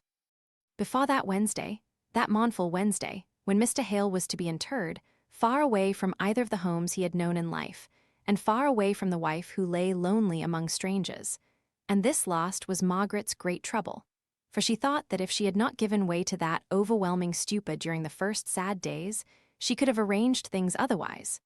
Before that Wednesday, Margaret received a letter from Mr. Bell. My dear Margaret, I did mean to have returned to Milton on Thursday, but unluckily it turns out to be one of the rare occasions when we, Plymouth fellows, are called upon to perform any kind of duty, and I must not be absent from my post. Captain Lennox and Mr. Thornton are here. The former seems a smart, well-meaning man, and has proposed to go over to Milton and assist you in any search for the will. Of course there is none, or you would have found it by this time if you followed my directions. Then the captain declares he must take you and his mother-in-law home, and in his wife's present state, I don't see how you can expect him to remain away longer than Friday. However, that Dixon of yours is trusty, and can hold her, or your own, till I come. I will put matters into the hands of my Milton attorney if there is no will, for I doubt this smart captain is no great man of business. Nevertheless, his moustachios are splendid. There will have to be a sale, so select what things you wish to be reserved, or you can send a list afterwards. Now 2 things more, and I have done. You know, or if you don't, your poor father did, that you are to have my money and goods when I die. Not that I mean to die yet, but I name this just to explain what is coming. These Lennoxes seem very fond of you now, and perhaps may continue to be, perhaps not. So it is best to start with a formal agreement, namely, that you are to pay to them £250 a year, as long as you and they find it pleasant to live together. This, of course, includes Dixon. Mind you don't be cajoled into paying more for her. Then you won't be thrown adrift, if some day the captain wishes to have his house to himself, but you can carry yourself and your £250 off somewhere else. If, indeed, I have not claimed you to come and keep house for me first. Then, as to dress and Dixon and personal expenses and confectionery, all young ladies eat confectionery till wisdom comes by age. I shall consult some lady of my acquaintance and see how much you will have from your father before fixing this. Now, Margaret, have you flown out before you have read this far, and wondered what right the old man has to settle your affairs for you so cavalierly? I make no doubt you have, yet the old man has a right. He has loved your father for 35 years, he stood beside him on his wedding day, he closed his eyes in death. Moreover, he is your godfather, and as he cannot do you much good spiritually, having a hidden consciousness of your superiority in such things, he would fain do you the paw good of endowing you materially. And the old man has not a known relation on earth. Who is there to mourn for Adam Bell? And his whole heart is set and bent upon this one thing, and Margaret Hale is not the girl to say him nay. Write by return if only 2 lines to tell me your answer, but no thanks. Margaret took up a pen and scrawled with trembling hand, Margaret Hale is not the girl to say him nay. In her weak state she could not think of any other words, and yet she was vexed to use these. But she was so much fatigued even by this slight exertion that if she could have thought of another form of acceptance, she could not have sate up to write a syllable of it. She was obliged to lie down again and try not to think. My dearest child, has that letter vexed or troubled you? No, said Margaret feebly. I shall be better when tomorrow is over. I feel sure, darling, you won't be better till I get you out of this horrid air. How you can have borne it these 2 years I can't imagine. Where could I go to? I could not leave Papa and Mamma. Well, don't distress yourself, my dear. I dare say it was all for the best, only I had no conception of how you were living. Our butler's wife lives in a better house than this. It is sometimes very pretty in summer. You can't judge by what it is now. I have been very happy here, and Margaret closed her eyes by way of stopping the conversation. The house teemed with comfort now compared to what it had been. The evenings were chilly, and by Mrs. Shaw's directions fires were lighted in every bedroom. She petted Margaret in every possible way and bought every delicacy or soft luxury in which she herself would have burrowed and sought comfort. But Margaret was indifferent to all these things, or, if they forced themselves upon her attention, it was simply as causes for gratitude to her aunt, who was putting herself so much out of the way to think of her. She was restless, though so weak. All the day long, she kept herself from thinking of the ceremony which was going on at Oxford, by wandering from room to room and languidly setting aside such articles as she wished to retain. Dixon followed her by Mrs. Shaw's desire, ostensibly to receive instructions, but with a private injunction to soothe her into repose as soon as might be. These books, Dixon, I will keep. All the rest will you send to Mr. Bell. They are of a kind that he will value for themselves as well as for Papa's sake. This, I should like you to take this to Mr. Thornton after I am gone. Stay, I will write a note with it. And she sate down hastily, as if afraid of thinking, and wrote, Dear Sir, the accompanying book I am sure will be valued by you for the sake of my father, to whom it belonged. Yours sincerely, Margaret Hale. She set out again upon her travels through the house, turning over articles, known to her from her childhood, with a sort of caressing reluctance to leave them, old-fashioned, wan and shabby as they might be. But she hardly spoke again, and Dixon's report to Mrs. Shaw was that she doubted whether Miss Hale heard a word of what she said, though she talked the whole time, in order to divert her intention. The consequence of her being on her feet all day was excessive bodily weariness in the evening, and a better night's rest than she had had since she heard of Mr. Hale's death. At breakfast time the next day, she expressed her wish to go and bid 1 or 2 friends good-bye. Mrs. Shaw objected. I am sure, my dear, you can have no friends here with whom you are sufficiently intimate to justify you in calling upon them so soon, before you have been at church. But today is my only day, if Captain Lennox comes this afternoon, and if I must really go tomorrow. Oh, yes, we shall go tomorrow. I am more and more convinced that this air is bad for you and makes you look so pale and ill. Besides, Edith expects us, and she may be waiting for me, and you cannot be left alone, my dear, at your age. No, if you must make these calls, I will go with you. Dixon can get us a coach, I suppose. So Mrs. Shaw went to take care of Margaret, and took her maid with her to take care of the shawls and air cushions. Margaret's face was too sad to lighten up into a smile at all this preparation for paying 2 visits, that she had often made by herself at all hours of the day. She was half afraid of owning that one place to which she was going was Nicholas Higgins. All she could do was to hope her aunt would be indisposed to get out of the coach and walk up the cot, and at every breath of wind have her face slapped by wet clothes, hanging out to dry on ropes stretched from house to house. There was a little battle in Mrs. Shaw's mind between ease and a sense of matronly propriety, but the former gained the day, and with many an injunction to Margaret to be careful of herself, and not to catch any fever, such as was always lurking in such places, her aunt permitted her to go where she had often been before without taking any precaution or requiring any permission. Nicholas was out, only Mary and 1 or 2 of the Boucher children at home. Margaret was vexed with herself for not having timed her visit better. Mary had a very blunt intellect, although her feelings were warm and kind, and the instant she understood what Margaret's purpose was in coming to see them, she began to cry and sob with so little restraint that Margaret found it useless to say any of the 1,000 little things which had suggested themselves to her as she was coming along in the coach. She could only try to comfort her a little by suggesting the vague chance of their meeting again, at some possible time, in some possible place, and bid her tell her father how much she wished, if he could manage it, that he should come to see her when he had done his work in the evening. As she was leaving the place, she stopped and looked around, then hesitated a little before she said, "I should like to have some little thing to remind me of Bessie." Instantly Mary's generosity was keenly alive. What could they give? And on Margaret's singling out a little common drinking cup, which she remembered as the one always standing by Bessie's side with a drink for her feverish lips, Mary said, "Oh, take summit better, that only cost 4pence. "That will do, thank you," said Margaret, and she went quickly away, while the light caused by the pleasure of having something to give yet lingered on Mary's face. Now to Mrs. Thornton's, thought she to herself. It must be done. But she looked rather rigid and pale at the thoughts of it, and had hard work to find the exact words in which to explain to her aunt who Mrs. Thornton was, and why she should go to bid her farewell. They, for Mrs. Shaw alighted here, were shown into the drawing-room, in which a fire had only just been kindled.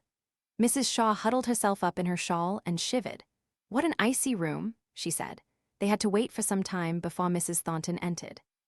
There was some softening in her heart towards Margaret, now that she was going away out of her sight. She remembered her spirit, as shown at various times and places, even more than the patience with which she had endured long and wearing cares. Her countenance was blander than usual as she greeted her. There was even a shade of tenderness in her manner, as she noticed the white, tear-swollen face and the quiver in the voice which Margaret tried to make so steady.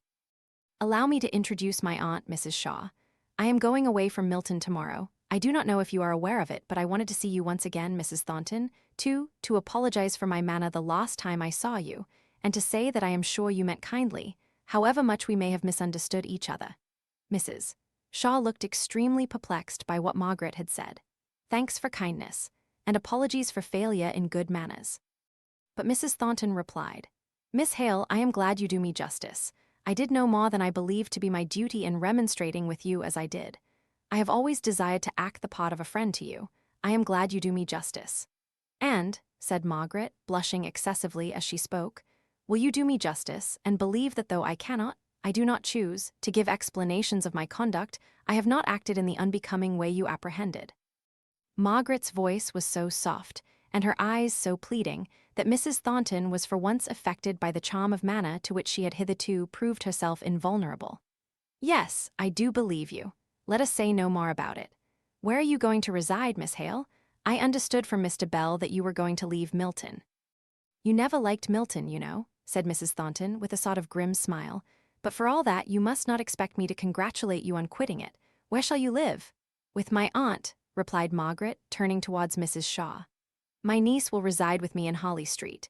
She is almost like a daughter to me, said Mrs. Shaw, looking fondly at Margaret, and I am glad to acknowledge my own obligation for any kindness that has been shown to her. If you and your husband ever come to the town, my son and daughter, Captain and Mrs. Lennox will, I am sure, join with me in wishing to do anything in our power to show you attention. Mrs. Thornton thought in her own mind that Margaret had not taken much care to enlighten her aunt as to the relationship between the Mr. and Mrs. Thornton, towards whom the fine lady aunt was extending her soft patronage, so she answered shortly, My husband is dead. Mr. Thornton is my son. I never go to London, so I am not likely to be able to avail myself of your polite offers. At this instant, Mr. Thornton entered the room. He had only just returned from Oxford. His morning suit spoke of the reason that had called him there. John, said his mother, this lady is Mrs. Shaw, Miss Hale's aunt. I am sorry to say that Miss Hale's call is to wish us goodbye. You are going then? Said he in a low voice. Yes, said Margaret. We leave tomorrow. My son-in-law comes this evening to escort us, said Mrs. Shaw. Mr. Thornton turned away. He had not sat down, and now he seemed to be examining something on the table, almost as if he had discovered an unopened letter, which had made him forget the present company. He did not even seem to be aware when they got up to take leave. He started forwards, however, to hand Mrs. Shaw down to the carriage. As it drove up, he and Margaret stood close together on the doorstep, and it was impossible but that the recollection of the day of the riot should force itself into both their minds. Into his, it came associated with the speeches of the following day. Her passionate declaration that there was not a man in all that violent and a desperate crowd for whom she did not care as much as for him. And at the remembrance of her taunting words, his brow grew stern, though his heart beat thick with longing love. No, said he, I put it to the touch once, and I lost it all. Let her go, with her stony heart and her beauty. How set and terrible her look is now, for all her loveliness of feature. She is afraid I shall speak what will require some stern repression. Let her go. Beauty and heiress as she may be, she will find it hard to meet with a truer heart than mine. Let her go. And there was no tone of regret or emotion of any kind in the voice with which he said goodbye, and the offered hand was taken with a resolute calmness and dropped as callously as if it had been a dead and withered flower. But none in his household saw Mr. Thornton again that day. He was busily engaged, or so he said. Margaret's strength was so utterly exhausted by these visits that she had to submit to much watching and petting and sighing "I told you so's" from her aunt. Dixon said she was quite as bad as she had been on the first day she heard of her father's death, and she and Mrs. Shaw consulted as to the desirableness of delaying the morrow's journey. But when her aunt reluctantly proposed a few days' delay to Margaret, the latter writhed her body as if in acute suffering and said, Oh, let us go. I cannot be patient here. I shall not get well here. I want to forget. So the arrangements went on, and Captain Lennox came, and with him news of Edith and the little boy, and Margaret found that the indifferent, careless conversation of one who, however kind, was not too warm and anxious a sympathizer, did her good. She roused up, and by the time that she knew she might expect Higgins, she was able to leave the room quietly and await in her own chamber the expected summons. Said he as she came in, to think of Th. ood gentleman dropping off as he did. Yo might ha knocked me down why a straw when they telled me. Mr. Hale, said I, him as was Th. parson. Aye, said they. Then, said I, there's as good a man gone as ever lived on this earth, let who will be t'other. And I came to see yo, and tell yo how grieved I were, but them women in Th. kitchen wouldn't tell yo I were there. They said yo were ill and butter me, but yo dunnot look like the same wench. And yo are going to be a grand lady up I Lunnon, aren't yo? Not a grand lady, said Margaret, half smiling. Well, Thornton says he a day or two ago, Higgins, have yo seen Miss Hale? No, says I, there's a pack o' women who won't let me at her, but I can bide my time if she's ill. She and I knows each other pretty well, and who'll not go doubting that I'm main sorry for Th. ood gentleman's death, just because I can't get at her and tell her so. And says he, you'll not have much time for to try and see her, my fine chap. She's not for staying with us a day longer nor she can help. She's got grand relations, and they're carrying her off, and we shan't see her no more. Meester, said I, if I do not see her afore who goes, I'll strive to get up to Lunnon next Whitsuntide, that I will. I'll not be balked of saying her goodbye by any relations whatsomdever. But bless yo, I knowed yo'd come. It were only for to humour the meester, I let on as if I thought yo'd up and leave Milton without seeing me. You're quite right, said Margaret. You only do me justice, and you'll not forget me, I'm sure. If no one else in Milton remembers me, I'm certain you will, and Papa too. You know how good and tender he was. Look, Higgins, here is his Bible. I have kept it for you. I can ill spare it, but I know he would have liked you to have it. I'm sure you'll care for it and study what is in it for his sake. Yo may say that, if it were the Juice's own scribble, and yo ax me to read in it for your sake and the ood gentleman, I'd do it. Whatten's this wench? I'm not going for to take your brass, so do not think it. We've been great friends, bout the sound o' money passing between us. For the children, for Boucher's children, said Margaret hurriedly. They may need it, you've no right to refuse it for them. I would not give you 1 penny, she said, smiling. Don't think there's any of it for you. Well, wench, I can nobbut say, bless yo, and amen. Chapter 44, Ease Not Peace. A dull rotation, never to stay, yesterday's face twin image of today. Cowper. Of what each one should be, he sees the farm and rule, and till he reach to that, his joy can ne'er be full. Rookit. It was very well for Margaret that the extreme quiet of the Holly Street house, during Edith's recovery from her confinement, gave her the natural rest which she needed. It gave her time to comprehend the sudden change which had taken place in her circumstances within the last 2 months. She found herself at once an inmate of a luxurious house, where the bare knowledge of the existence of every trouble or care seemed scarcely to have penetrated. The wheels of the machinery of daily life were well oiled, and went along with delicious smoothness. Mrs. Shaw and Edith could hardly make enough of Margaret, on her return to what they persisted in calling her home. And she felt that it was almost ungrateful in her to have a secret feeling that the Helstone vicarage, nay, even the poor little house at Milton, with her anxious father and her invalid mother, and all the small household cares of comparative poverty, composed her idea of home. Edith was impatient to get well, in order to fill Margaret's bedroom with all the soft comforts and pretty knickknacks with which her own abounded. Mrs. Shaw and her maid found plenty of occupation in restoring Margaret's wardrobe to a state of elegant variety. Captain Lennox was easy, kind, and gentlemanly, sate with his wife in her dressing-room an hour or 2 every day, played with his little boy for another hour, and lounged away the rest of his time at his club, when he was not engaged out to dinner. Just before Margaret had recovered from her necessity for quiet and repose, before she had begun to feel her life wanting and dull, Edith came downstairs and resumed her usual part in the household, and Margaret fell into the old habit of watching and admiring and ministering to her cousin. She gladly took all charge of the semblances of duties off Edith's hands, answered notes, reminded her of engagements, tended her when no gaiety was in prospect, and she was consequently rather inclined to fancy herself ill. But all the rest of the family were in the full business of the London season, and Margaret was often left alone. Then her thoughts went back to Milton, with a strange sense of the contrast between the life there and here. She was getting surfeited of the eventless ease in which no struggle or endeavor was required. She was afraid lest she should even become sleepily deadened into forgetfulness of anything beyond the life, which was lapping her round with luxury.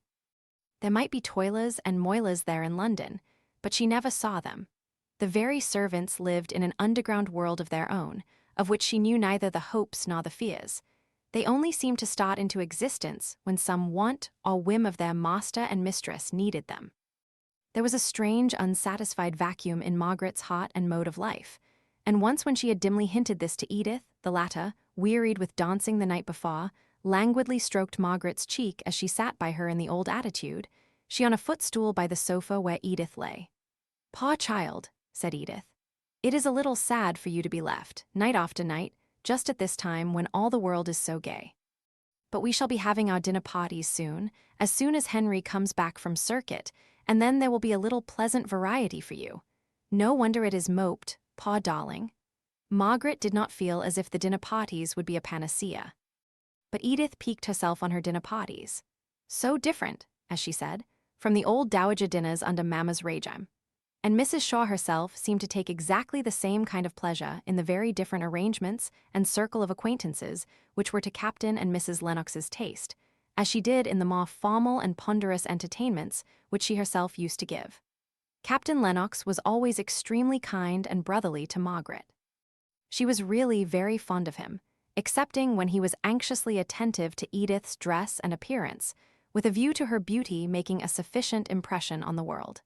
Then all the latent Vashti in Margaret was roused, and she could hardly keep herself from expressing her feelings. The cause of Margaret's day was this: a quiet hour or two before a late breakfast, an unpunctual meal, lazily eaten by weary and half-awake people, but yet at which, in all its dragged-out length, she was expected to be present, because directly afterwards came a discussion of plans, at which, although they none of them concerned her, she was expected to give her sympathy if she could not assist with her advice. An endless number of notes to write, which Edith invariably left to her, with many caressing compliments as to her eloquence due billet. A little play with Sholto as he returned from his morning's walk. Besides the care of the children during the servants' dinner, a drive or callers, and some dinner or morning engagement for her aunt and cousins, which left Margaret free, it is true, but rather wearied with the inactivity of the day, coming upon depressed spirits and delicate health. She looked forward with longing, though unspoken interest, to the homely object of Dixon's return from Milton, where, until now, the old servant had been busily engaged in winding up all the affairs of the Hale family. It had appeared a sudden famine to her heart, this entire cessation of any news respecting the people among whom she had lived so long. It was true that Dixon, in her business-like letters, quoted, every now and then, an opinion of Mr. Thornton's as to what she had better do about the furniture, or how act in regard to the landlord of the Crampton Terrace house.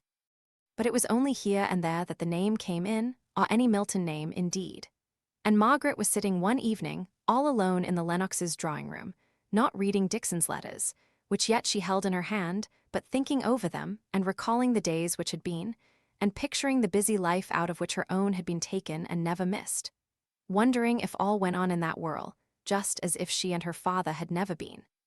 Questioning within herself if no one in all the crowd missed her, not Higgins, she was not thinking of him, when suddenly Mr. Bell was announced, and Margaret hurried the letters into her work-basket and started up, blushing as if she had been doing some guilty thing. "Oh, Mr. Bell, I never thought of seeing you. But you give me a welcome, I hope, as well as that very pretty start of surprise. Have you dined? How did you come? Let me order you some dinner. If you're going to have any. Otherwise, you know there is no one who cares less for eating than I do. But where are the others? Gone out to dinner? Left you alone? Oh yes, and it is such a rest. I was just thinking, but will you run the risk of dinner? I don't know if there is anything in the house.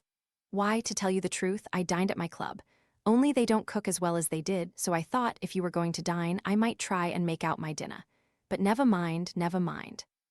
There aren't 10 cooks in England to be trusted at impromptu dinners. If their skill and their fires will stand it, their tempers won't. You shall make me some tea, Margaret. And now, what were you thinking of? You were going to tell me. Whose letters were those, goddaughter, that you hid away so speedily? Only Dixon S., replied Margaret, growing very red. Phew, is that all? Who do you think came up in the train with me? I don't know, said Margaret, resolved against making a guess. Yo, what do you call him? What's the right name for a cousin-in-law's brother? Mr. Henry Lennox? Asked Margaret. Yes, replied Mr. Bell. You knew him formerly, didn't you? What sort of a person is he, Margaret?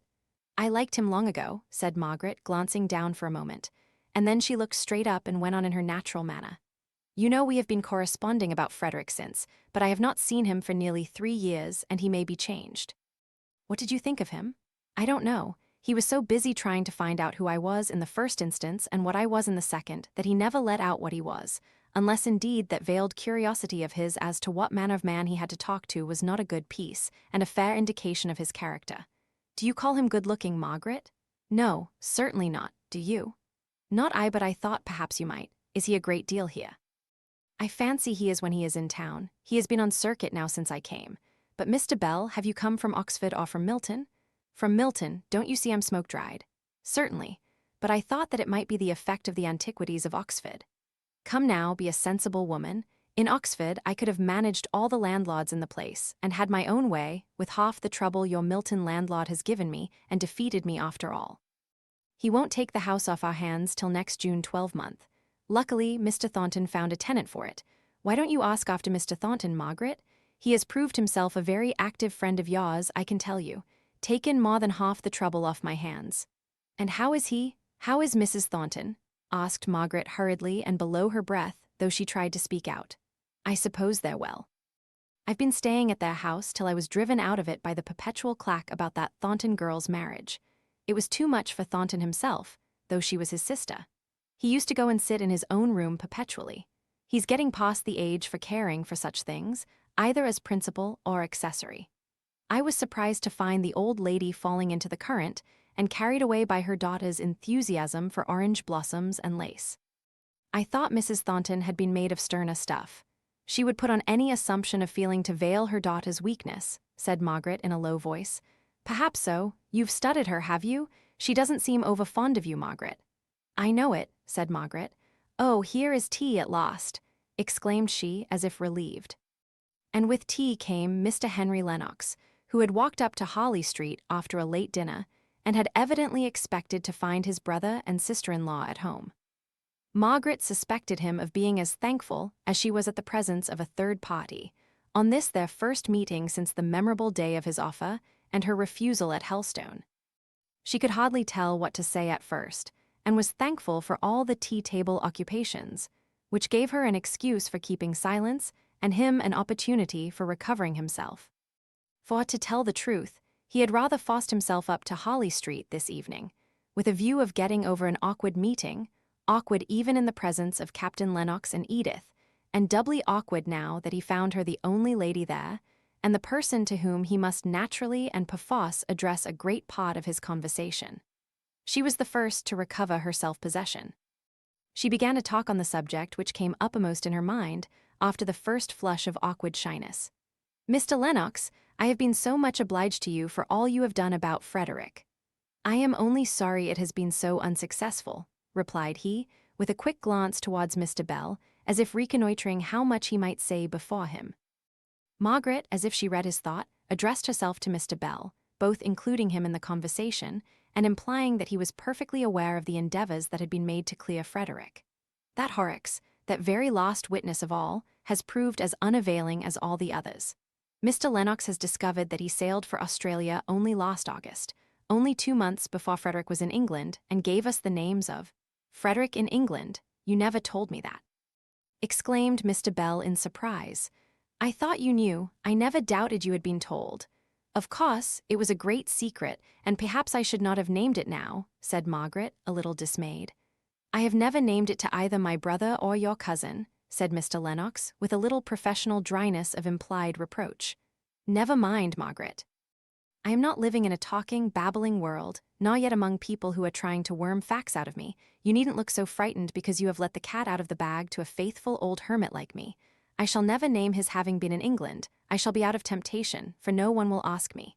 Stay, interrupting himself rather abruptly. Was it at your mother's funeral? He was with Mamma when she died, said Margaret softly. To be sure, to be sure.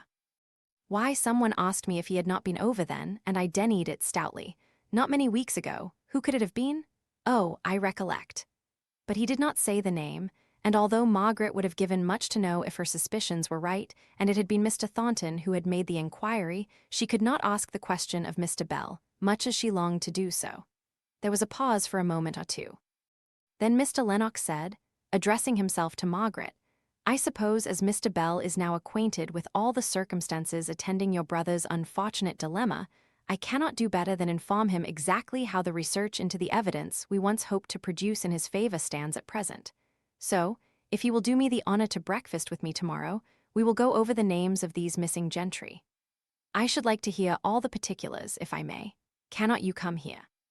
I dare not ask you both to breakfast, though I am sure you would be welcome. But let me know all you can about Frederick, even though there may be no hope at present. I have an engagement at 11:30, but I will certainly come if you wish it, replied Mr. Lennox with a little afterthought of extreme willingness, which made Margaret shrink into herself and almost wish that she had not proposed her natural request. Mr. Bell got up and looked around him for his hat, which had been removed to make room for tea. Well, said he, I don't know what Mr. Lennox is inclined to do, but I'm disposed to be moving off homewards.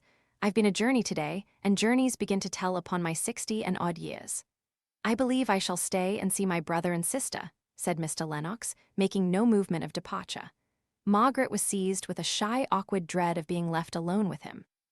The scene on the little terrace in the Hellstone garden was so present to her that she could hardly help believing it was so with him. "Don't go yet, please, Mr. Bell," said she hastily. "I want you to see Edith, and I want Edith to know you. Please," said she, laying a light but determined hand on his arm. He looked at her and saw the confusion stirring in her countenance. He sate down again, as if her little touch had been possessed of resistless strength. "You see how she overpowers me, Mr. Lennox," said he. "And I hope you noticed the happy choice of her expressions. She wants me to see this cousin Edith, who, I am told, is a great beauty. But she has the honesty to change her word when she comes to me. Mrs. Lennox is to know me. I suppose I am not much to see, Margaret?"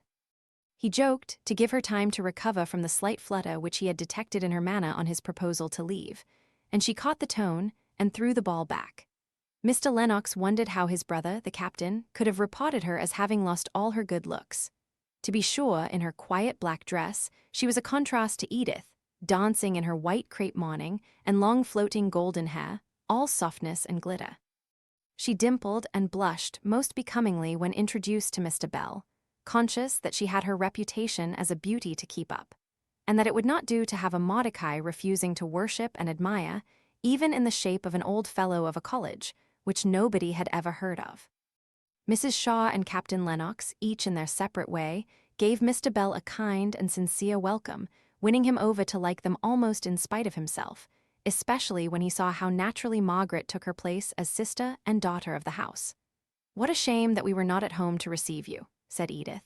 "You too, Henry, though I don't know that we should have stayed at home for you, and for Mr. Bell. For Margaret's Mr. Bell, there is no knowing what sacrifices you would not have made," said her brother-in-law, "even a dinner party, and the delight of wearing this very becoming dress." Edith did not know whether to frown or to smile, but it did not suit Mr. Lennox to drive her to the first of these alternatives, so he went on. "Will you show your readiness to make sacrifices tomorrow morning, first by asking me to breakfast, to meet Mr. Bell, and secondly, by being so kind as to order it at 9:30 instead of at 10 o'clock. I have some letters and papers that I want to show to Miss Hale and Mr. Bell."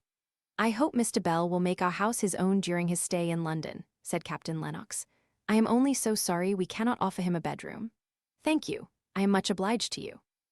"You would only think me a churl if you had, for I should decline it, I believe, in spite of all the temptations of such agreeable company," said Mr. Bell, bowing all round, and secretly congratulating himself on the neat turn he had given to his sentence, which, if put into plain language, would have been more to this effect: "I couldn't stand the restraints of such a proper-behaved and civil-spoken people as these are. It would be like meat without salt. I'm thankful they haven't a bed." And how well I rounded my sentence? I'm absolutely catching the trick of good manners. His self-satisfaction lasted him till he was fairly out in the streets, walking side by side with Henry Lennox. Here he suddenly remembered Margaret's little look of entreaty as she urged him to stay longer, and he also recollected a few hints given him long ago by an acquaintance of Mr. Lennox S. as to his admiration of Margaret. It gave a new direction to his thoughts. "You have known Miss Hale for a long time, I believe. How do you think her looking? She strikes me as pale and ill."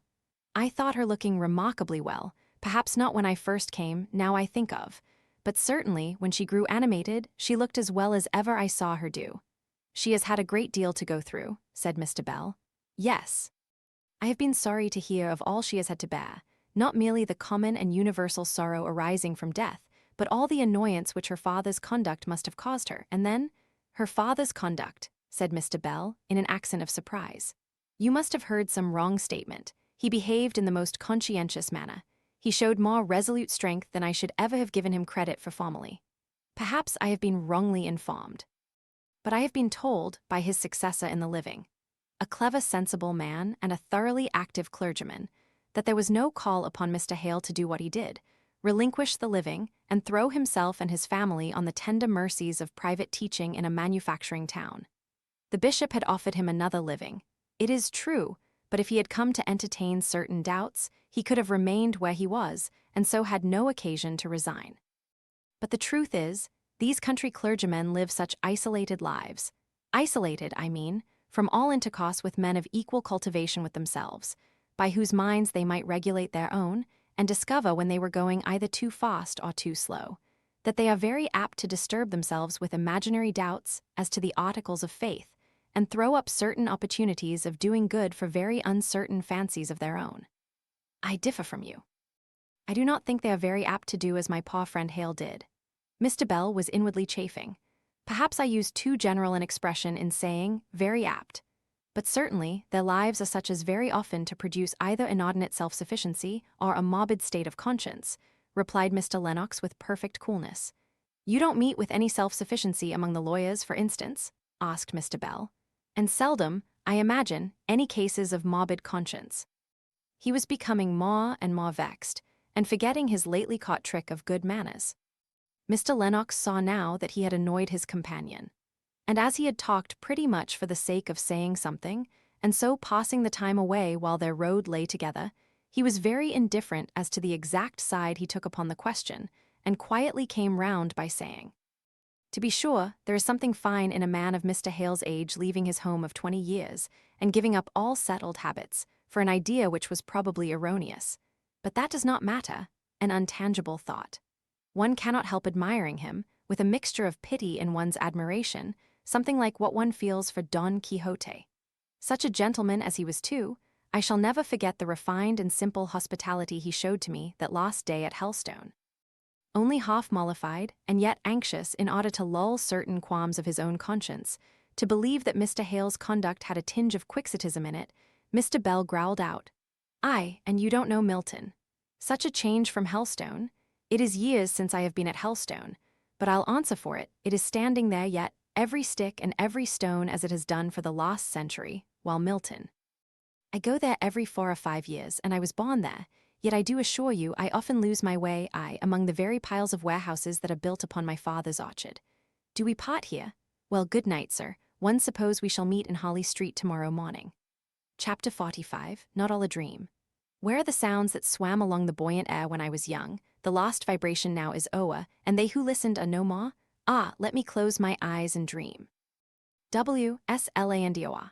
The idea of Hellstone had been suggested to Mr. Bell's waking mind by his conversation with Mr. Lennox, and all night long it ran riot through his dreams. He was again the tutor in the college where he now held the rank of fellow.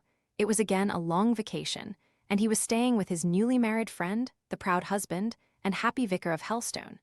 Over babbling brooks they took impossible leaps, which seemed to keep them whole days suspended in the air.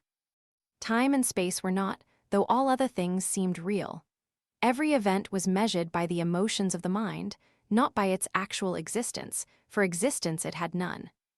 But the trees were gorgeous in their autumnal leafiness. The warm odors of flower and herb came sweet upon the sense. The young wife moved about the house with just that mixture of annoyance at her position, as regarded wealth, with pride in her handsome and devoted husband, which Mr. Bell had noticed in real life a quarter of a century ago. The dream was so like life that when he awoke, his present life seemed a dream. Where was he? In the close, handsomely furnished room of a London hotel. Where were those who spoke to him, moved around him, touched him, not an instant ago? Dead, buried, lost forevermore as far as earth's forevermore would extend. He was an old man, so lately exultant in the full strength of manhood. The utter loneliness of his life was insupportable to think about. He got up hastily and tried to forget what nevermore might be in a hurried dressing for the breakfast in Holly Street. He could not attend to all the lawyer's details, which, as he saw, made Margaret's eyes dilate, and her lips grow pale as one by one fate decreed, or so it seemed, every morsel of evidence which would exonerate Frederick should fall from beneath her feet and disappear. Even Mr. Lennox's well-regulated professional voice took a softer, tenderer tone as he drew near to the extinction of the last hope. It was not that Margaret had not been perfectly aware of the result before. It was only that the details of each successive disappointment came with such relentless minuteness to quench all hope that she at last fairly gave way to tears. Mr. Lennox stopped reading. I had better not go on, said he, in a concerned voice. It was a foolish proposal of mine. Lieutenant Hale, and even this giving him the title of the service from which he had so harshly been expelled, was soothing to Margaret. Lieutenant Hale is happy now, more secure in fortune and future prospects than he could ever have been in the Navy, and has, doubtless, adopted his wife's country as his own. That is it, said Margaret. It seems so selfish in me to regret it, trying to smile, and yet he is lost to me, and I am so lonely. Mr. Lennox turned over his papers and wished that he were as rich and prosperous as he believed he should be some day. Mr. Bell blew his nose, but otherwise he also kept silence, and Margaret in a minute or two had apparently recovered her usual composure. She thanked Mr. Lennox very courteously for his trouble, all the more courteously and graciously because she was conscious that by her behavior he might probably be led to imagine that he had given her needless pain. Yet it was pain she would not have been without. "Mr. Bell came up to wish her goodbye. "Margaret," said he as he fumbled with his gloves, "I am going down to Helstone tomorrow to look at the old place. Would you like to come with me, or would it give you too much pain? Speak out, don't be afraid." "Oh, Mr. Bell," said she, and could say no more, but she took his old gouty hand and kissed it. Come, that's enough," said he, reddening with awkwardness. "I suppose your Aunt Shaw will trust you with me. We'll go tomorrow morning, and we shall get there about 2 o'clock, I fancy. We'll take a snack and order dinner at the little inn, the Leonard Arms, it used to be, and go and get an appetite in the forest. Can you stand it, Margaret? It will be a trial, I know, to both of us, but it will be a pleasure to me, at least.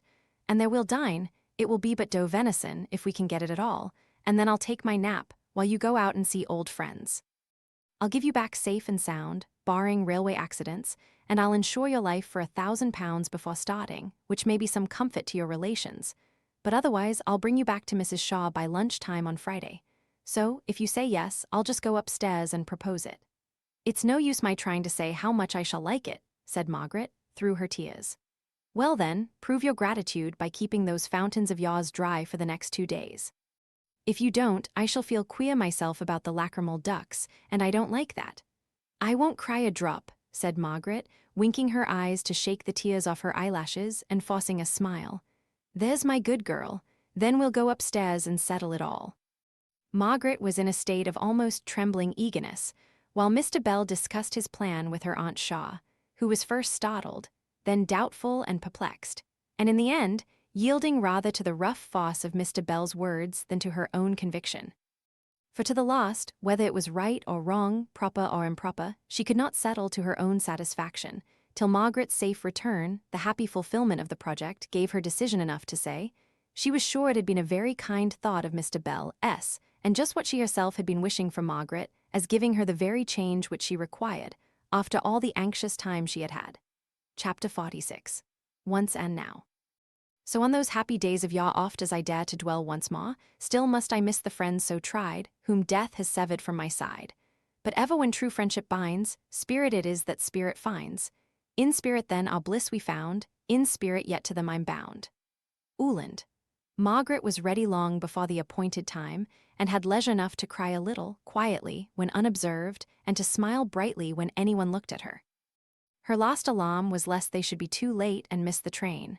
But no, they were all in time, and she breathed freely and happily at length, seated in the carriage opposite to Mr. Bell, and whirling away past the well-known stations, seeing the old south country towns and hamlets sleeping in the warm light of the pure sun, which gave a yet ruddier color to their tiled roofs, so different to the cold slates of the north.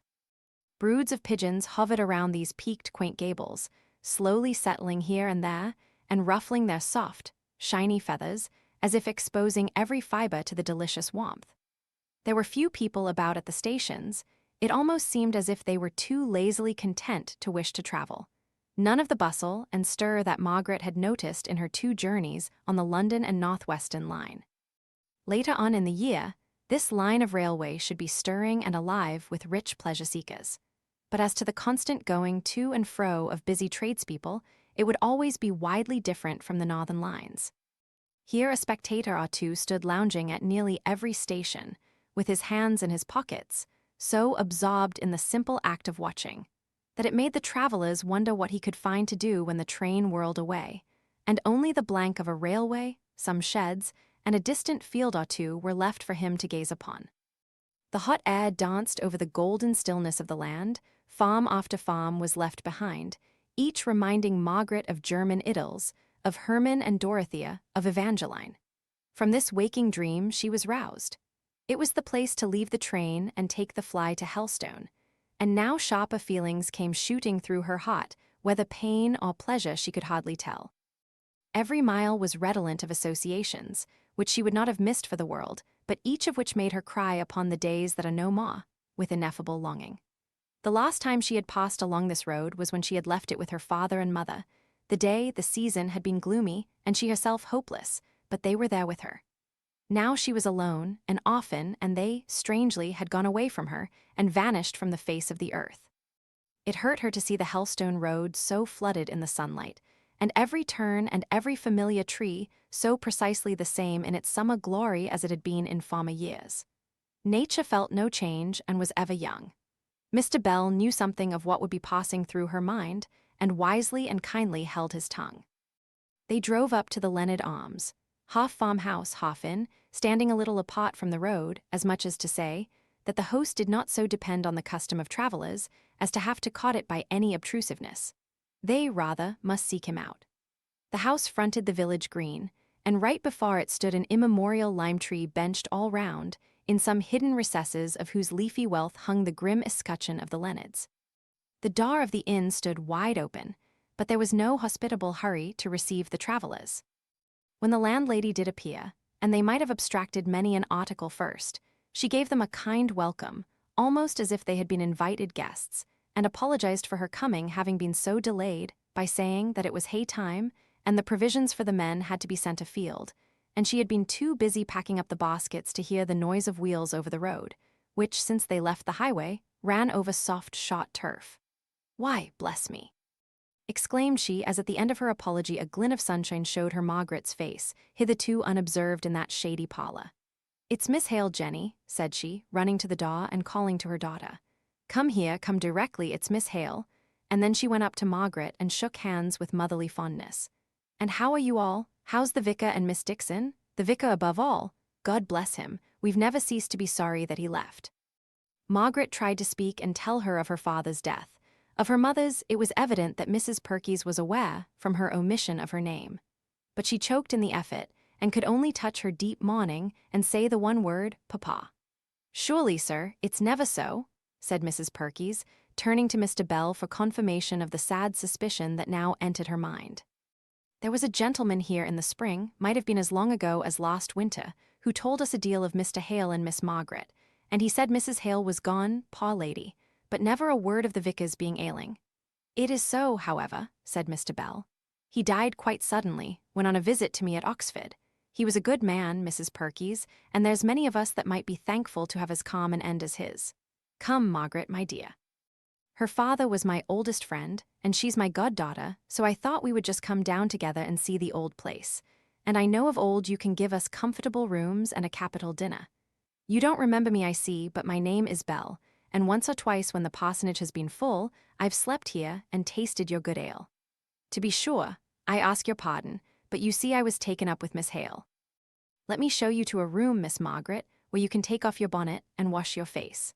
It's only this very morning I plunged some fresh-gathered roses head downward in the water jug, for thought I, perhaps someone will be coming, and there's nothing so sweet as spring water scented by a musk rose or two. To think of the vicar being dead. Well, to be sure, we must all die. Only that gentleman said he was quite picking up after his trouble about Mrs. Hale's death. Come down to me, Mrs. Perkys, after you have attended to Miss Hale. I want to have a consultation with you about dinner." The little casement window in Margaret's bedchamber was almost filled up with rose and vine branches, but pushing them aside and stretching a little out, she could see the tops of the parsonage chimneys above the trees and distinguish many a well-known line through the leaves. "Aye," said Mrs. Perkys, smoothing down the bed and dispatching Jenny for an armful of lavender-scented towels. "Times is changed, miss. Our new vicar has 7 children and is building a nursery ready for ma, just where the arbor and tool house used to be in old times. And he has had new grates put in and a plate-glass window in the drawing-room. He and his wife are stirring people and have done a deal of good.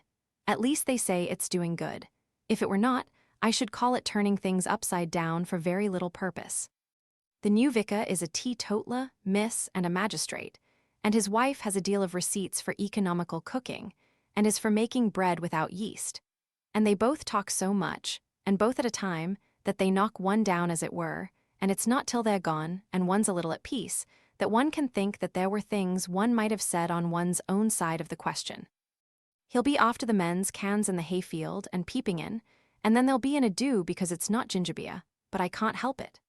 My mother and my grandmother before me sent good malt liquor to haymakers, and took salts and senna when anything ailed them, and I must e'en go on in their ways, though Mrs. Hepworth does want to give me comfits instead of medicine, which, as she says, is a deal pleasanter, only I've no faith in it.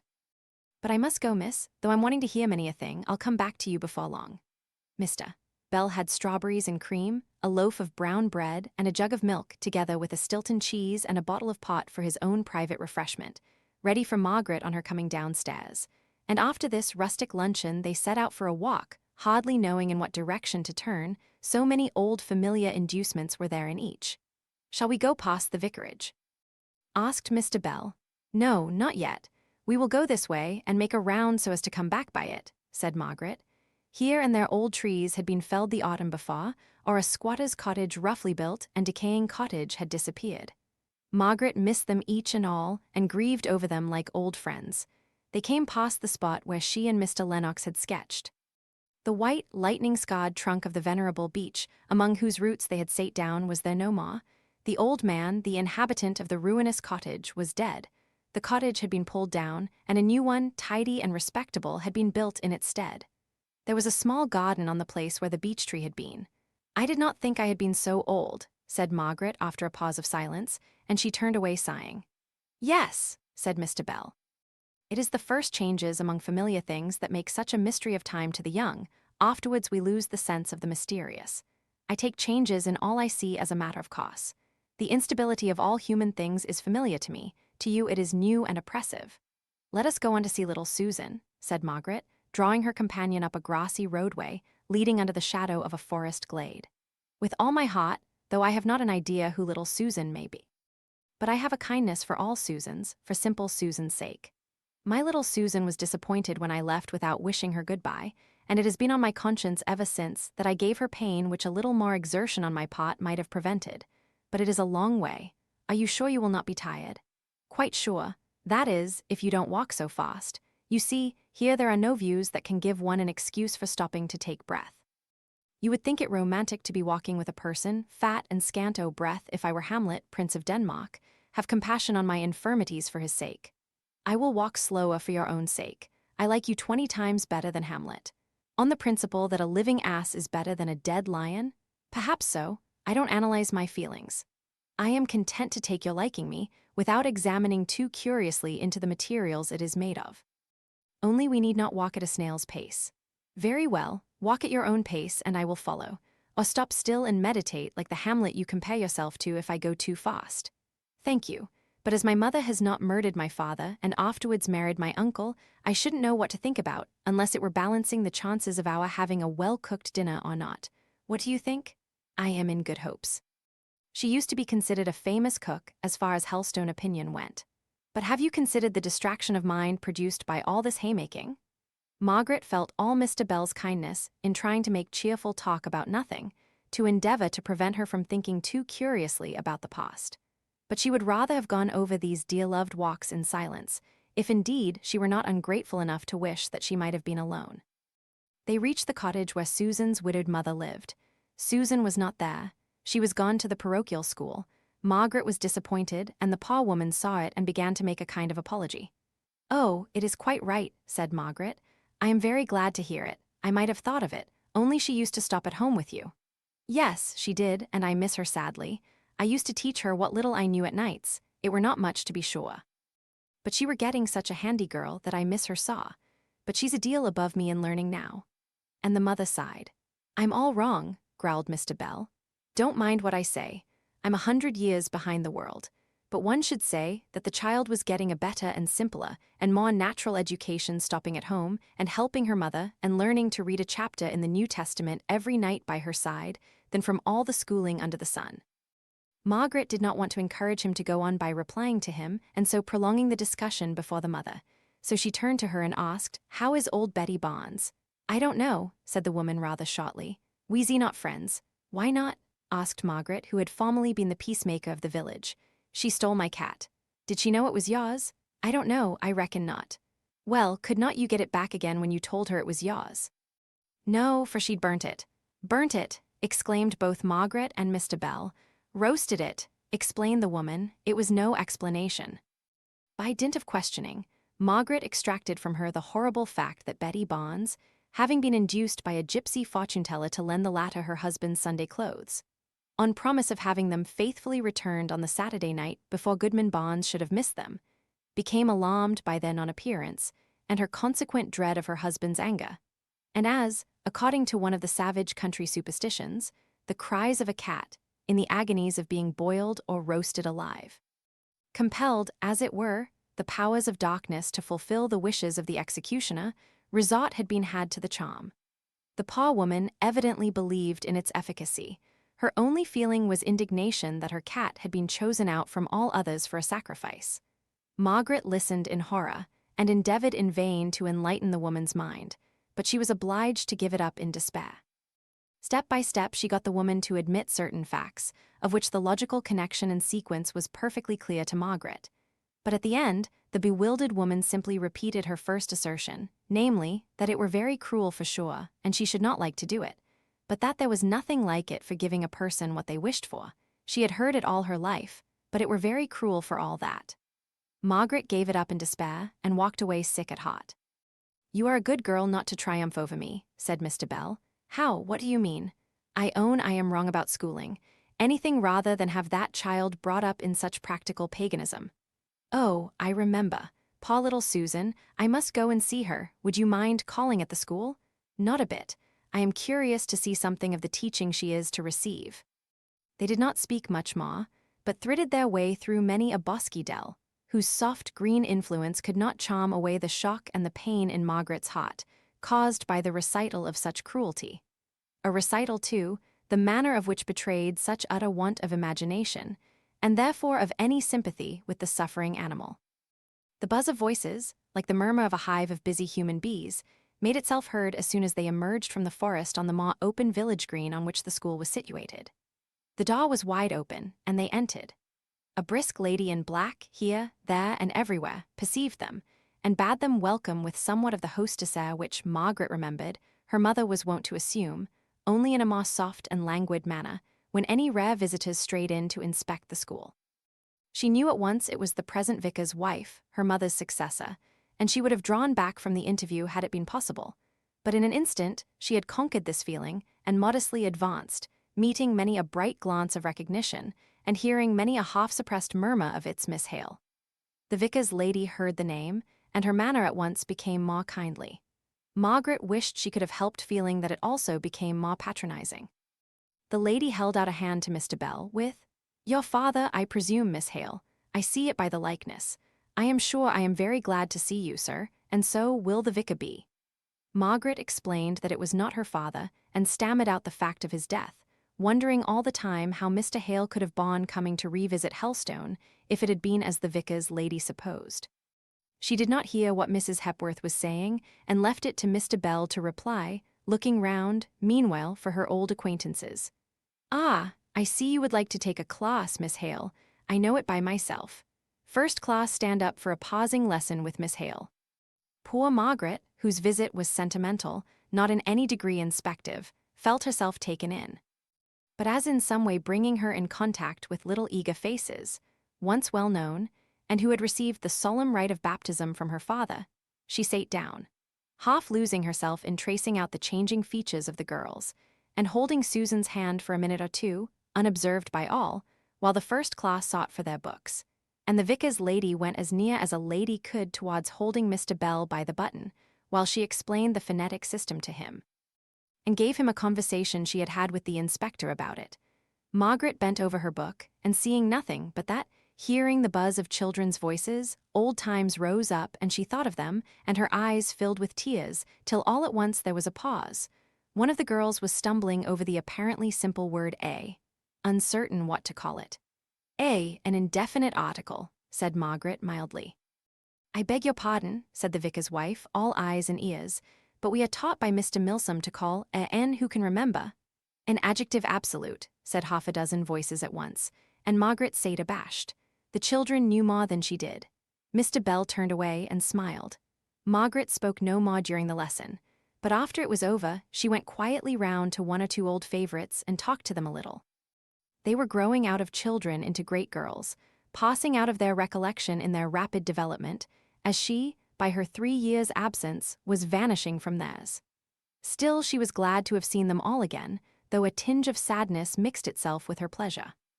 When school was over for the day, it was yet early in the summer afternoon, and Mrs. Hepworth proposed to Margaret that she and Mr. Bell should accompany her to the parsonage and see. The word improvements had half slipped out of her mouth, but she substituted the more cautious term alterations, which the present vicar was making. Margaret did not care a straw about seeing the alterations, which jarred upon her fond recollection of what her home had been, but she longed to see the old place once more, even though she shivered away from the pain which she knew she should feel. The parsonage was so altered, both inside and out, that the real pain was less than she anticipated. It was not like the same place. The garden, the grass plat, formerly so daintily trimmed that even a stray rose leaf seemed like a fleck on the exquisite arrangement and propriety, was strewed with children's things. A bag of marbles here, a hoop there. A straw hat fossed down upon a rose tree as on a peg, to the destruction of a long beautiful tender branch laden with flowers, which in former days would have been trained up tenderly, as if beloved. The little square matted hall was equally filled with signs of merry healthy rough childhood. "Ah," said Mrs. Hepworth, "you must excuse this untidiness, Miss Hale. When the nursery is finished, I shall insist upon a little order. We are building a nursery out of your room, I believe. How did you manage, Miss Hale, without a nursery?" "We were but 2, said Margaret. "You have many children, I presume?" 7. "Look here, we are throwing out a window to the road on this side. Mr. Hepworth is spending an immense deal of money on this house. But really it was scarcely habitable when we came, for so large a family as ours, I mean, of course. Every room in the house was changed, besides the one of which Mrs. Hepworth spoke, which had been Mr. Hale's study formerly, and where the green gloom and delicious quiet of the place had conduced, as he had said, to a habit of meditation, but perhaps, in some degree to the formation of a character more fitted for thought than action. The new window gave a view of the road, and had many advantages, as Mrs. Hepworth pointed out. From it the wandering sheep of her husband's flock might be seen, who straggled to the tempting beer house, unobserved as they might hope, but not unobserved in reality. For the active vicar kept his eye on the road, even during the composition of his most orthodox sermons, and had a hat and stick hanging ready at hand to seize, before sallying out after his parishioners, who had need of quick legs if they could take refuge in the jolly forester, before the teetotal vicar had arrested them. The whole family were quick, brisk, loud-talking, kind-hearted, and not troubled with much delicacy of perception.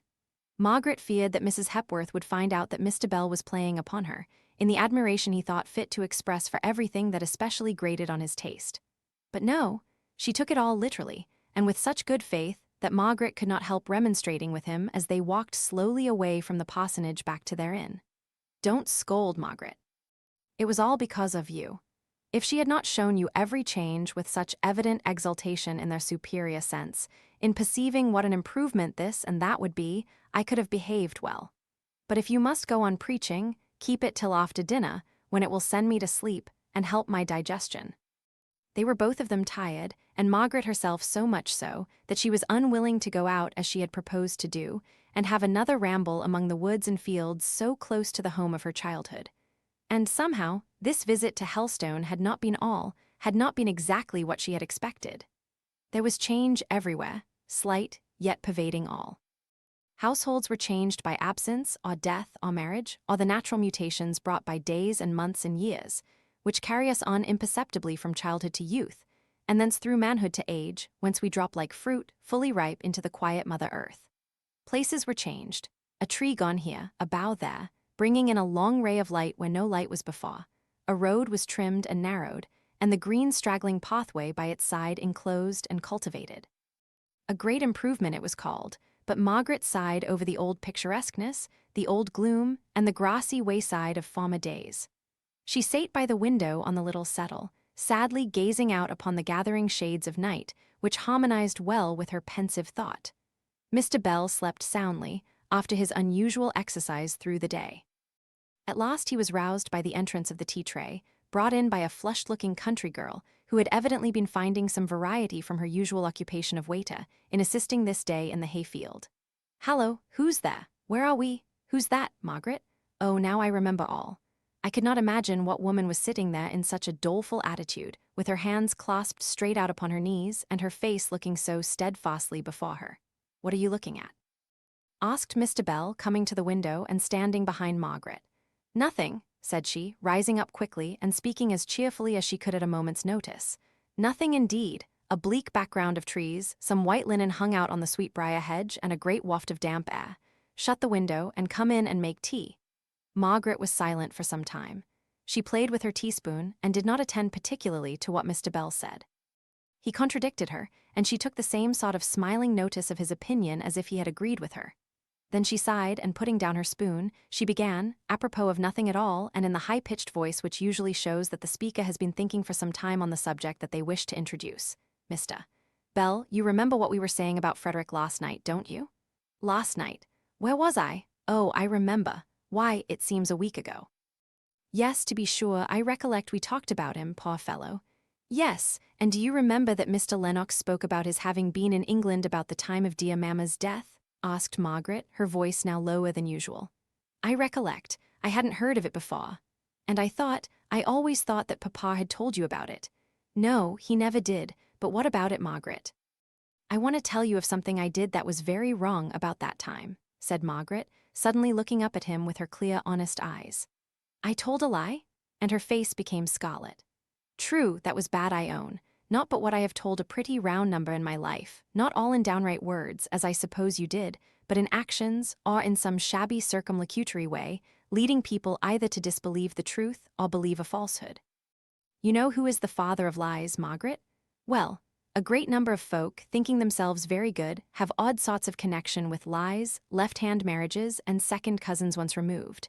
The tainting blood of falsehood runs through us all. I should have guessed you as far from it as most people. What? Crying, child?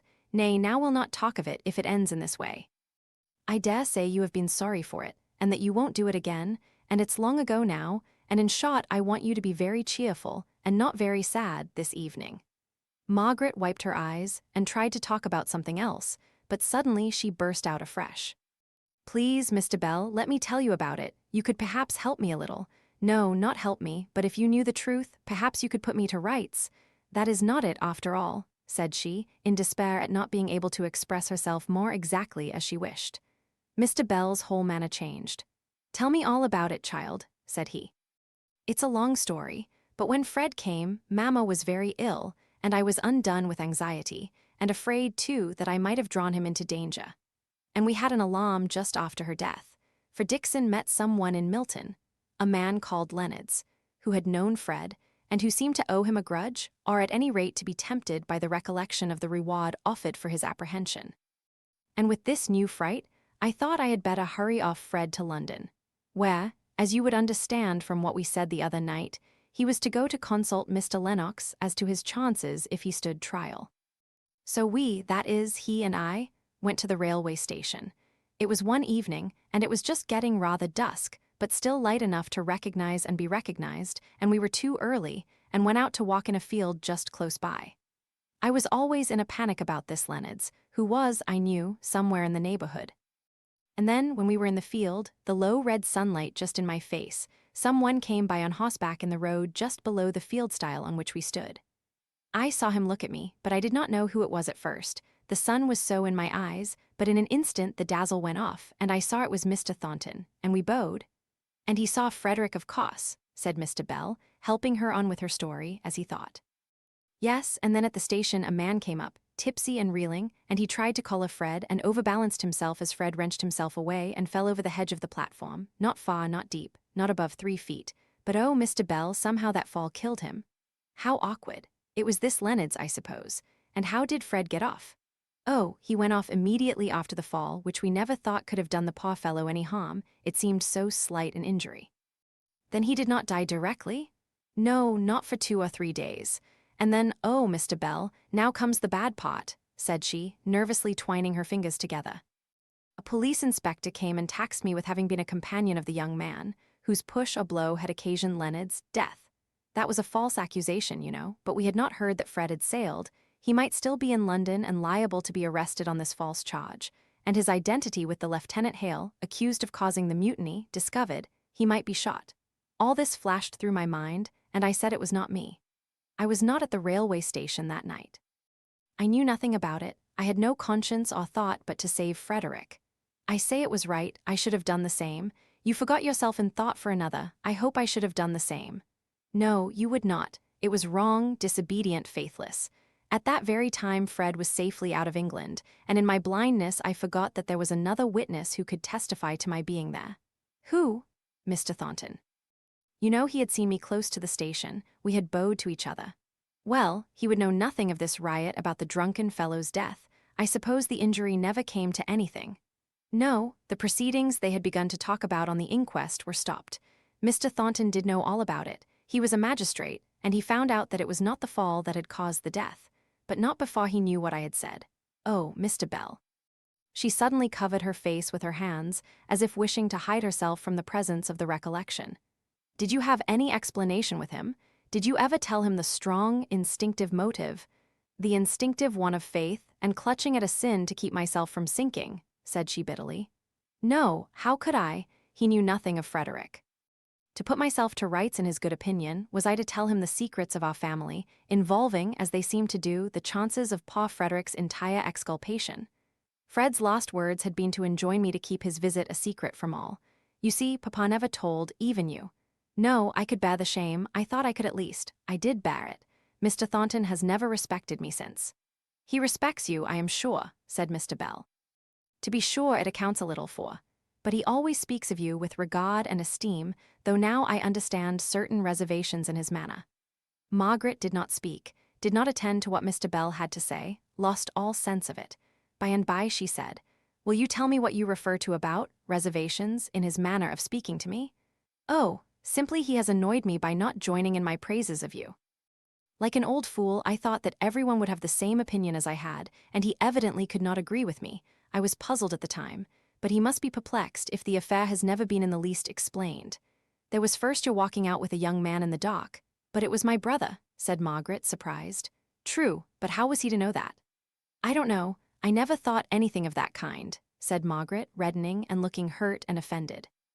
And perhaps he never would, but for the lie, which, under the circumstances, I maintain was necessary. It was not, I know it now, I bitterly repent it. There was a long pause of silence. Margaret was the first to speak. I am not likely ever to see Mr. Thornton again, and there she stopped. There are many things more unlikely, I should say, replied Mr. Bell, but I believe I never shall. Still, somehow one does not like to have sunk so low in a friend's opinion as I have done in his. Her eyes were full of tears, but her voice was steady, and Mr. Bell was not looking at her.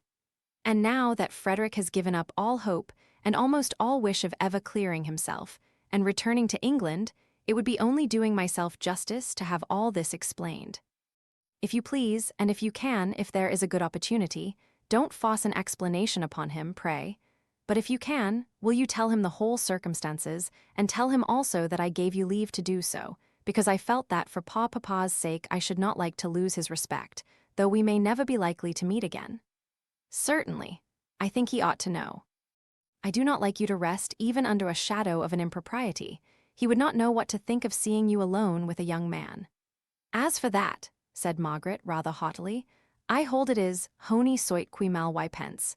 Yet still I should choose to have it explained if any natural opportunity for easy explanation occurs. But it is not to clear myself of any suspicion of improper conduct that I wish to have him told. If I thought that he had suspected me, I should not care for his good opinion. No, it is that he may learn how I was tempted and how I fell into the snare, why I told that falsehood, in short. Which I don't blame you for. It is no partiality of mine, I assure you. What other people may think of the rightness or wrongness is nothing in comparison to my own deep knowledge, my innate conviction that it was wrong. But we will not talk of that any more, if you please. It is done, my sin is sinned. I have now to put it behind me and be truthful forevermore if I can. Very well. If you like to be uncomfortable and morbid, be so. I always keep my conscience as tight shut up as a jack-in-a-box, for when it jumps into existence it surprises me by its size.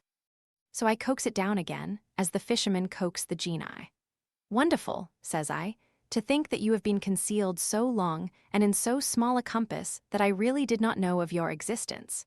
Pray, sir, instead of growing larger and larger every instant, and bewildering me with your misty outlines, would you once more compress yourself into your former dimensions? And when I've got him down, don't I clap the seal on the vase and take good care how I open it again, and how I go against Solomon, wisest of men, who confined him there. But it was no smiling matter to Margaret. She hardly attended to what Mr. Bell was saying.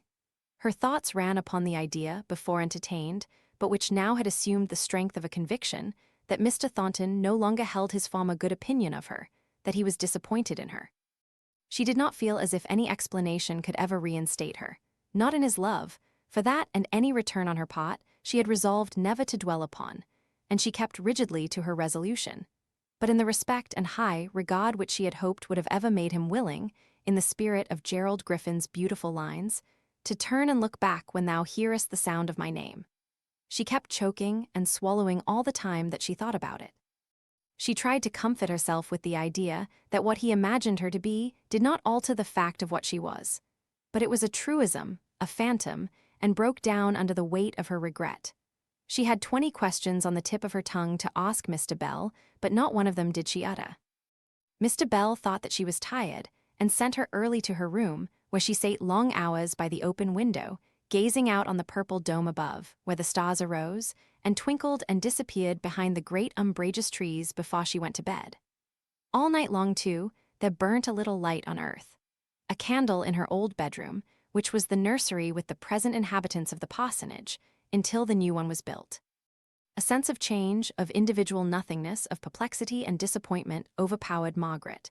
Nothing had been the same, and this slight, all-pervading instability had given her greater pain than if all had been too entirely changed for her to recognize it. I begin to understand now what heaven must be, and oh, the grandeur and repose of the words, the same yesterday, today, and forever. Everlasting. From everlasting to everlasting, thou art God. That beautiful sky above me looks as though it could not change, and yet it will. I am so tired of being whirled on through all these phases of my life, in which nothing abides by me, no creature, no place. It is like the circle in which the victims of earthly passion eddy continually. I am in the mood in which women of another religion take the veil. I seek heavenly steadfastness in earthly monotony. If I were a Roman Catholic and could deaden my heart, stun it with some great blow, I might become a nun. But I should pine after my kind, no, not my kind, for love for my species could never fill my heart to the utter exclusion of love for individuals. Perhaps it ought to be so, perhaps not, I cannot decide tonight. Wearily she went to bed, wearily she arose in far a 5 hours' time, but with the morning came hope and a brighter view of things. After all it is right, said she, hearing the voices of children at play while she was dressing.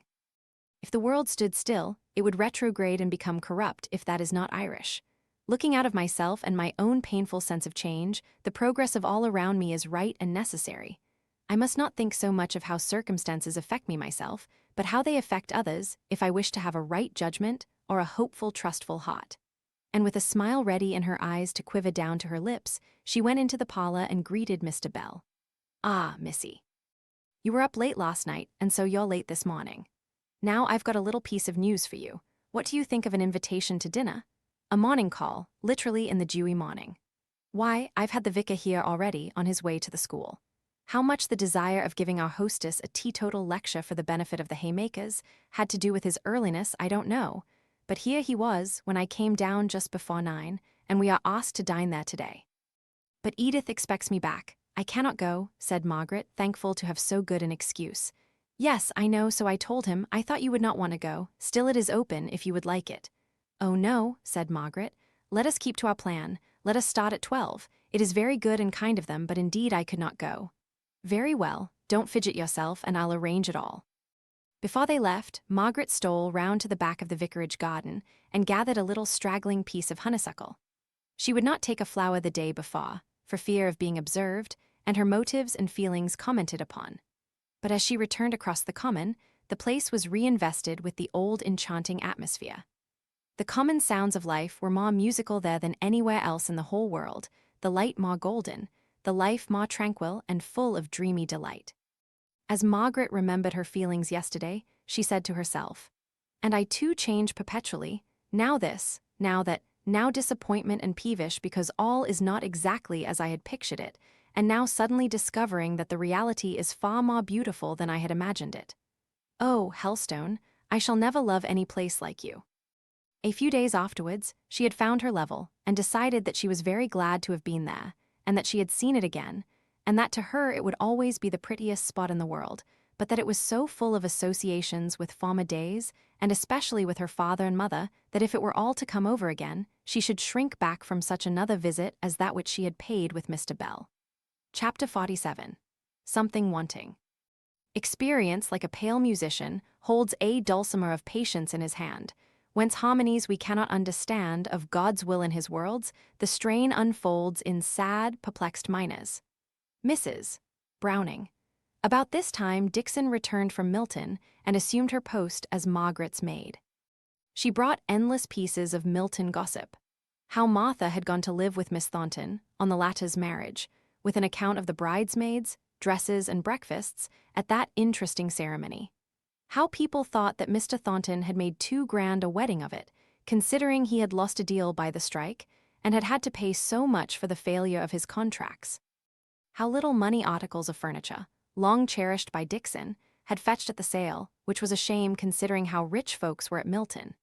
How Mrs. Thornton had come one day and got 2 or 3 good bargains, and Mr. Thornton had come the next, and in his desire to obtain 1 or 2 things, had bid against himself, much to the enjoyment of the bystanders, so as Dixon observed, that made things even.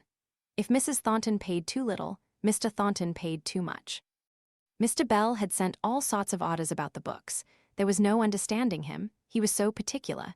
If he had come himself, it would have been all right, but letters always were, and always will be more puzzling than they are worth.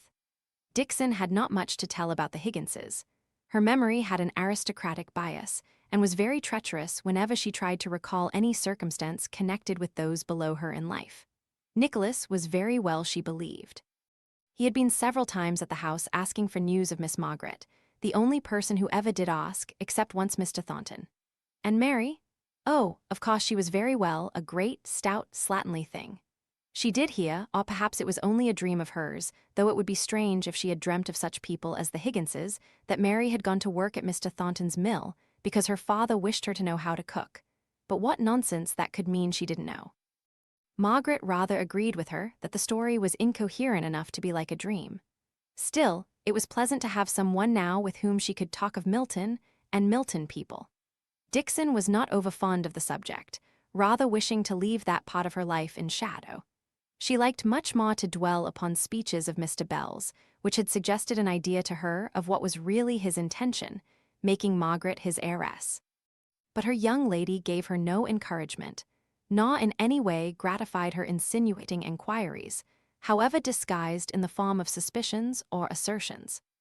All this time Margaret had a strange, undefined longing to hear that Mr. Bell had gone to pay one of his business visits to Milton, for it had been well understood between them, at the time of their conversation at Helstone, that the explanation she had desired should only be given to Mr. Thornton by word of mouth, and even in that manner should be in nowise forced upon him.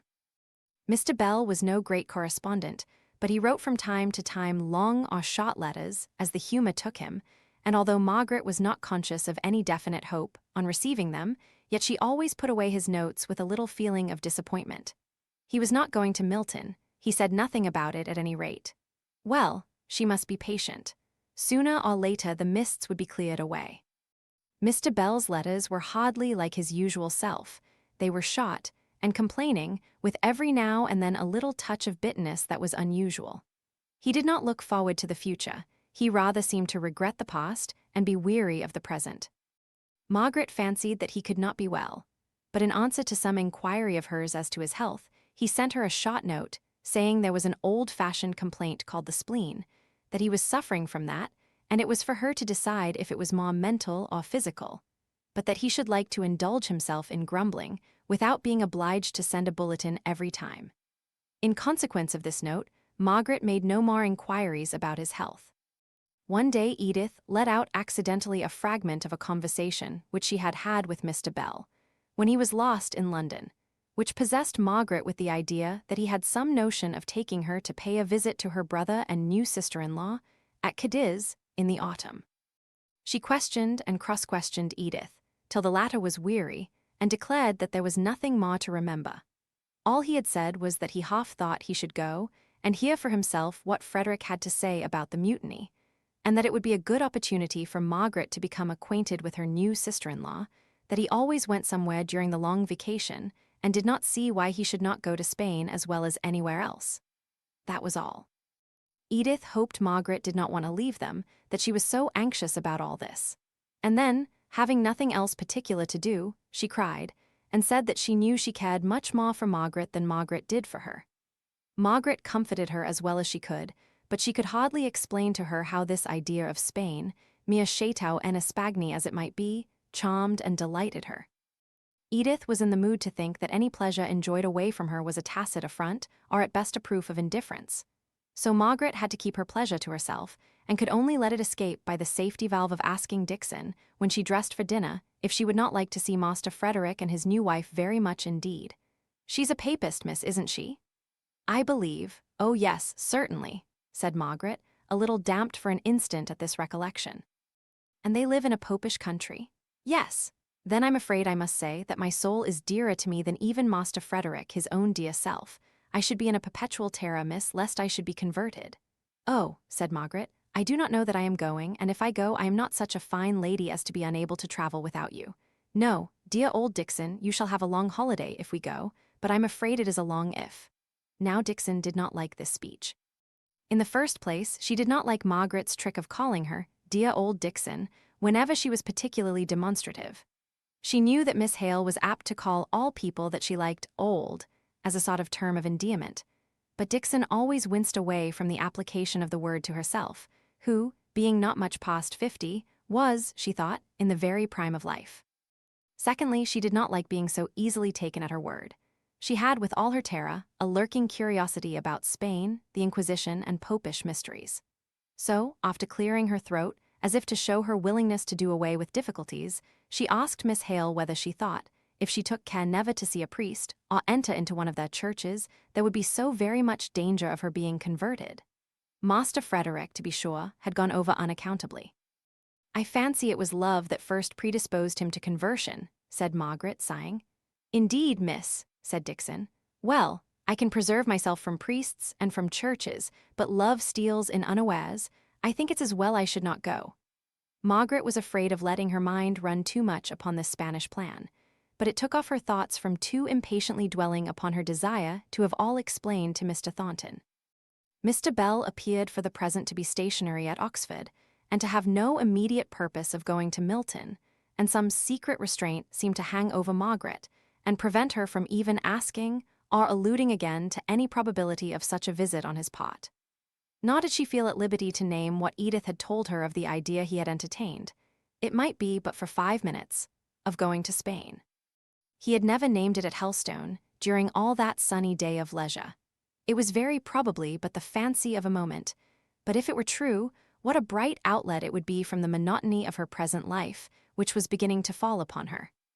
One of the great pleasures of Margaret's life at this time was in Edith's boy. He was the pride and plaything of both father and mother as long as he was good, but he had a strong will of his own, and as soon as he burst out into one of his stormy passions, Edith would throw herself back in despair and fatigue, and sigh out, "Oh dear, what shall I do with him? Do, Margaret, please ring the bell for Hanley."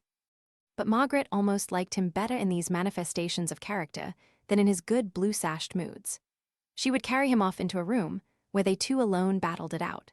She with a firm power which subdued him into peace, while every sudden charm and wile she possessed was exerted on the side of right, until he would rub his little hot and tear-smeared face all over hers, kissing and caressing till he often fell asleep in her arms or on her shoulder. Those were Margaret's sweetest moments. They gave her a taste of the feeling that she believed would be denied to her forever. Mr. Henry Lennox added a new and not disagreeable element to the course of the household life by his frequent presence. Margaret thought him colder, if more brilliant than formerly, but there were strong intellectual tastes and much and varied knowledge, which gave flavor to the otherwise rather insipid conversation. Margaret saw glimpses in him of a slight contempt for his brother and sister-in-law, and for their mode of life, which he seemed to consider as frivolous and purposeless. He once or twice spoke to his brother, in Margaret's presence, in a pretty sharp tone of inquiry, as to whether he meant entirely to relinquish his profession.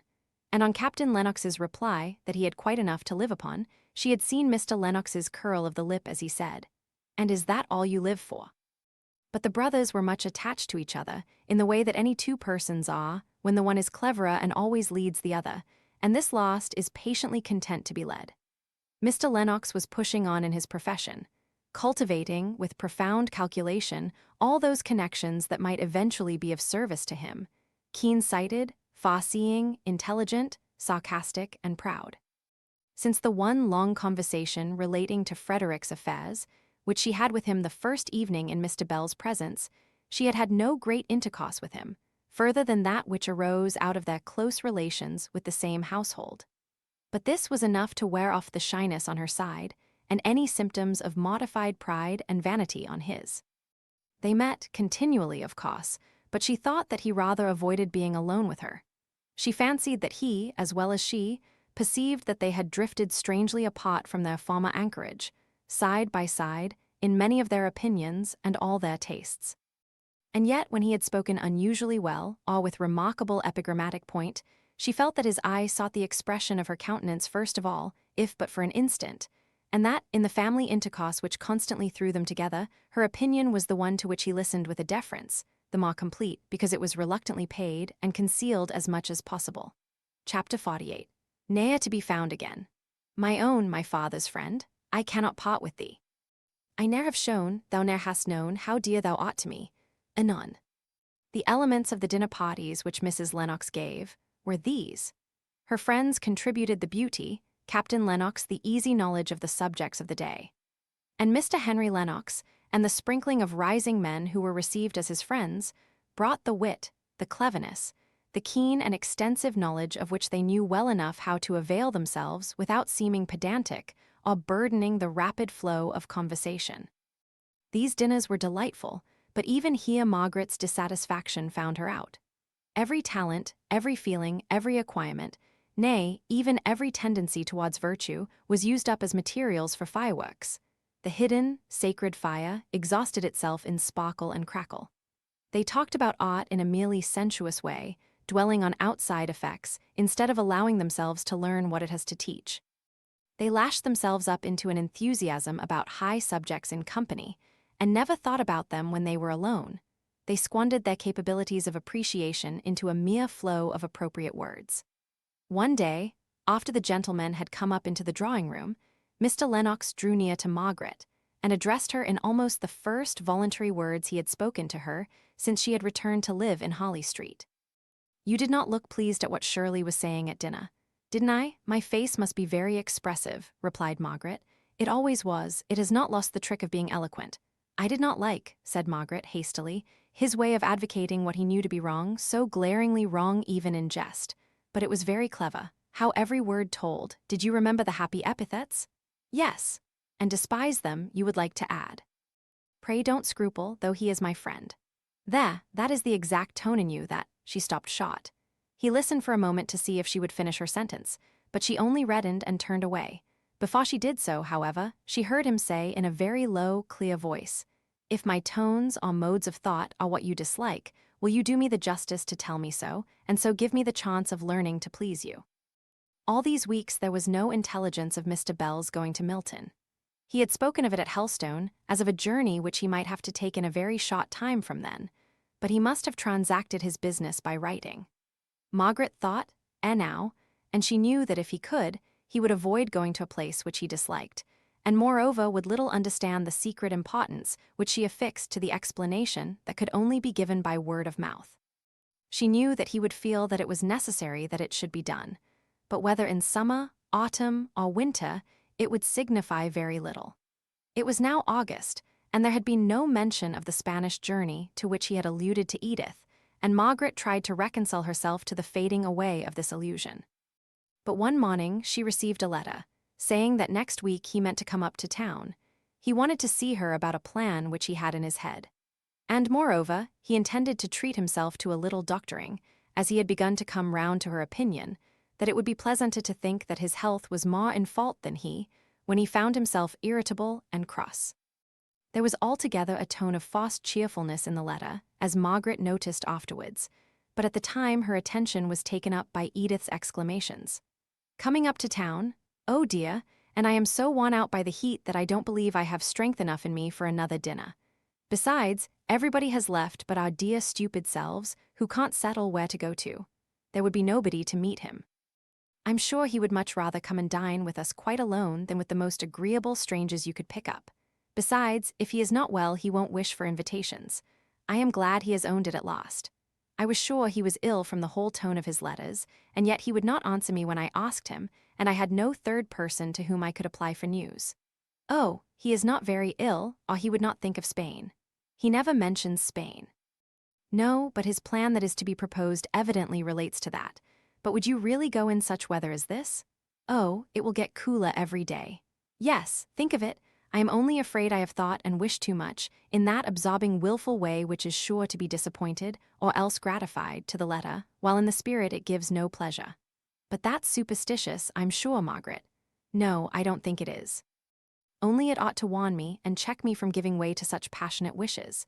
It is a sort of give me children, or else I die. I'm afraid my cry is, let me go to Cadiz, or else I die. My dear Margaret, you'll be persuaded to stay there, and then what shall I do? Oh, I wish I could find somebody for you to marry here that I could be sure of you. I shall never marry. Nonsense and double nonsense. Why, as Sholto says, you're such an attraction to the house that he knows ever so many men who will be glad to visit here next year for your sake. Margaret drew herself up haughtily. Do you know, Edith, I sometimes think your Corfu life has taught you, well, just a shade or two of coarseness. Edith began to sob so bitterly, and to declare so vehemently that Margaret had lost all love for her, and no longer looked upon her as a friend, that Margaret came to think that she had expressed too harsh an opinion for the relief of her own wounded pride, and ended by being Edith's slave for the rest of the day. While that little lady, overcome by wounded feeling, lay like a victim on the sofa, heaving occasionally a profound sigh, till at last she fell asleep. Mr. Bell did not make his appearance, even on the day to which he had for a second time deferred his visit. The next morning there came a letter from Wallis, his servant, stating that his master had not been feeling well for some time, which had been the true reason of his putting off his journey, and that at the very time when he should have set out for London, he had been seized with an apoplectic fit. It was, indeed, Wallis added, the opinion of the medical men, that he could not survive the night, and more than probable that by the time Miss Hale received this letter his poor master would be no more. Margaret received this letter at breakfast time, and turned very pale as she read it. Then, silently putting into Edith's hands, she left the room. Edith was terribly shocked as she read it, and cried in a sobbing, frightened, childish way, much to her husband's distress. Mrs. Shaw was breakfasting in her own room, and upon him devolved the task of reconciling his wife to the near contact into which she seemed to be brought with death, for the first time that she could remember in her life. Here was a man who was to have dined with them today lying dead or dying instead. It was some time before she could think of Margaret. Then she started up and followed her upstairs into her room. Dixon was packing up a few toilette articles, and Margaret was hastily putting on her bonnet, shedding tears all the time, and her hands trembling so that she could hardly tie the strings. Oh, dear Margaret, how shocking! What are you doing? Are you going out? Sholto would telegraph or do anything you like. I am going to Oxford. There is a train in half an hour. Dixon has offered to go with me, but I could have gone by myself. I must see him again. Besides, he may be better and want some care. He has been like a father to me. Don't stop me, Edith. But I must. Mamma won't like it at all. Come and ask her about it, Margaret. You don't know where you're going. I should not mind if he had a house of his own, but in his fellows' rooms. Come to Mamma and do ask her before you go. It will not take a minute. Margaret yielded and lost her train. In the suddenness of the event, Mrs. Shaw became bewildered and hysterical, and so the precious time slipped by. But there was another train in a couple of hours, and after various discussions on propriety and impropriety, it was decided that Captain Lennox should accompany Margaret, as the one thing to which she was constant was her resolution to go, alone or otherwise, by the next train, whatever might be said of the propriety or impropriety of the step. Her father's friend, her own friend, was lying at the point of death, and the thought of this came upon her with such vividness that she was surprised herself at the firmness with which she asserted something of her right to independence of action. And 5 minutes before the time of starting, she found herself sitting in a railway carriage opposite to Captain Lennox. It was always a comfort to her to think that she had gone, though it was only to hear that he had died in the night. She saw the rooms that he had occupied, and associated them ever after most fondly in her memory with the idea of her father and his one cherished and faithful friend. They had promised Edith before starting that if all had ended as they feared, they would return to dinner.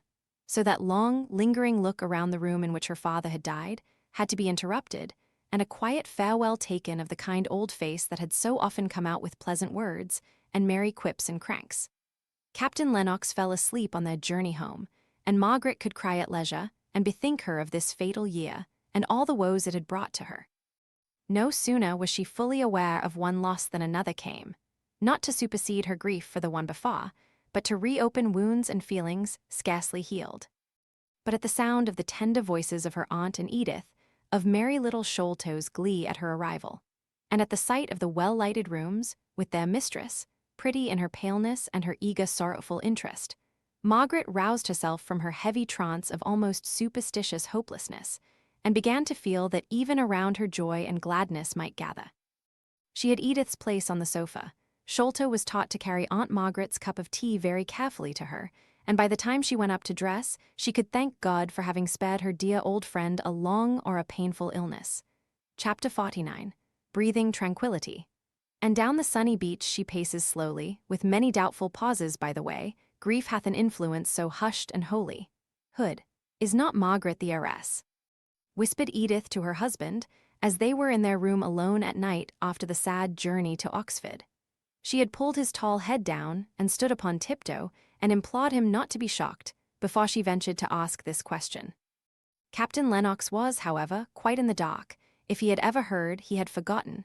It could not be much that a fellow of a small college had to leave, but he had never wanted her to pay for her board, and £250 a year was something ridiculous, considering that she did not take wine. Edith came down upon her feet a little bit sadder, with a romance blown to pieces. A week afterwards she came prancing towards her husband and made him a low curtsy. I am right, and you are wrong, most noble captain. Margaret has had a lawyer's letter, and she is residuary legatee, the legacies being about £2,000 and the remainder about £40,000 at the present value of property in Milton. Indeed, and how does she take her good fortune? Oh, it seems she knew she was to have it all along, only she had no idea it was so much. She looks very white and pale and says she's afraid of it, but that's nonsense, you know, and will soon go off. I left Mamma pouring congratulations down her throat and stole away to tell you.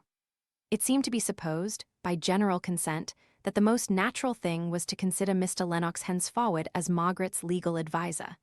She was so entirely ignorant of all forms of business that in nearly everything she had to refer to him.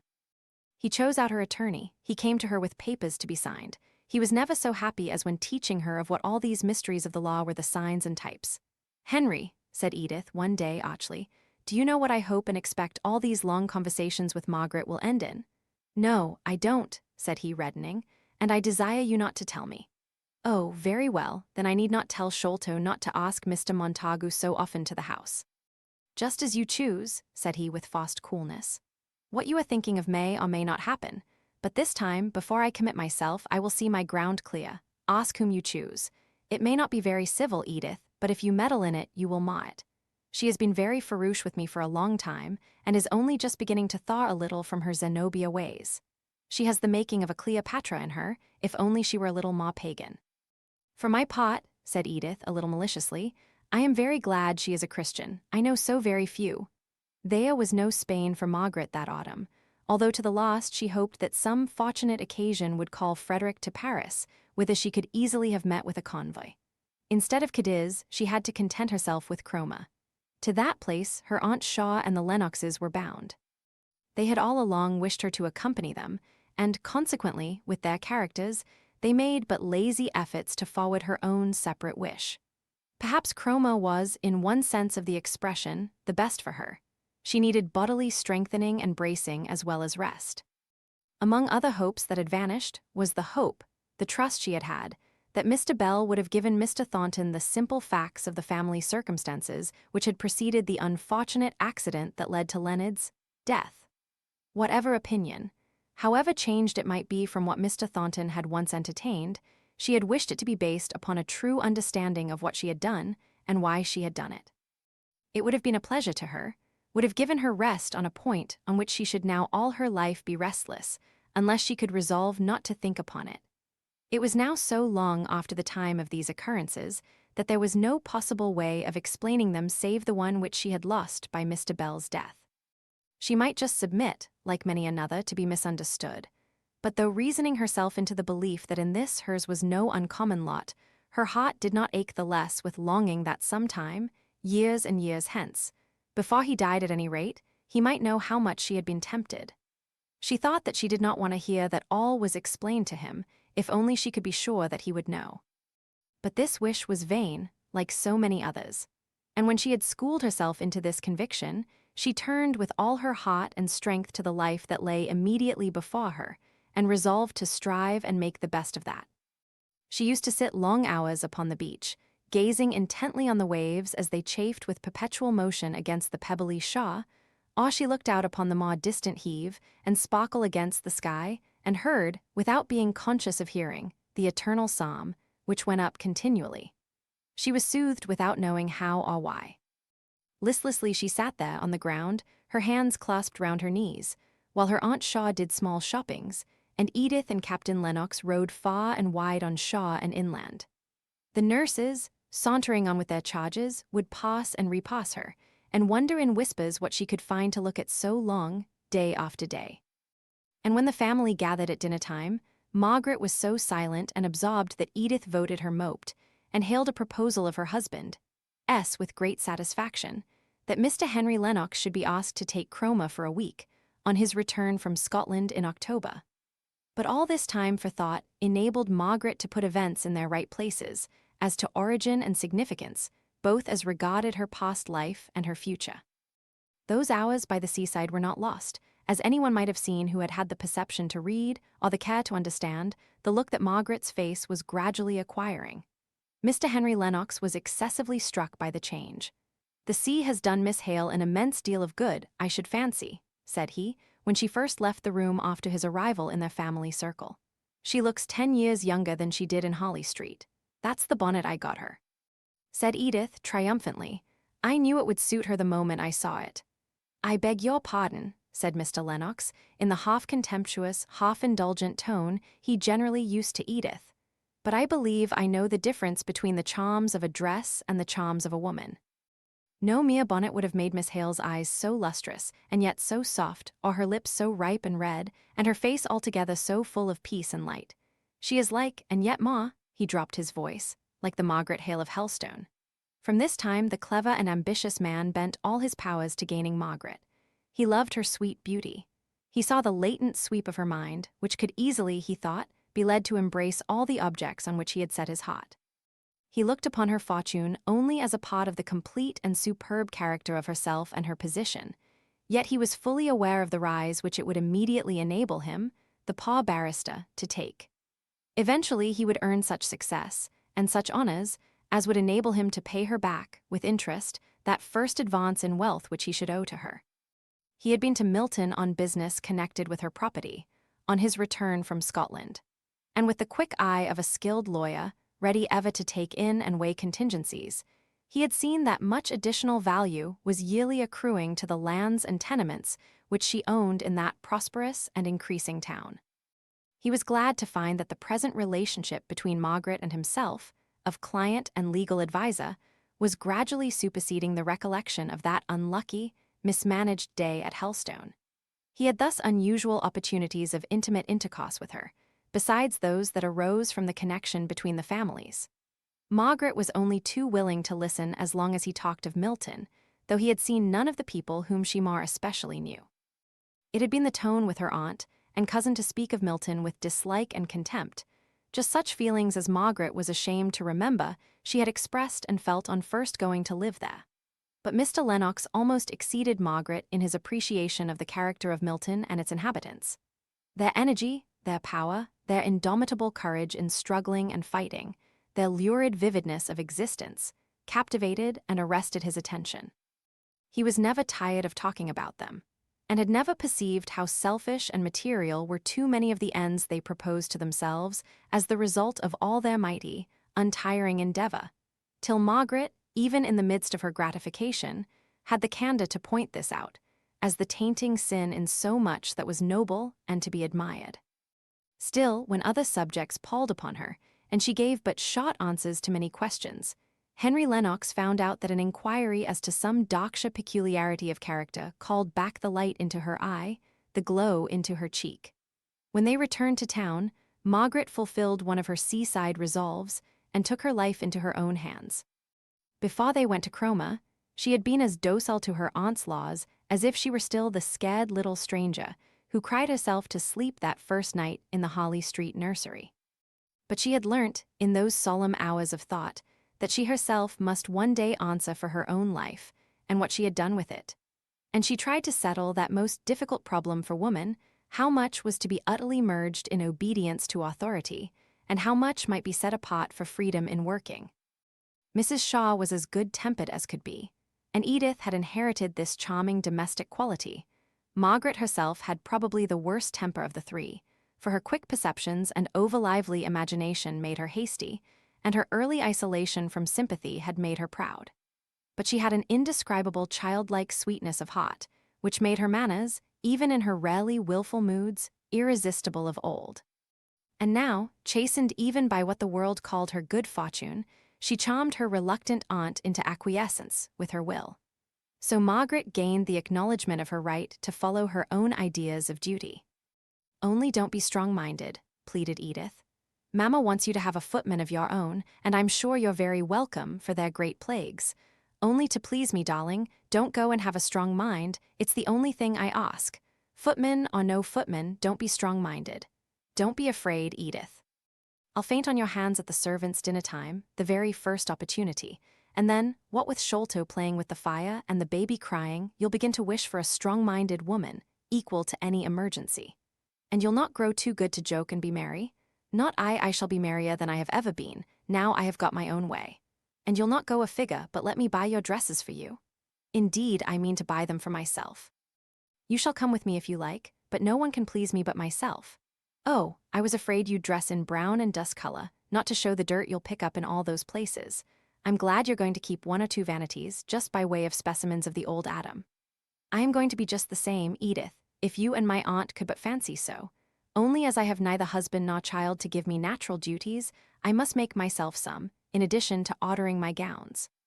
In the family conclave, which was made up of Edith, her mother, and her husband, it was decided that perhaps all these plans of hers would only secure her the more for Henry Lennox. They kept her out of the way of other friends who might have been eligible sons or brothers, and it was also agreed that she never seemed to take much pleasure in the society of anyone but Henry, out of their own family. The other admirers, attracted by her appearance or the reputation of her fortune, were swept away, by her unconscious smiling disdain, into the paths frequented by other beauties less fastidious, or other heiresses with a larger amount of gold. Henry and she grew slowly into closer intimacy, but neither he nor she were people to brook the slightest notice of their proceedings. Chapter 50 changes ATMILTON. Here we go up, up, up, and here we go down, down, downy. Nursery song. Meanwhile at Milton, the chimneys smoked. The ceaseless raw and mighty beat and dazzling whir of machinery struggled and strove perpetually. Senseless and purposeless were wood and iron and steam in their endless labors, but the persistence of their monotonous work was rivaled in tireless endurance by the strong crowds, who, with sense and with purpose, were busy and restless in seeking after what? In the streets there were few loiterers, none walking for mere pleasure. Every man's face was set in lines of eagerness or anxiety. News was sought for with fierce avidity, and men jostled each other aside in the mart and in the exchange, as they did in life, in the deep selfishness of competition. There was gloom over the town. Few came to buy, and those who did were looked at suspiciously by the sellers. For credit was insecure, and the most stable might have their fortunes affected by the sweep in the great neighboring pot among the shipping houses. Hitherto there had been no failures in Milton, but from the immense speculations that had come to light in making a bad end in America, and yet nearer home, it was known that some Milton houses of business must suffer so severely that everyday men's faces asked, if their tongues did not, "What news? Who is gone? How will it affect me?" And if two or three spoke together, they dwelt rather on the names of those who were safe than dared to hint at those likely, in their opinion, to go. For idle breath may, at such times, cause the downfall of some who might otherwise weather the storm, and one going down drags many after. Thornton is safe, say they. His business is large, extending every year, but such a head as he has, and so prudent with all his daring. Then one man draws another aside, and walks a little apart, and with head inclined into his neighbor's ear, he says, Thornton's business is large, but he has spent his profits in extending it. He has no capital laid by. His machinery is new within these 2 years and has cost him, we won't say what. A word to the wise. But that Mr. Harrison was a croaker, a man who had succeeded to his father's trade-made fortune, which he had feared to lose by altering his mode of business to any having a larger scope. Yet he grudged every penny made by others more daring and far-sighted. But the truth was, Mr. Thornton was hard-pressed. He felt it acutely in his vulnerable point, his pride in the commercial character which he had established for himself. Architect of his own fortunes, he attributed this to no special merit or qualities of his own, but to the power which he believed that commerce gave to every brave, honest, and persevering man to raise himself to a level from which he might see and read the great game of worldly success, and honestly, by such far-sightedness, command more power and influence than in any other mode of life. Far away in the East and in the West, where his person would never be known, his name was to be regarded and his wishes to be fulfilled and his word pass like gold. That was the idea of merchant life with which Mr. Thornton had started. Her merchants be like princes, said his mother, reading the text aloud, as if it were a trumpet call to invite her boy to the struggle. He was but like many others, men, women, and children, alive to distant and dead to near things.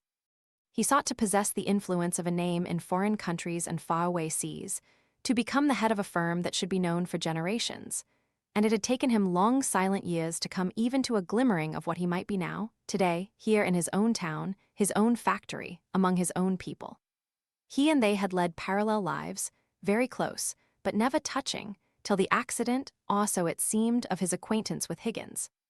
Once brought face to face, man to man, with an individual of the masses around him, and take notice, out of the character of master and workman, in the first instance, they had each begun to recognize that we have all of us one human heart.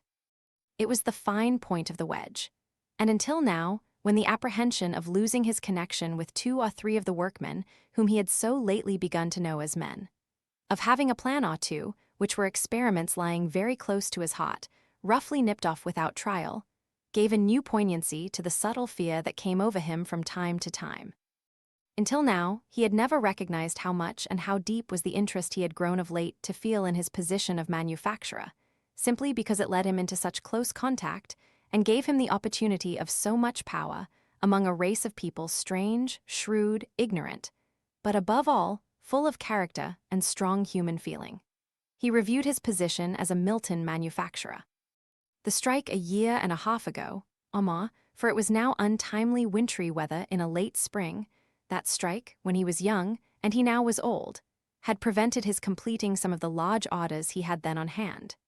He had locked up a good deal of his capital in new and expensive machinery, and he had also bought cotton largely for the fulfillment of these orders taken under contract. That he had not been able to complete them was owing in some degree to the utter want of skill on the part of the Irish hands whom he had imparted. Much of their work was damaged and unfit to be sent forth by a house which prided itself on turning out nothing but first-rate articles. For many months, the embarrassment caused by the strike had been an obstacle in Mr. Thornton's way, and often, when his eye fell on Higgins, he could have spoken angrily to him without any present cause, just from feeling how serious was the injury that had arisen from this affair in which he was implicated. But when he became conscious of this sudden, quick resentment, he resolved to curb it. It would not satisfy him to avoid Higgins. He must convince himself that he was master over his own anger by being particularly careful to allow Higgins access to him, whenever the strict rules of business or Mr. Thornton's leisure permitted.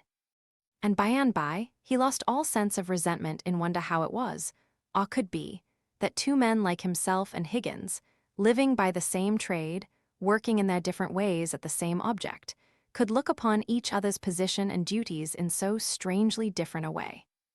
And thence arose that intercourse, which, though it might not have the effect of preventing all future clash of opinion and action, when the occasion arose, would, at any rate, enable both master and man to look upon each other with far more charity and sympathy, and bear with each other more patiently and kindly. Besides this improvement of feeling, both Mr. Thornton and his workmen found out their ignorance as to positive matters of fact, known heretofore to one side, but not to the other. But now had come one of those periods of bad trade, when the market falling brought down the value of all large stocks. Mr. Thornton's fell to nearly half. No orders were coming in, so he lost the interest of the capital he had locked up in machinery. Indeed, it was difficult to get payment for the orders completed, yet there was the constant drain of expenses for working the business. Then the bills became due for the cotton he had purchased, and money being scarce, he could only borrow at exorbitant interest, and yet he could not realize any of his property. But he did not despair. He exerted himself day and night to foresee and to provide for all emergencies. He was as calm and gentle to the women in his home as ever. To the workmen in his mill he spoke not many words, but they knew him by this time.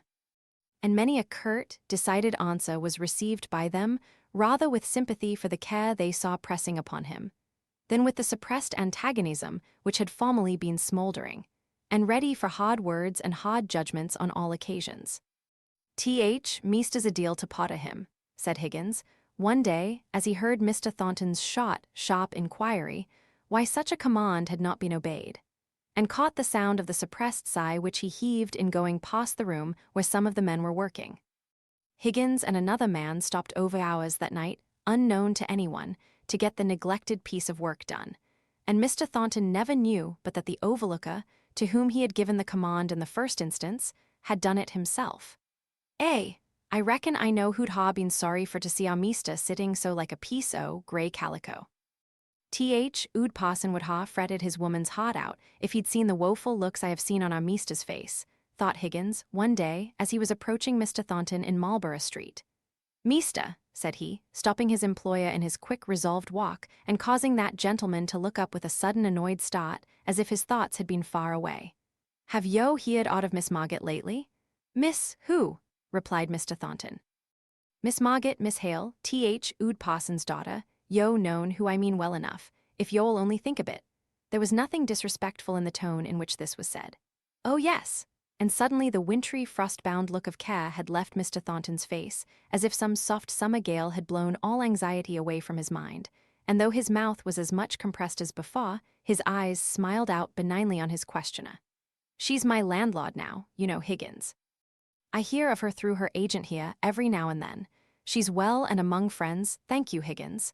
That thank you lingered after the other words, and yet came with so much warmth of feeling, let in a new light to the acute Higgins. It might be but a willow wisp, but he thought he would follow it and ascertain whither it would lead him. "And she's not gettin' married, meester?" "Not yet." The face was cloudy once more. "There is some talk of it, as I understand, with a connection of the family. Then she'll not be for coming to Milton again, I reckon." "No, stop a minute, meester." Then going up confidentially close, he said, "Is young gentleman cleared?" He enforced the depth of his intelligence by a wink of the eye, which only made things more mysterious to Mr. Thornton. Young gentleman, I mean Master Frederick, they cad him, her brother as was over here, yo known." "Over here." "Aye, to be sure, at Mrs.'s death.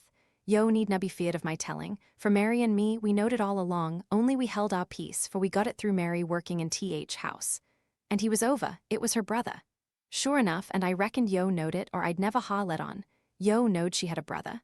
"Yes, I know all about him, and he was over at Mrs. Hale's death?" "Nay, I'm not going for to tell ma. I've maybe getten them into mischief already, for they kept it very close. I not but wanted to know if they'd getten him cleared. Not that I know of, I know nothing. I only hear of Miss Hale now as my landlord and through her lawyer." He broke off from Higgins to follow the business on which he had been bent when the latter first accosted him, leaving Higgins baffled in his endeavor.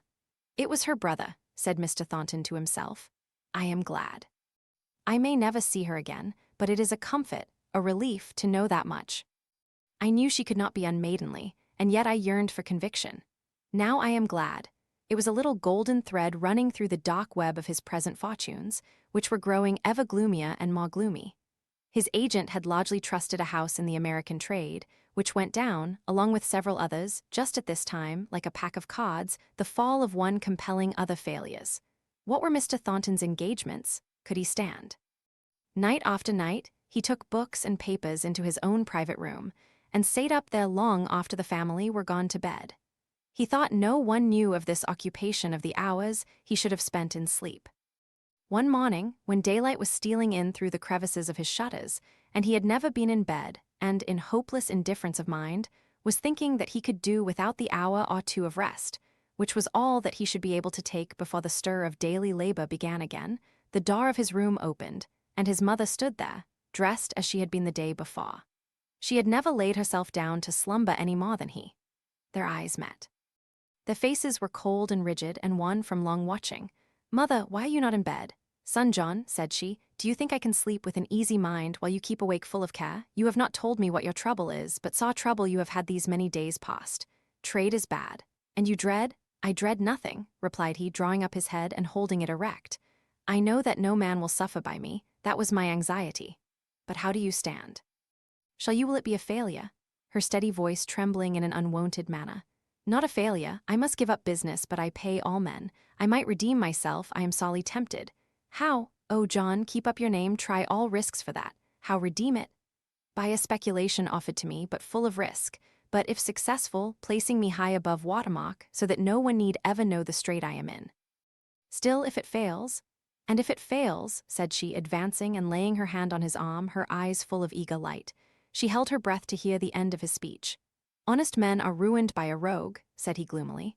"As I stand now, my creditor's money is safe, every farthing of it, but I don't know where to find my own. It may be all gone, and I penniless at this moment. Therefore, it is my creditor's money that I should risk. But if it succeeded, they need never know." "Is it so desperate a speculation? I am sure it is not, or you would never have thought of it. If it succeeded, I should be a rich man, and my peace of conscience would be gone." "Why, you would have injured no one." "No, but I should have run the risk of ruining many for my own paltry aggrandizement. Mother, I have decided, you won't much grieve over our leaving this house, shall you, dear mother?" "No, but to have you other than what you are will break my heart. What can you do?" "Be always the same John Thornton in whatever circumstances, endeavoring to do right and making great blunders, and then trying to be brave in setting to afresh. But it is hard, mother. I have worked and planned. I have discovered new powers in my situation too late, and now all is over. I am too old to begin again with the same heart. It is hard, mother." He turned away from her and covered his face with his hands. "I can't think," said she, with gloomy defiance in her tone, "how it comes about. Here is my boy, good son, just man, tender heart, and he fails in all he sets his mind upon. He finds a woman to love, and she cares no more for his affection than if he had been a common man. He labors, and his labor comes to naught. Other people grow rich and hold their paltry names high and dry above shame." "Shame never touched me," said he in a low tone, but she went on. "I sometimes have wondered where justice was gone to, and now I don't believe there is such a thing in the world. Now you are come to this, you, my own John Thornton, though you and I may be beggars together, my own dear son." She fell upon his neck and kissed him through her tears. "Mother," said he, holding her gently in his arms, "who has sent me my lot in life, both of good and evil." She shook her head. She would have nothing to do with religion just then. "Mother," he went on, seeing that she would not speak, "I too have been rebellious, but I'm striving to be so no longer. Help me as you helped me when I was a child.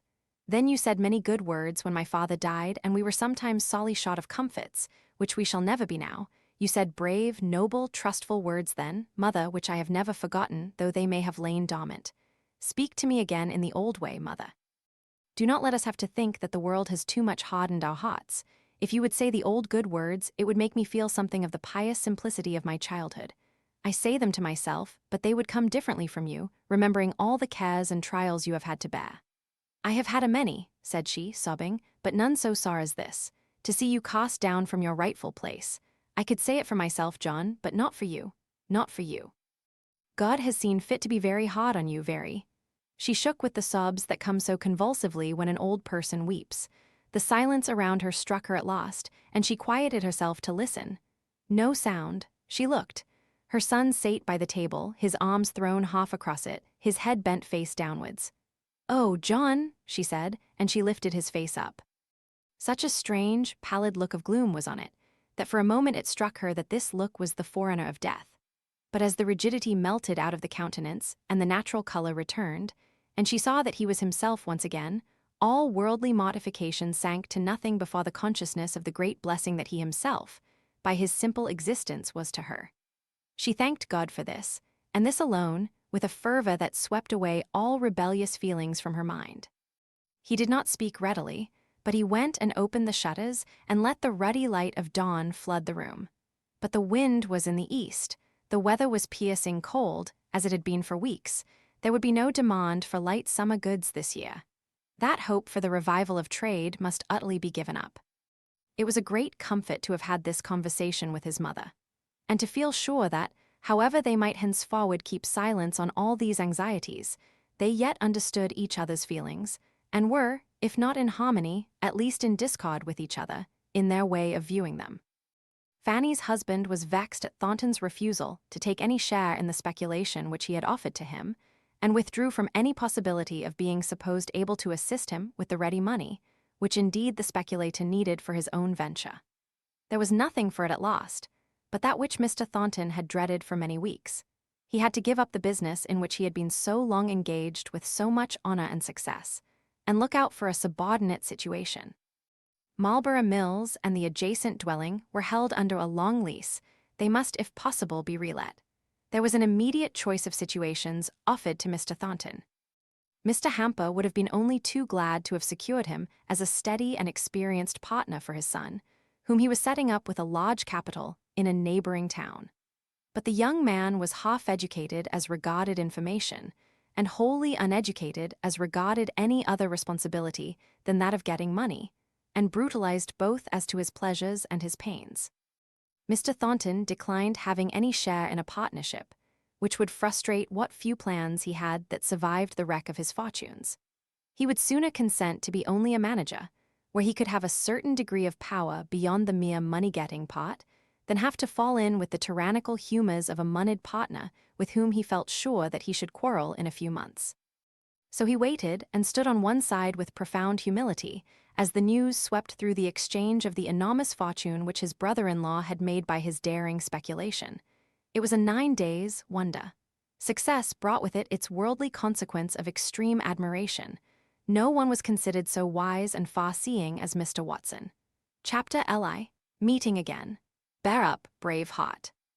We will be calm and strong. Sure, we can master eyes, or cheek, or tongue, nor let the smallest telltale sign appear she ever was and is and will be dear. Rhyming play. It was a hot summer's evening. Edith came into Margaret's bedroom the first time in her habit, the second ready dressed for dinner. No one was there at first. The next time Edith found Dixon laying out Margaret's dress on the bed, but no Margaret. Edith remained to fidget about. Oh, Dixon. Not those horrid blue flowers to that dead gold-colored gown. What taste? Wait a minute, and I will bring you some pomegranate blossoms. It's not a dead gold color, ma'am. It's a straw color, and blue always goes with straw color. But Edith had brought the brilliant scarlet flowers before Dixon had got half through her remonstrance. Where is Miss Hale? Asked Edith, as soon as she had tried the effect of the garniture. I can't think, she went on, pettishly, how my aunt allowed her to get into such rambling habits in Milton. I'm sure I'm always expecting to hear of her having met with something horrible among all those wretched places she pokes herself into. I should never dare to go down some of those streets without a servant. They're not fit for ladies. Dixon was still huffed about her despised taste, so she replied rather shortly. It's no wonder to my mind when I hear ladies talk such a deal about ladies, and when they're such fearful, delicate, dainty ladies too, I say it's no wonder to me that there are no longer any saints on earth. Oh, Margaret, here you are, I have been so wanting you. But how your cheeks are flushed with the heat, poor child.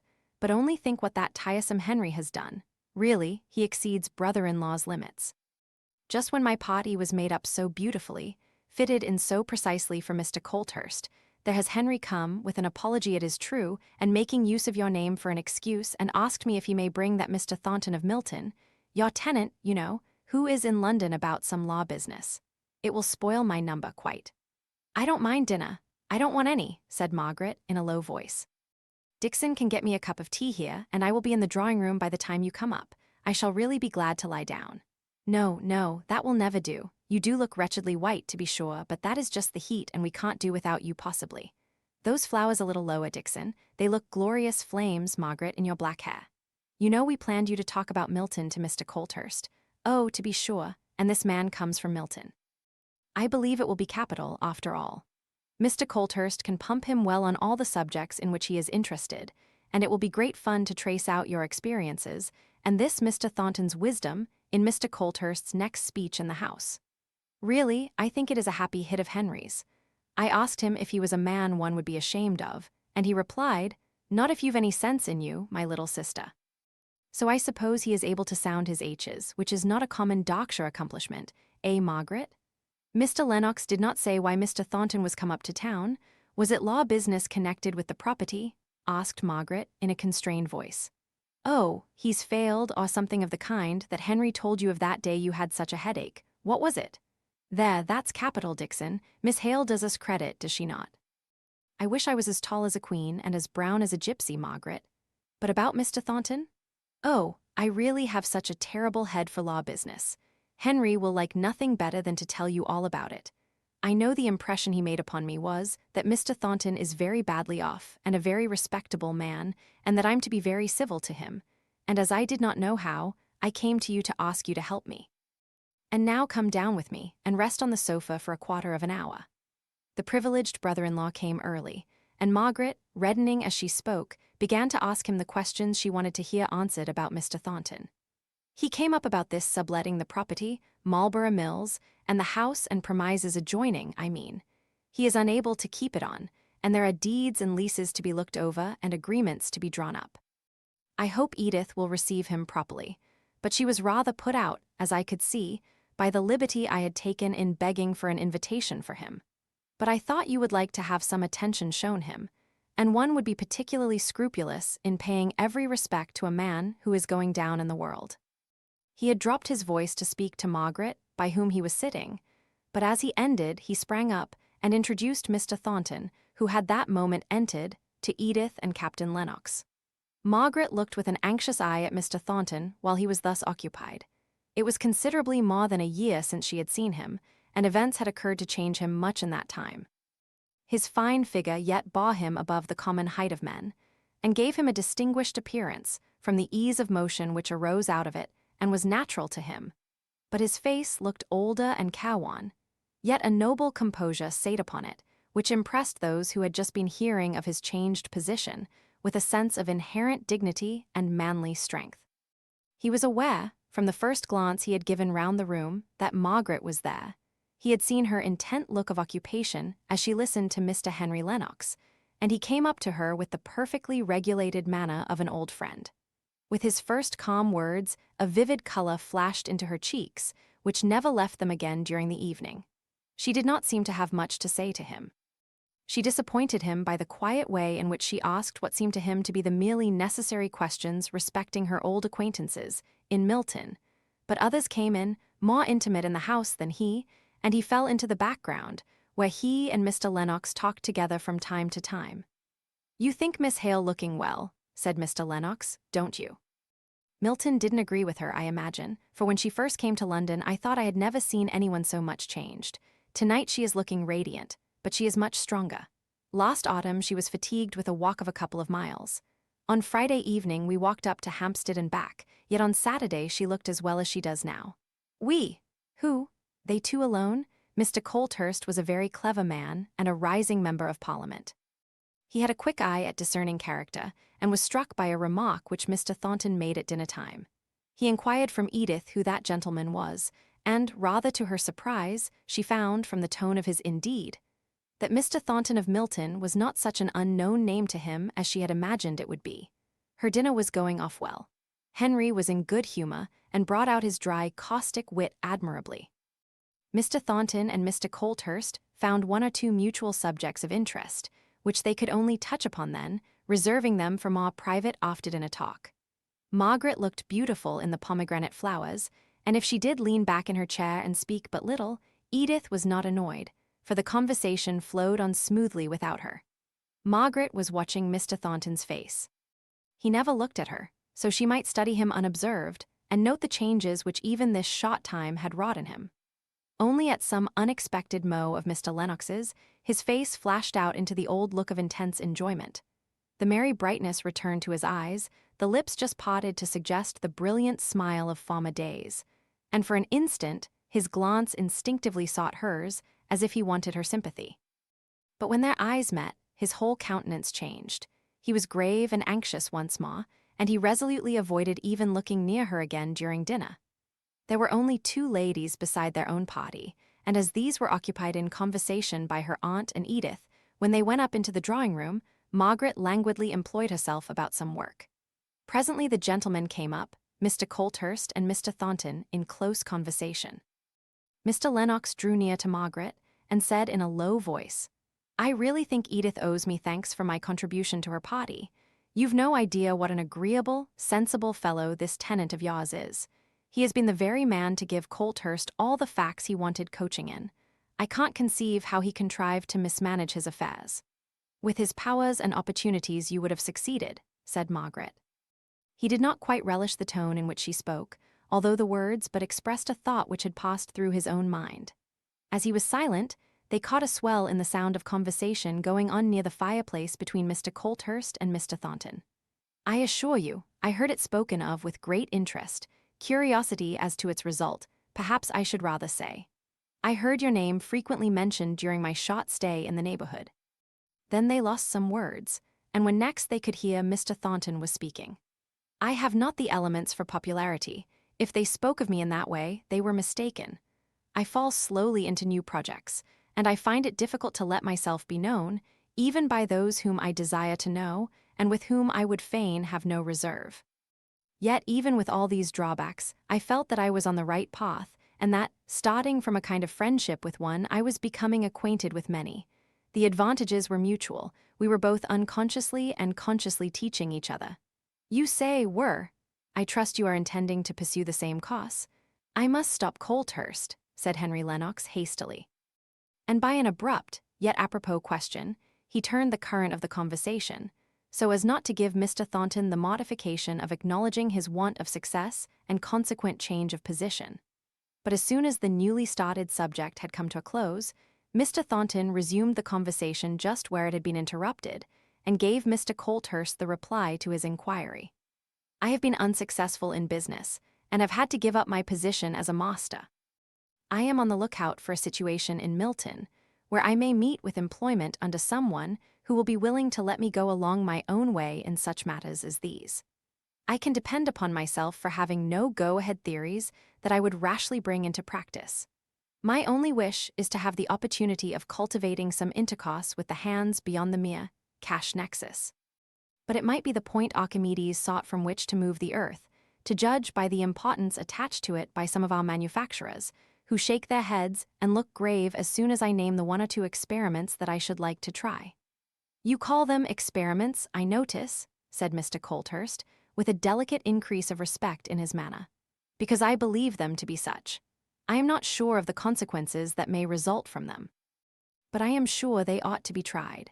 I have arrived at the conviction that no mere institutions, however wise, and however much thought may have been required to organize and arrange them, can attach class to class as they should be attached, unless the working out of such institutions bring the individuals of the different classes into actual personal contact.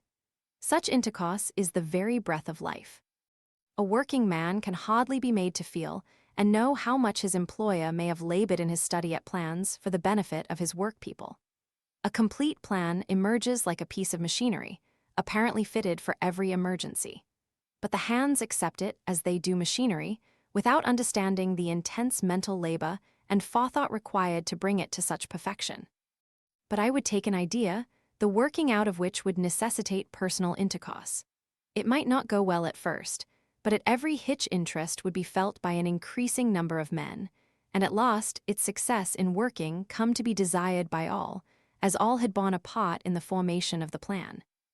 And even then I am sure that it would lose its vitality, cease to be living, as soon as it was no longer carried on by that sort of common interest which invariably makes people find means and ways of seeing each other, and becoming acquainted with each other's characters and persons, and even tricks of temper and modes of speech. We should understand each other better, and I'll venture to say we should like each other more. And you think they may prevent recurrence of strikes? Not at all. My utmost expectation only goes as far as this, that they may render strikes not the bitter, venomous sauces of hatred they have hitherto been. A more hopeful man might imagine that a closer and more genial intercourse between classes might do away with strikes. But I am not a hopeful man. Suddenly, as if a new idea had struck him, he crossed over to where Margaret was sitting and began, without preface, as if he knew she had been listening to all that had passed. "Miss Hale, I had a round-robin from some of my men, I suspect in Higgins' handwriting, stating their wish to work for me if ever I was in a position to employ men again on my own behalf. That was good, wasn't it?" "Yes, just right." "I am glad of it," said Margaret, looking up straight into his face with her speaking eyes, and then dropping them under his eloquent glance. He gazed back at her for a minute, as if he did not know exactly what he was about, then sighed, and saying, "I knew you would like it," he turned away and never spoke to her again until he bid her a formal good night. As Mr. Lennox took his departure, Margaret said, with a blush that she could not repress and with some hesitation, "Can I speak to you tomorrow? I want your help about something." "Certainly. I will come at whatever time you name. You cannot give me a greater pleasure than by making me of any use. At 11, very well." His eye brightened with exultation. How she was learning to depend upon him. It seemed as if any day now might give him the certainty, without having which he had determined never to offer to her again. Chapter LII. Pack CLOUDS away. For joy or grief, for hope or fear, for all hereafter, as for here, in peace or strife, in storm or shine. Anon. Edith went about on tiptoe and checked Sholto in all loud speaking that next morning, as if any sudden noise would interrupt the conference that was taking place in the drawing-room. 2 o'clock came, and they still sate there with closed doors. Then there was a man's footstep running downstairs, and Edith peeped out of the drawing-room. "Well, Henry," said she with a look of interrogation. "Well," said he rather shortly, "come in to lunch." "No, thank you, I can't. I've lost too much time here already." "Then it's not all settled," said Edith despondingly. "No, not at all. It never will be settled if the it is what I conjecture you mean." "That will never be, Edith, so give up thinking about it." "But it would be so nice for us all," pleaded Edith. "I should always feel comfortable about the children if I had Margaret settled down near to me. As it is, I am always afraid of her going off to Cadiz. I will try, when I marry, to look out for a young lady who has a knowledge of the management of children. That is all I can do. Miss Hale will not have me, and I shall not ask her." "Then what have you been talking about?" "A thousand things you would not understand. Investments and leases and value of land." "Oh, go away if that's all. You and she will be unbearably stupid if you've been talking all this time about such weary things." "Very well. I'm coming again tomorrow and bringing Mr. Thornton with me to have some more talk with Miss Hale." "Mr. Thornton, what has he to do with it?" "He is Miss Hale's tenant," said Mr. Lennox, turning away, "and he wishes to give up his lease." "Oh. Very well. I can't understand details, so don't give them me. The only detail I want you to understand is to let us have the back drawing-room undisturbed, as it was today. In general, the children and servants are so in and out that I can never get any business satisfactorily explained, and the arrangements we have to make tomorrow are of importance." No one ever knew why Mr. Lennox did not keep to his appointment on the following day.